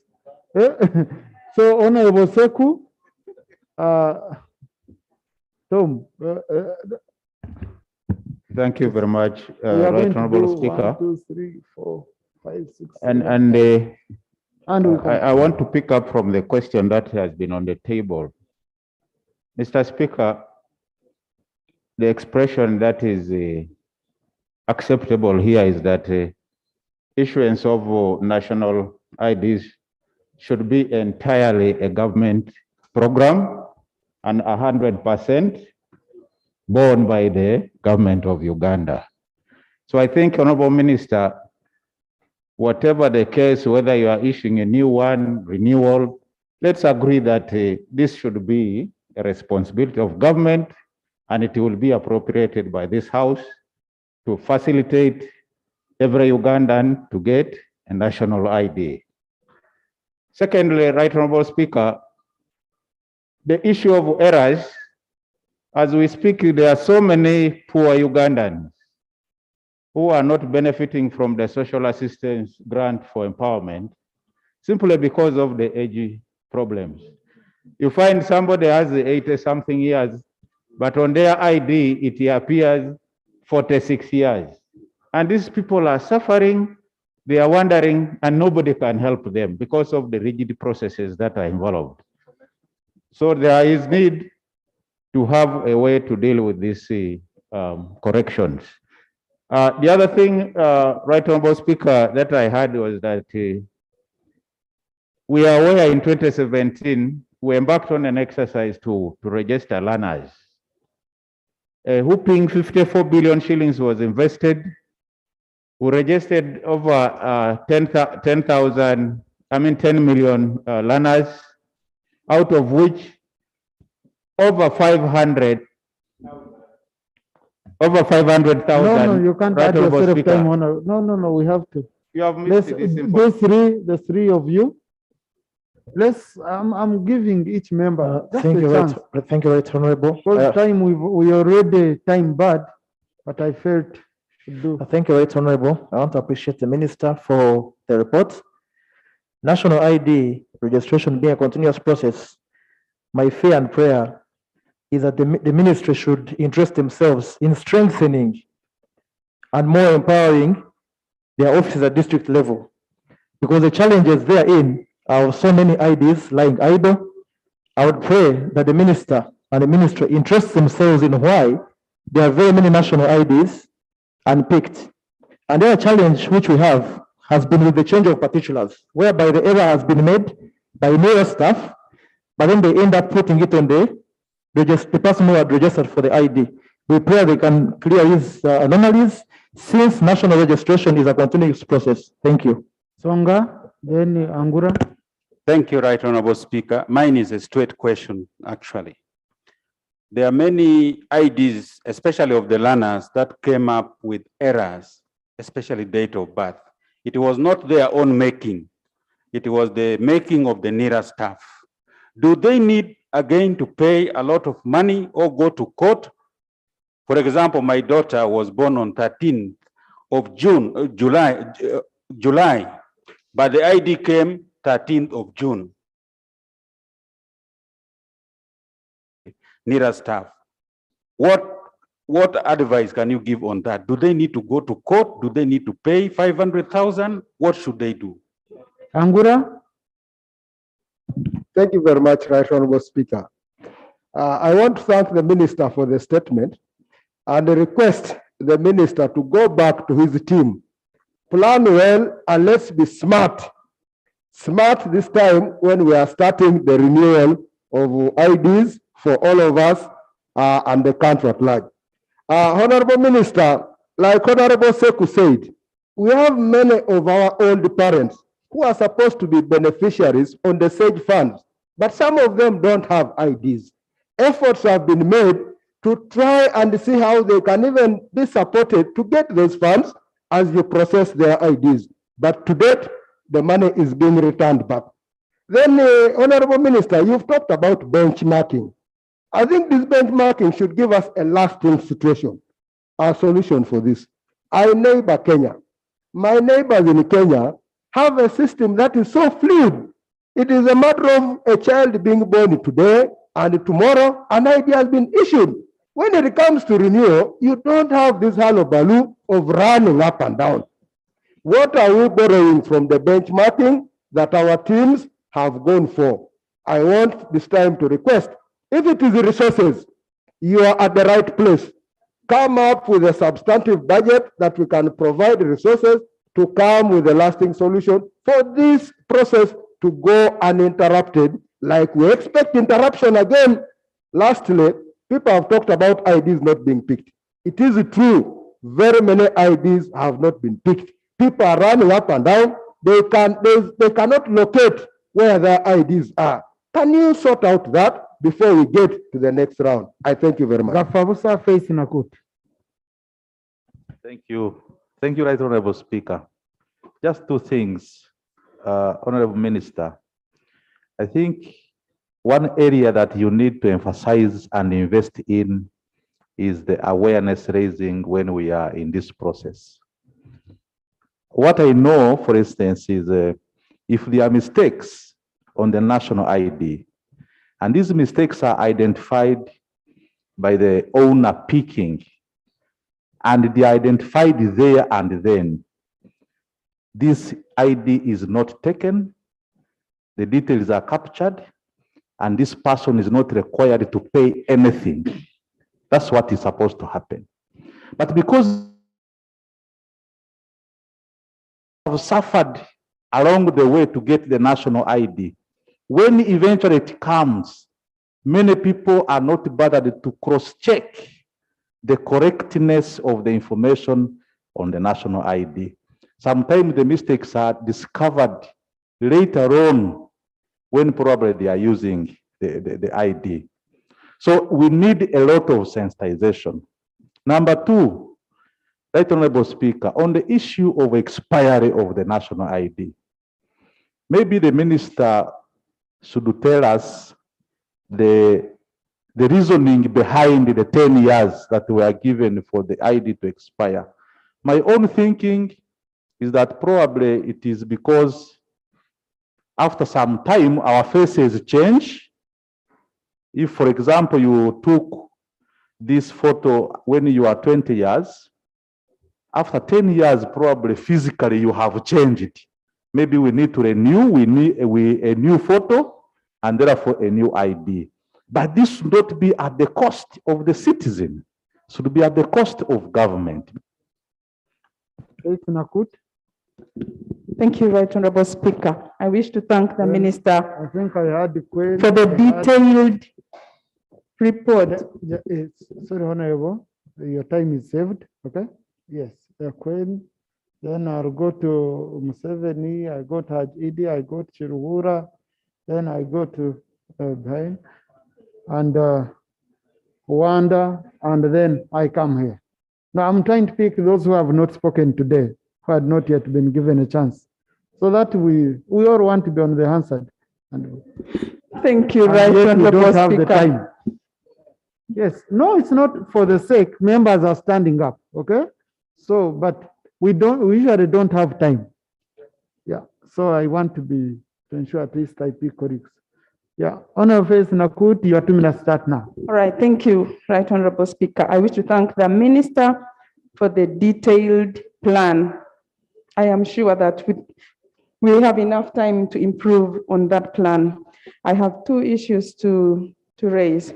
One of them is on those who lose their IDs to natural causes. Those, in my view, shouldn't be charged anything when they choose to replace their IDs. I represent people who are prone to wildfires every dry season. This year alone, we have 500 households that have lost their houses and everything, including national IDs. And also, I represent people who got attacked with this insecurity, and we had criminals coming to houses and asking people for national IDs. That's beyond their control. It is my prayer that those ones be given new IDs at 0 fees, because it's not their wish to go through what they are going through. Secondly, Right Honorable, on the inefficiency of NERA, I agree with colleagues that it has to be either investigated. We need to look at it because the inefficiency makes everybody suffer. I know of people, even here in Kampala, who applied for renewal of IDs 2-3 years ago, and they've not gotten them, and they can't even open a bank account. So, Right Honorable, my request, my prayer to you is to allow a committee to investigate the efficiency in NERA so that we can advise the ministry better on what they can do across the country. Referring people to other districts, to other regions is costly. And Right Honorable, the burden directly falls on us, the MPs. When people Honorable, on that matter which you're requesting, the sectoral committee has that power because they have been processing, and you see, the moment we start creating special committees and all that, we are weakening sectoral committees. So let the sectoral committee look into issues of NERA, and then it reports back to this house. But one of the reasons as why I allowed all these comments and what is because the minister said he's going to cabinet. Okay? Instead of the minister going to cabinet, they make a final decision, then we come here, it's difficult for him to change.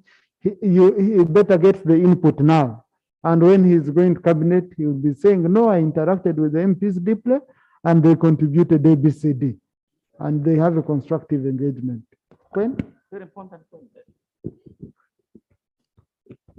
Thank you so much, Right Honorable Speaker and colleagues. I think I want to begin by asking a question. what is it that failed in the system that we have, or that we are on now, so that we are now coming up with the changes? Because as we talk now, Ugandans have really suffered in getting these national IDs. When you pass Kololo there at around, just because they want to get national IDs. Go to passports. The new place is now in Chambogo Road. I stay around there. People begin lining at around 3 or 4, a very long line, just to process a passport. So finally, I think Ugandans should get passports free of charge.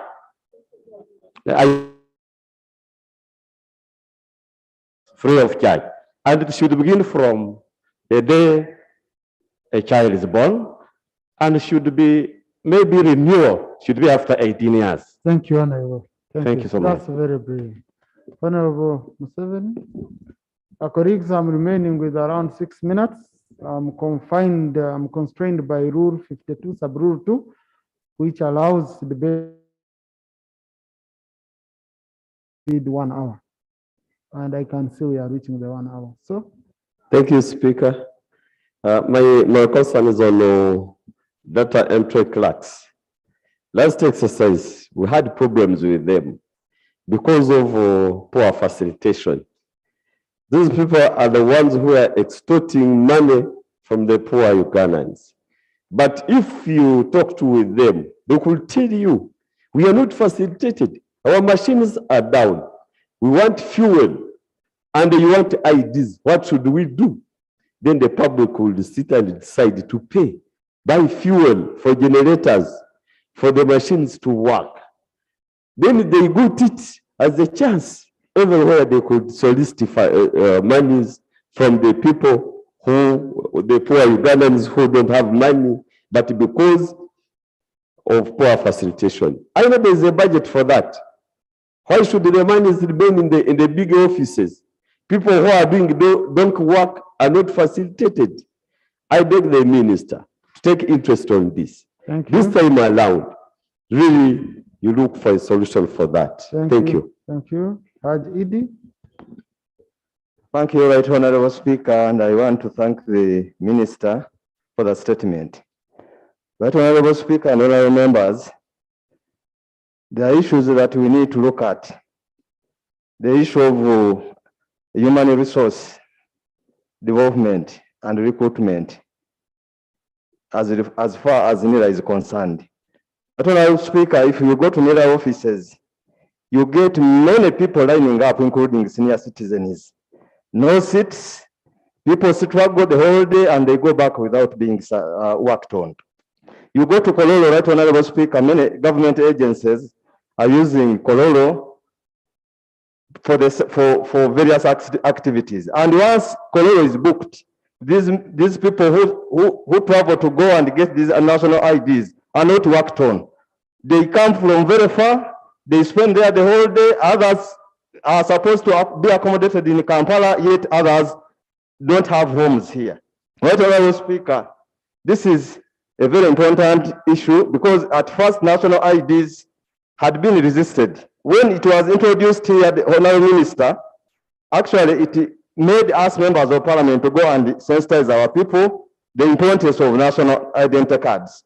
But now that its importance can never be overemphasized, we should issue these identity cards free of charge. I don't see any reason as to why we should charge, either for replacement or either for any cause to spend money over national IDs. Thank you, Mr. Right Honorable Speaker. Chirhura. Then now, Honorable Chibadia, you took a break, you disappeared for over an hour, and you've come back afresh. So around the tired ones, I was monitoring. You were here, you disappeared, and you just entered. No, Chirhura, please. No, Chirhura, please. Chirhura. Thank you, Great Speaker, for the opportunity. I want to thank the Minister for the statement. My main concern is on university students, especially who seek for the loan scheme. Loan scheme, Actually, IDs is one of the requirements that they need for them to access the loan scheme. Right, Honorable Speaker, some of these students are denied chances of getting the sponsorship and scholarships because of not having IDs. I seek the clarification from the minister on how these students are going to be helped, because it is seriously challenging our students to access the loan scheme and scholarships. Right, Honorable Speaker, the issue of delays, we have to emphasize it. There is too much delays in registration. If the problem is human resource, we have our students who are outside there who don't have what to do. If the problem is that we need to recruit, but we make the exercise so fast than delaying it. I submit, Right Honorable Speaker. Thank you, Honorable Speaker. For record purposes, I'm Dr. Isamat Abraham, MP Kapir County. Right Honorable Speaker, the issue of the ID is increasingly becoming a requirement and a qualification for any individual to get a service, especially in the formal sector. Yesterday, I was in one of the banks. I'd actually gone to the bank in the morning. I had the ID. But because of some urgent matter, when I left the bank, I forgot the ID in the vehicle. On going back, I realized that I'd forgotten the ID. And I was about to miss a service from that bank. I want to agree with the other proposals that have been made. The issue of the ID should be free of charge. I'm happy that the Honorable Minister, who has given us a very good statement here, is still around. As we speak, most of us, we members of parliament, our constituents are demanding that we help them to pay money for renewal of what? IDs. So let it be on record that as we conclude this matter, that our position should be really that IDs should be free of charge. I thank you, Honorable Speaker. Thank you. Vungoko. Thank you so much, Right Honorable Speaker. I want to thank the Minister for a comprehensive statement made. Just about 1-2 issues. Right Honorable Speaker, I agree with the members that the ID should be a right. And it's also a requirement for every country to know its citizens. So I believe the ministry should be concerned about having a database for its citizens. It happened during the Corona time. Right Honorable Speaker, we did not have statistics about our people.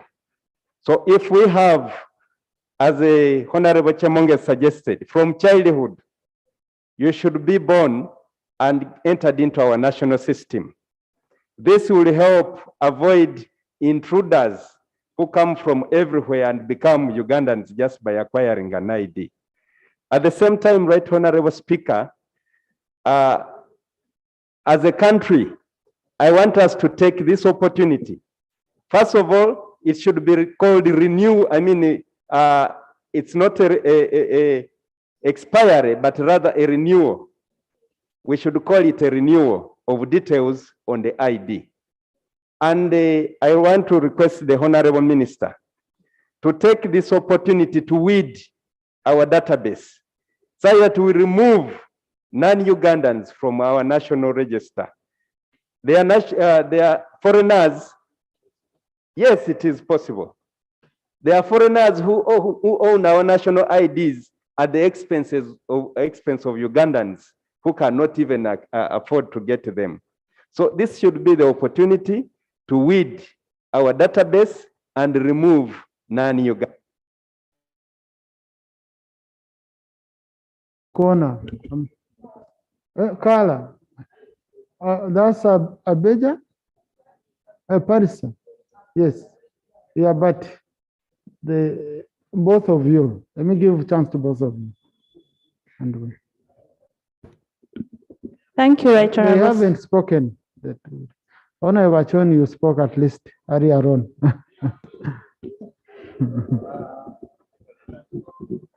Honorable, go on, please. Thank you, We Right don't have Honorable much Speaker. time. I want to agree with the previous speakers when it came to the issue of corruption in NIRA. I want to testify that recently I was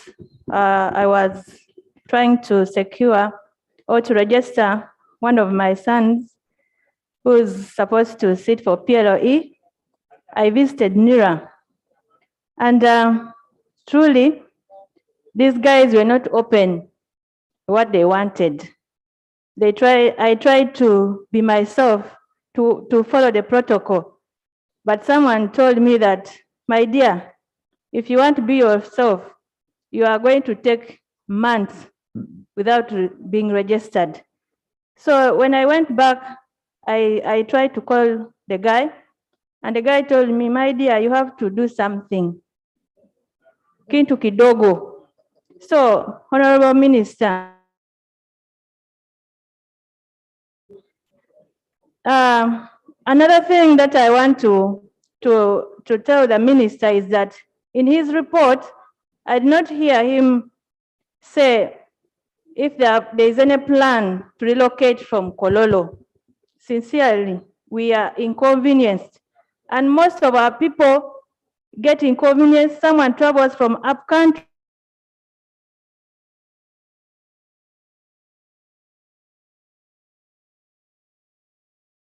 pray and ask the Honorable Minister to look into the issue of relocating from Kololo in a... Honorable. Thank you, Right Honorable Speaker. For record purpose, my name is Abeja Susan Jolie. I would also love to congratulate so you. I swapped you. I was Yes. saying Abeja and... This is Otukede district.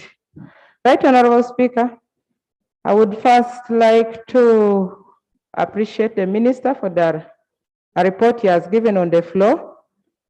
To me, I always receive calls to give money to come to Kololo. So since NITA Uganda has been accorded We are discussing NITA Uganda that can provide e-services. So I would advise the minister and the ministry to utilize NITA Uganda if they can center these people in our district.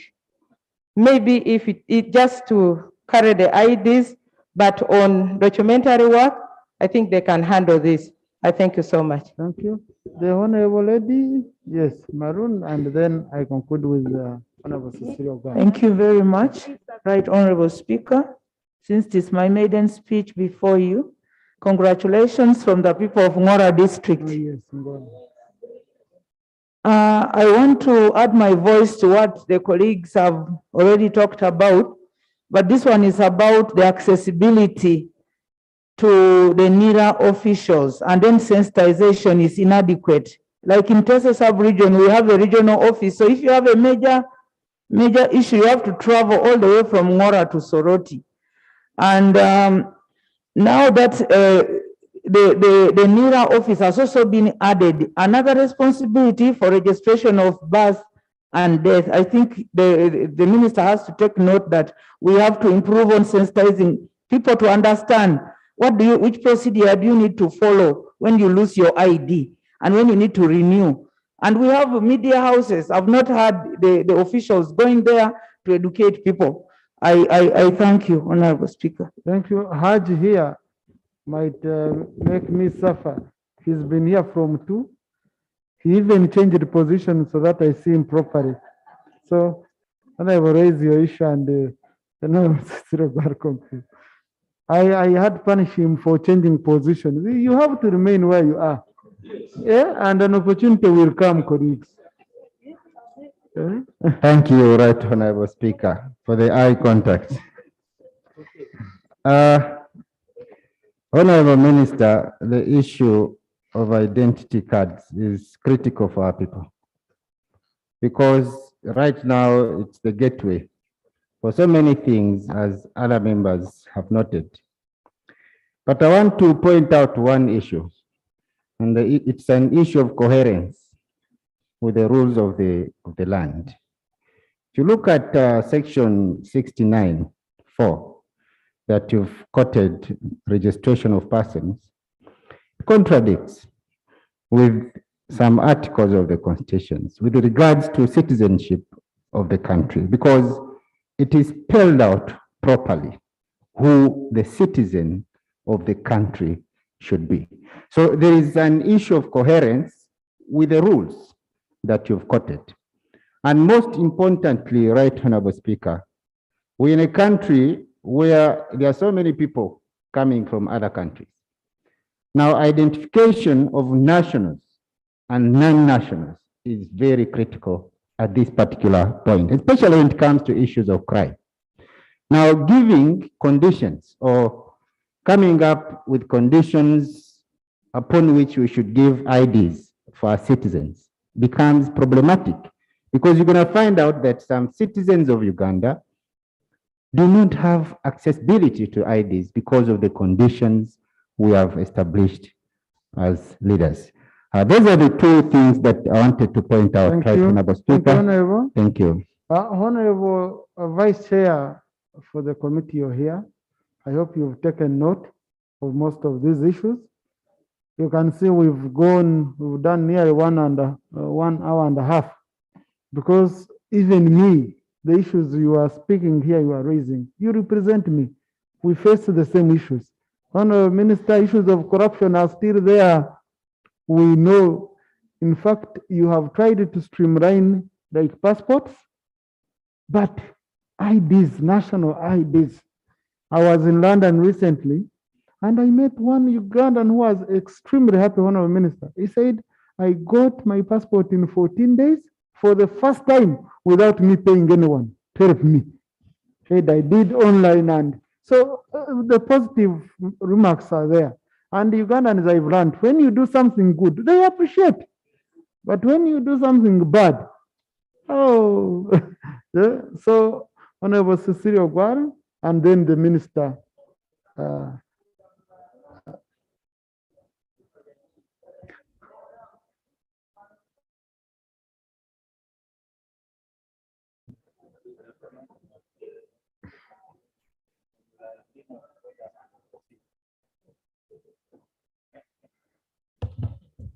Right Honorable Speaker,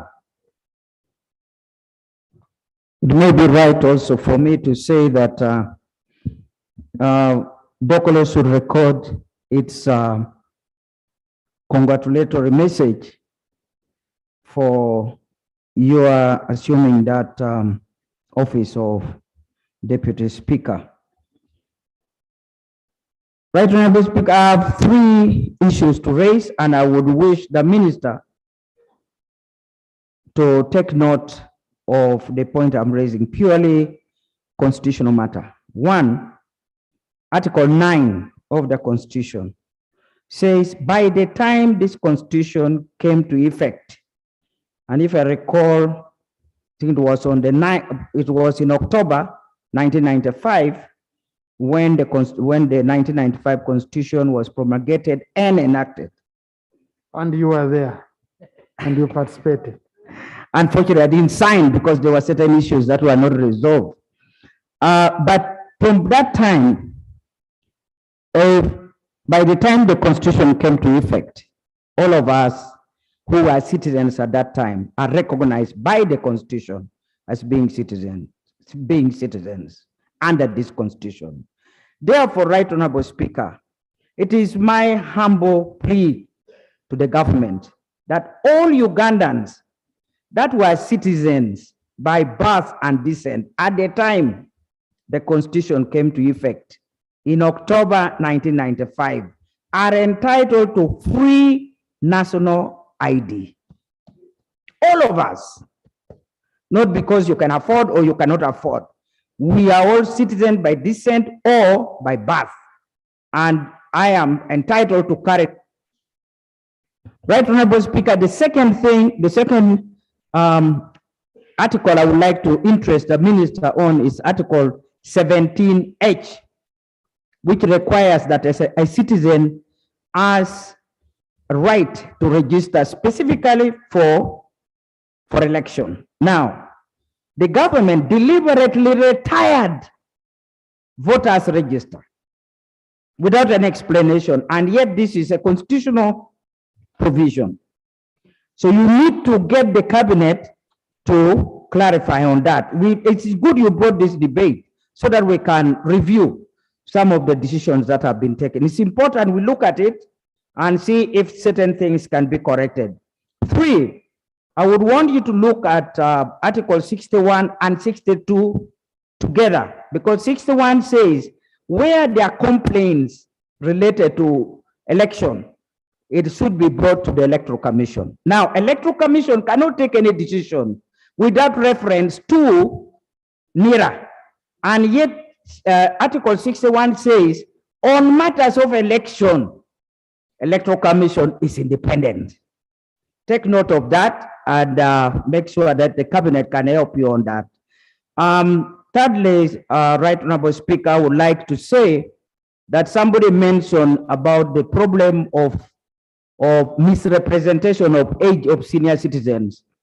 But as one of those who is not represented here legally, but by virtue of votes from Dokoro, I would want to say that it's not only misrepresentation of age, which has denied some of our senior citizens from benefiting from the SEG money, but also the biometric system cannot capture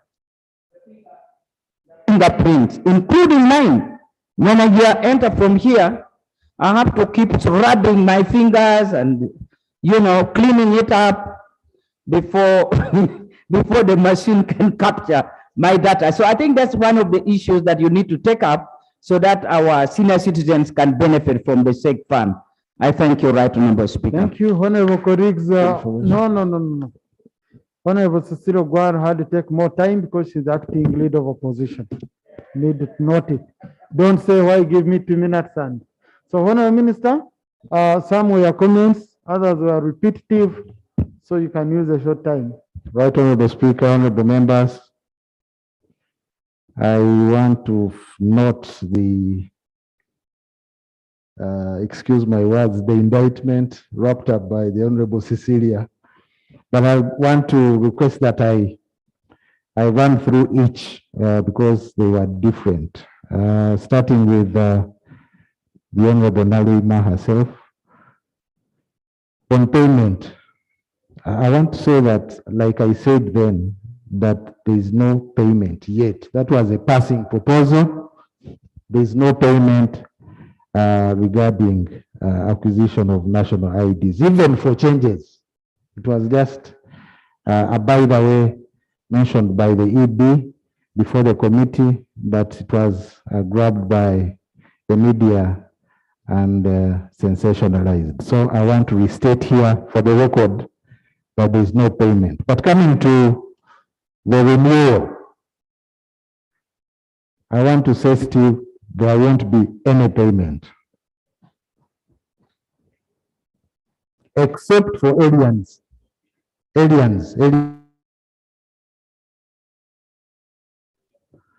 Except for foreigners. And why would foreigners get our national IDs?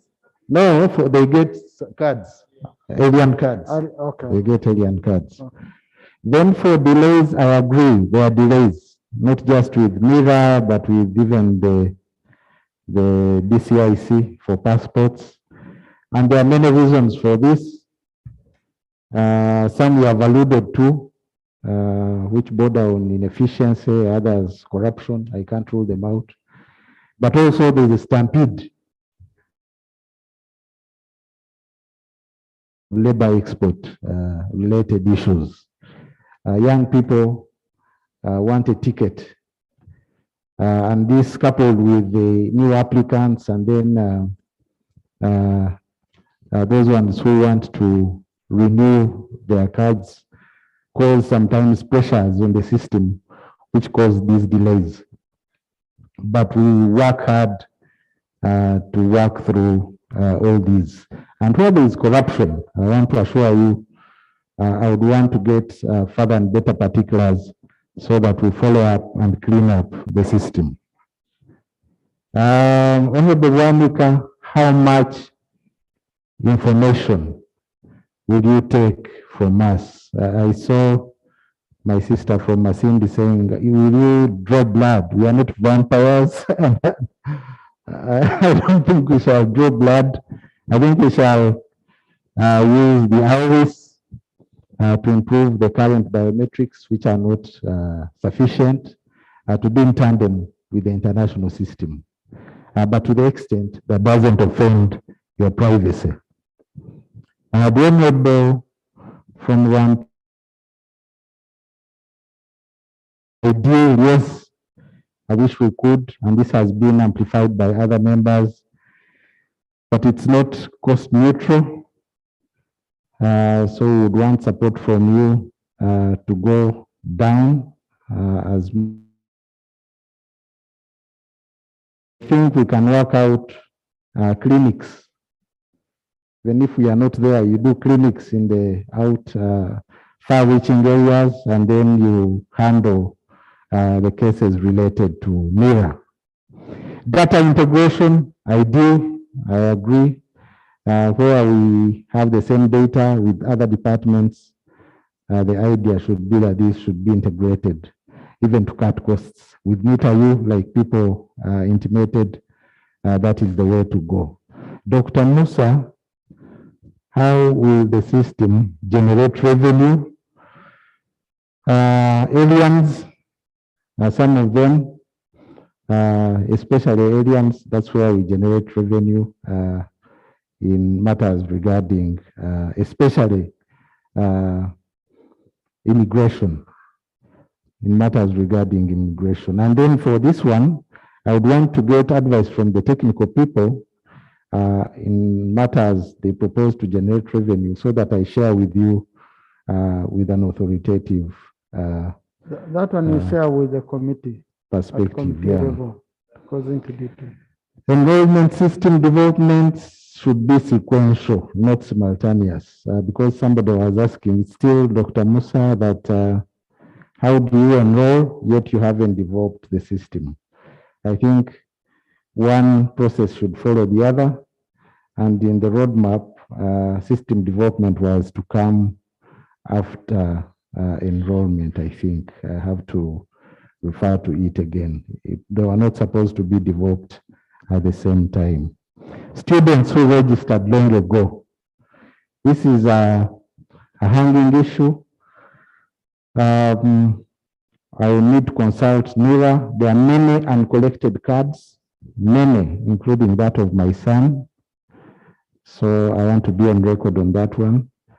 They were registered while in school, but their IDs are dispersed in various locations. And it's up to us to make them available for those young people. Honorable Wure. No, Honorable Yeah. Minister, you see, we want to know what you're going to do about it. Not acknowledging that there is a problem, but what are you going to do about it? We are going to work on that one, Honorable, Right Honorable Speaker. And I want to propose, I'm going to jump the gun, but I don't think this is sufficient. I think you need a day or two with MIRA staff to talk through these things. But as of sorts, if you could allow, I don't think committee level is sufficient, because these are very, very important issues. Some of them technical. I don't know, Right Honorable Speaker, you can advise.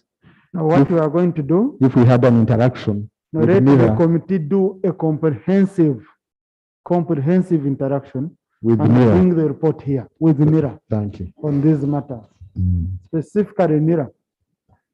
The Honorable Alero, porous borders, non-Ugandans, yes, the culprits may include those government officials. We may have some rogue officers, but also those LCs you talk about are not holy, because these recommendations come from the LCs for money.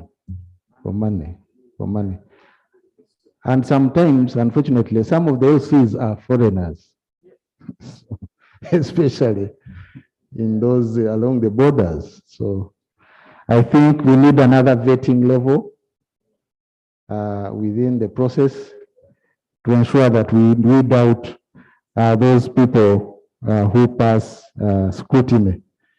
And this exercise will provide also another opportunity to weed out foreigners. We've been doing so, but they have been spontaneous. Somebody comes to renew and you say, but you are not a Ugandan. And then you confiscate the card or the passport. But I think the system should have the capacity to red flag such cases at inception during registration. There's already an efficient system in place, no need for a new one. That is according to one honorable member who was there at the beginning. Systems, unfortunately, also outlive their usefulness over time, and this is a studied process. We need a new system, but that interaction with the committee will provide better and further information on that one. And also, there's the idea of local content to mitigate cost, to use our own people in the development of the new system.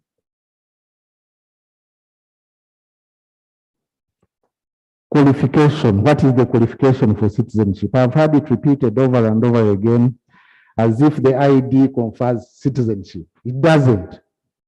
It's like a name tag. Even I had Mama Cecilia talk about the 1995 Constitution as if it conferred. We were citizens before that Constitution. It only affirmed our citizenship. And still I had some members say that the ROPA gives effect to the Constitution as far as citizenship is concerned. Honorable Zama, why did you register underage people?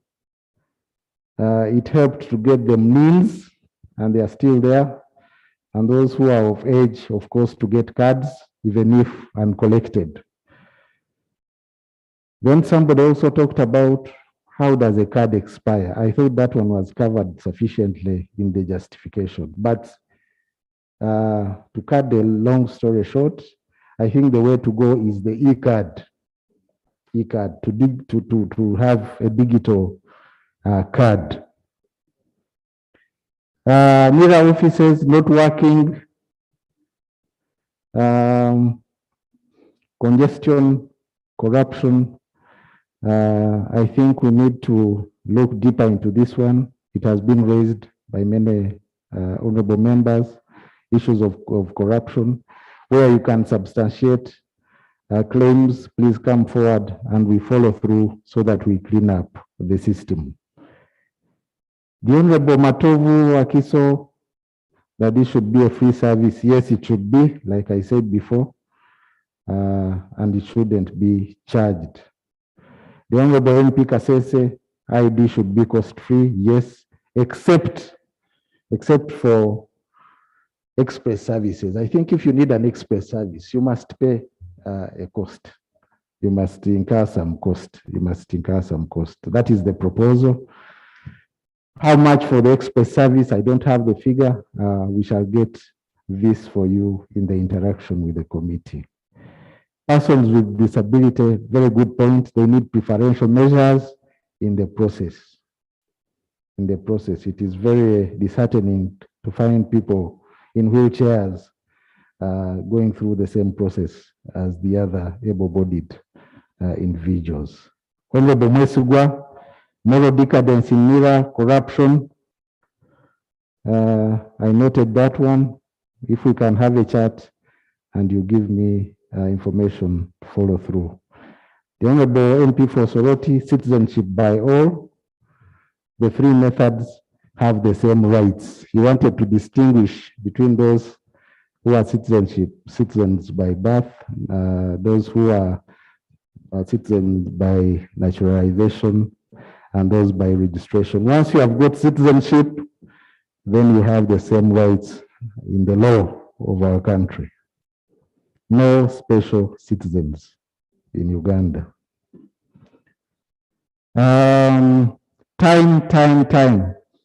Time delays, I agree, I can't agree more. One of these delays is caused by our home in Kololo being shared for other purposes. We get interruptions, especially public functions. I can't agree more. We are looking for a home, but only that all the systems and the backup and everything was in Kololo. So it will take quite an effort to move everything to the new home, but we are doing so in order to avoid these interruptions. MP from Rubabo, that people are seeking to change sex. I think I heard about that case, and I hope what we say here remains here. This is because of those people who are bisexual. And I was told in a certain European country, I don't know what to mention, these are very delicate issues, that when a child is born, you don't mention the sex until he's old enough, or she, to say that I'm either a girl or a boy. That's how far things have gone. So, but the laws of our country are clear, and we shall share and see how to proceed on this case. But it's a serious thing. Those values and cultures even being imposed on the way our systems work here. Honourable Minister, conclude.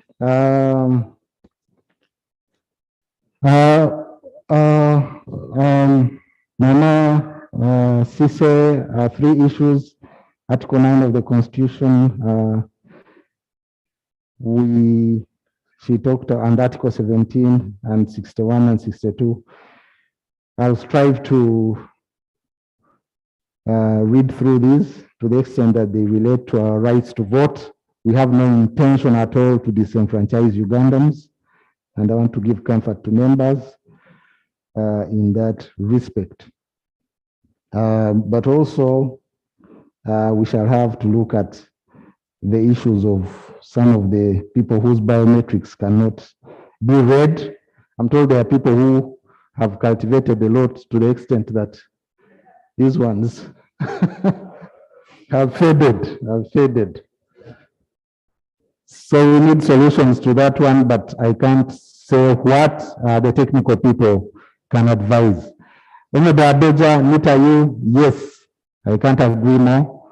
We need to exploit their expertise in the area of IT to even mitigate some of these problems. The MP Nwera, media services need decentralization. It has been said and said over and over again. The Honorable MP who talked about contradictions in the law and the Constitution, I want to assure you that there are no contradictions in the law regarding ROPA and provisions of the Constitution to the extent that they relate to citizenship. I think I have gone through every action. I want also to implore members not to get tired of improving this proposal, because this is for our good, and I think we shall refine it in the last few days that remain before we conclude it. Thank you very much. I beg to submit. Okay. Yeah, so colleagues, like we agreed, the committee is going to look into these matters.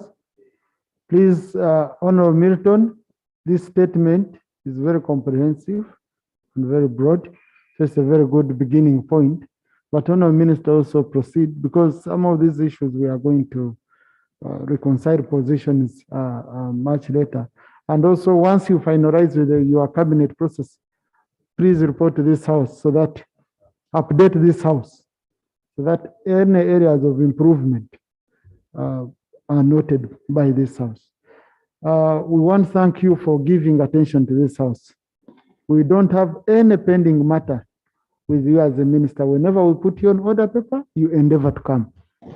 And we wish others could learn from you. And our Honorable Mugasa, who is always here, our Minister of State for Public Service, thank you. And Honorable colleagues, thank you. Thank you, Honorable colleagues, Lope and the team. And this side, the side of the NRM caucus, Honorable Faith Nakut, mobilizing, and General Seku for doing a good job, and our technical team for sitting for this long. I adjourn the House to Tuesday next week at 2 p.m.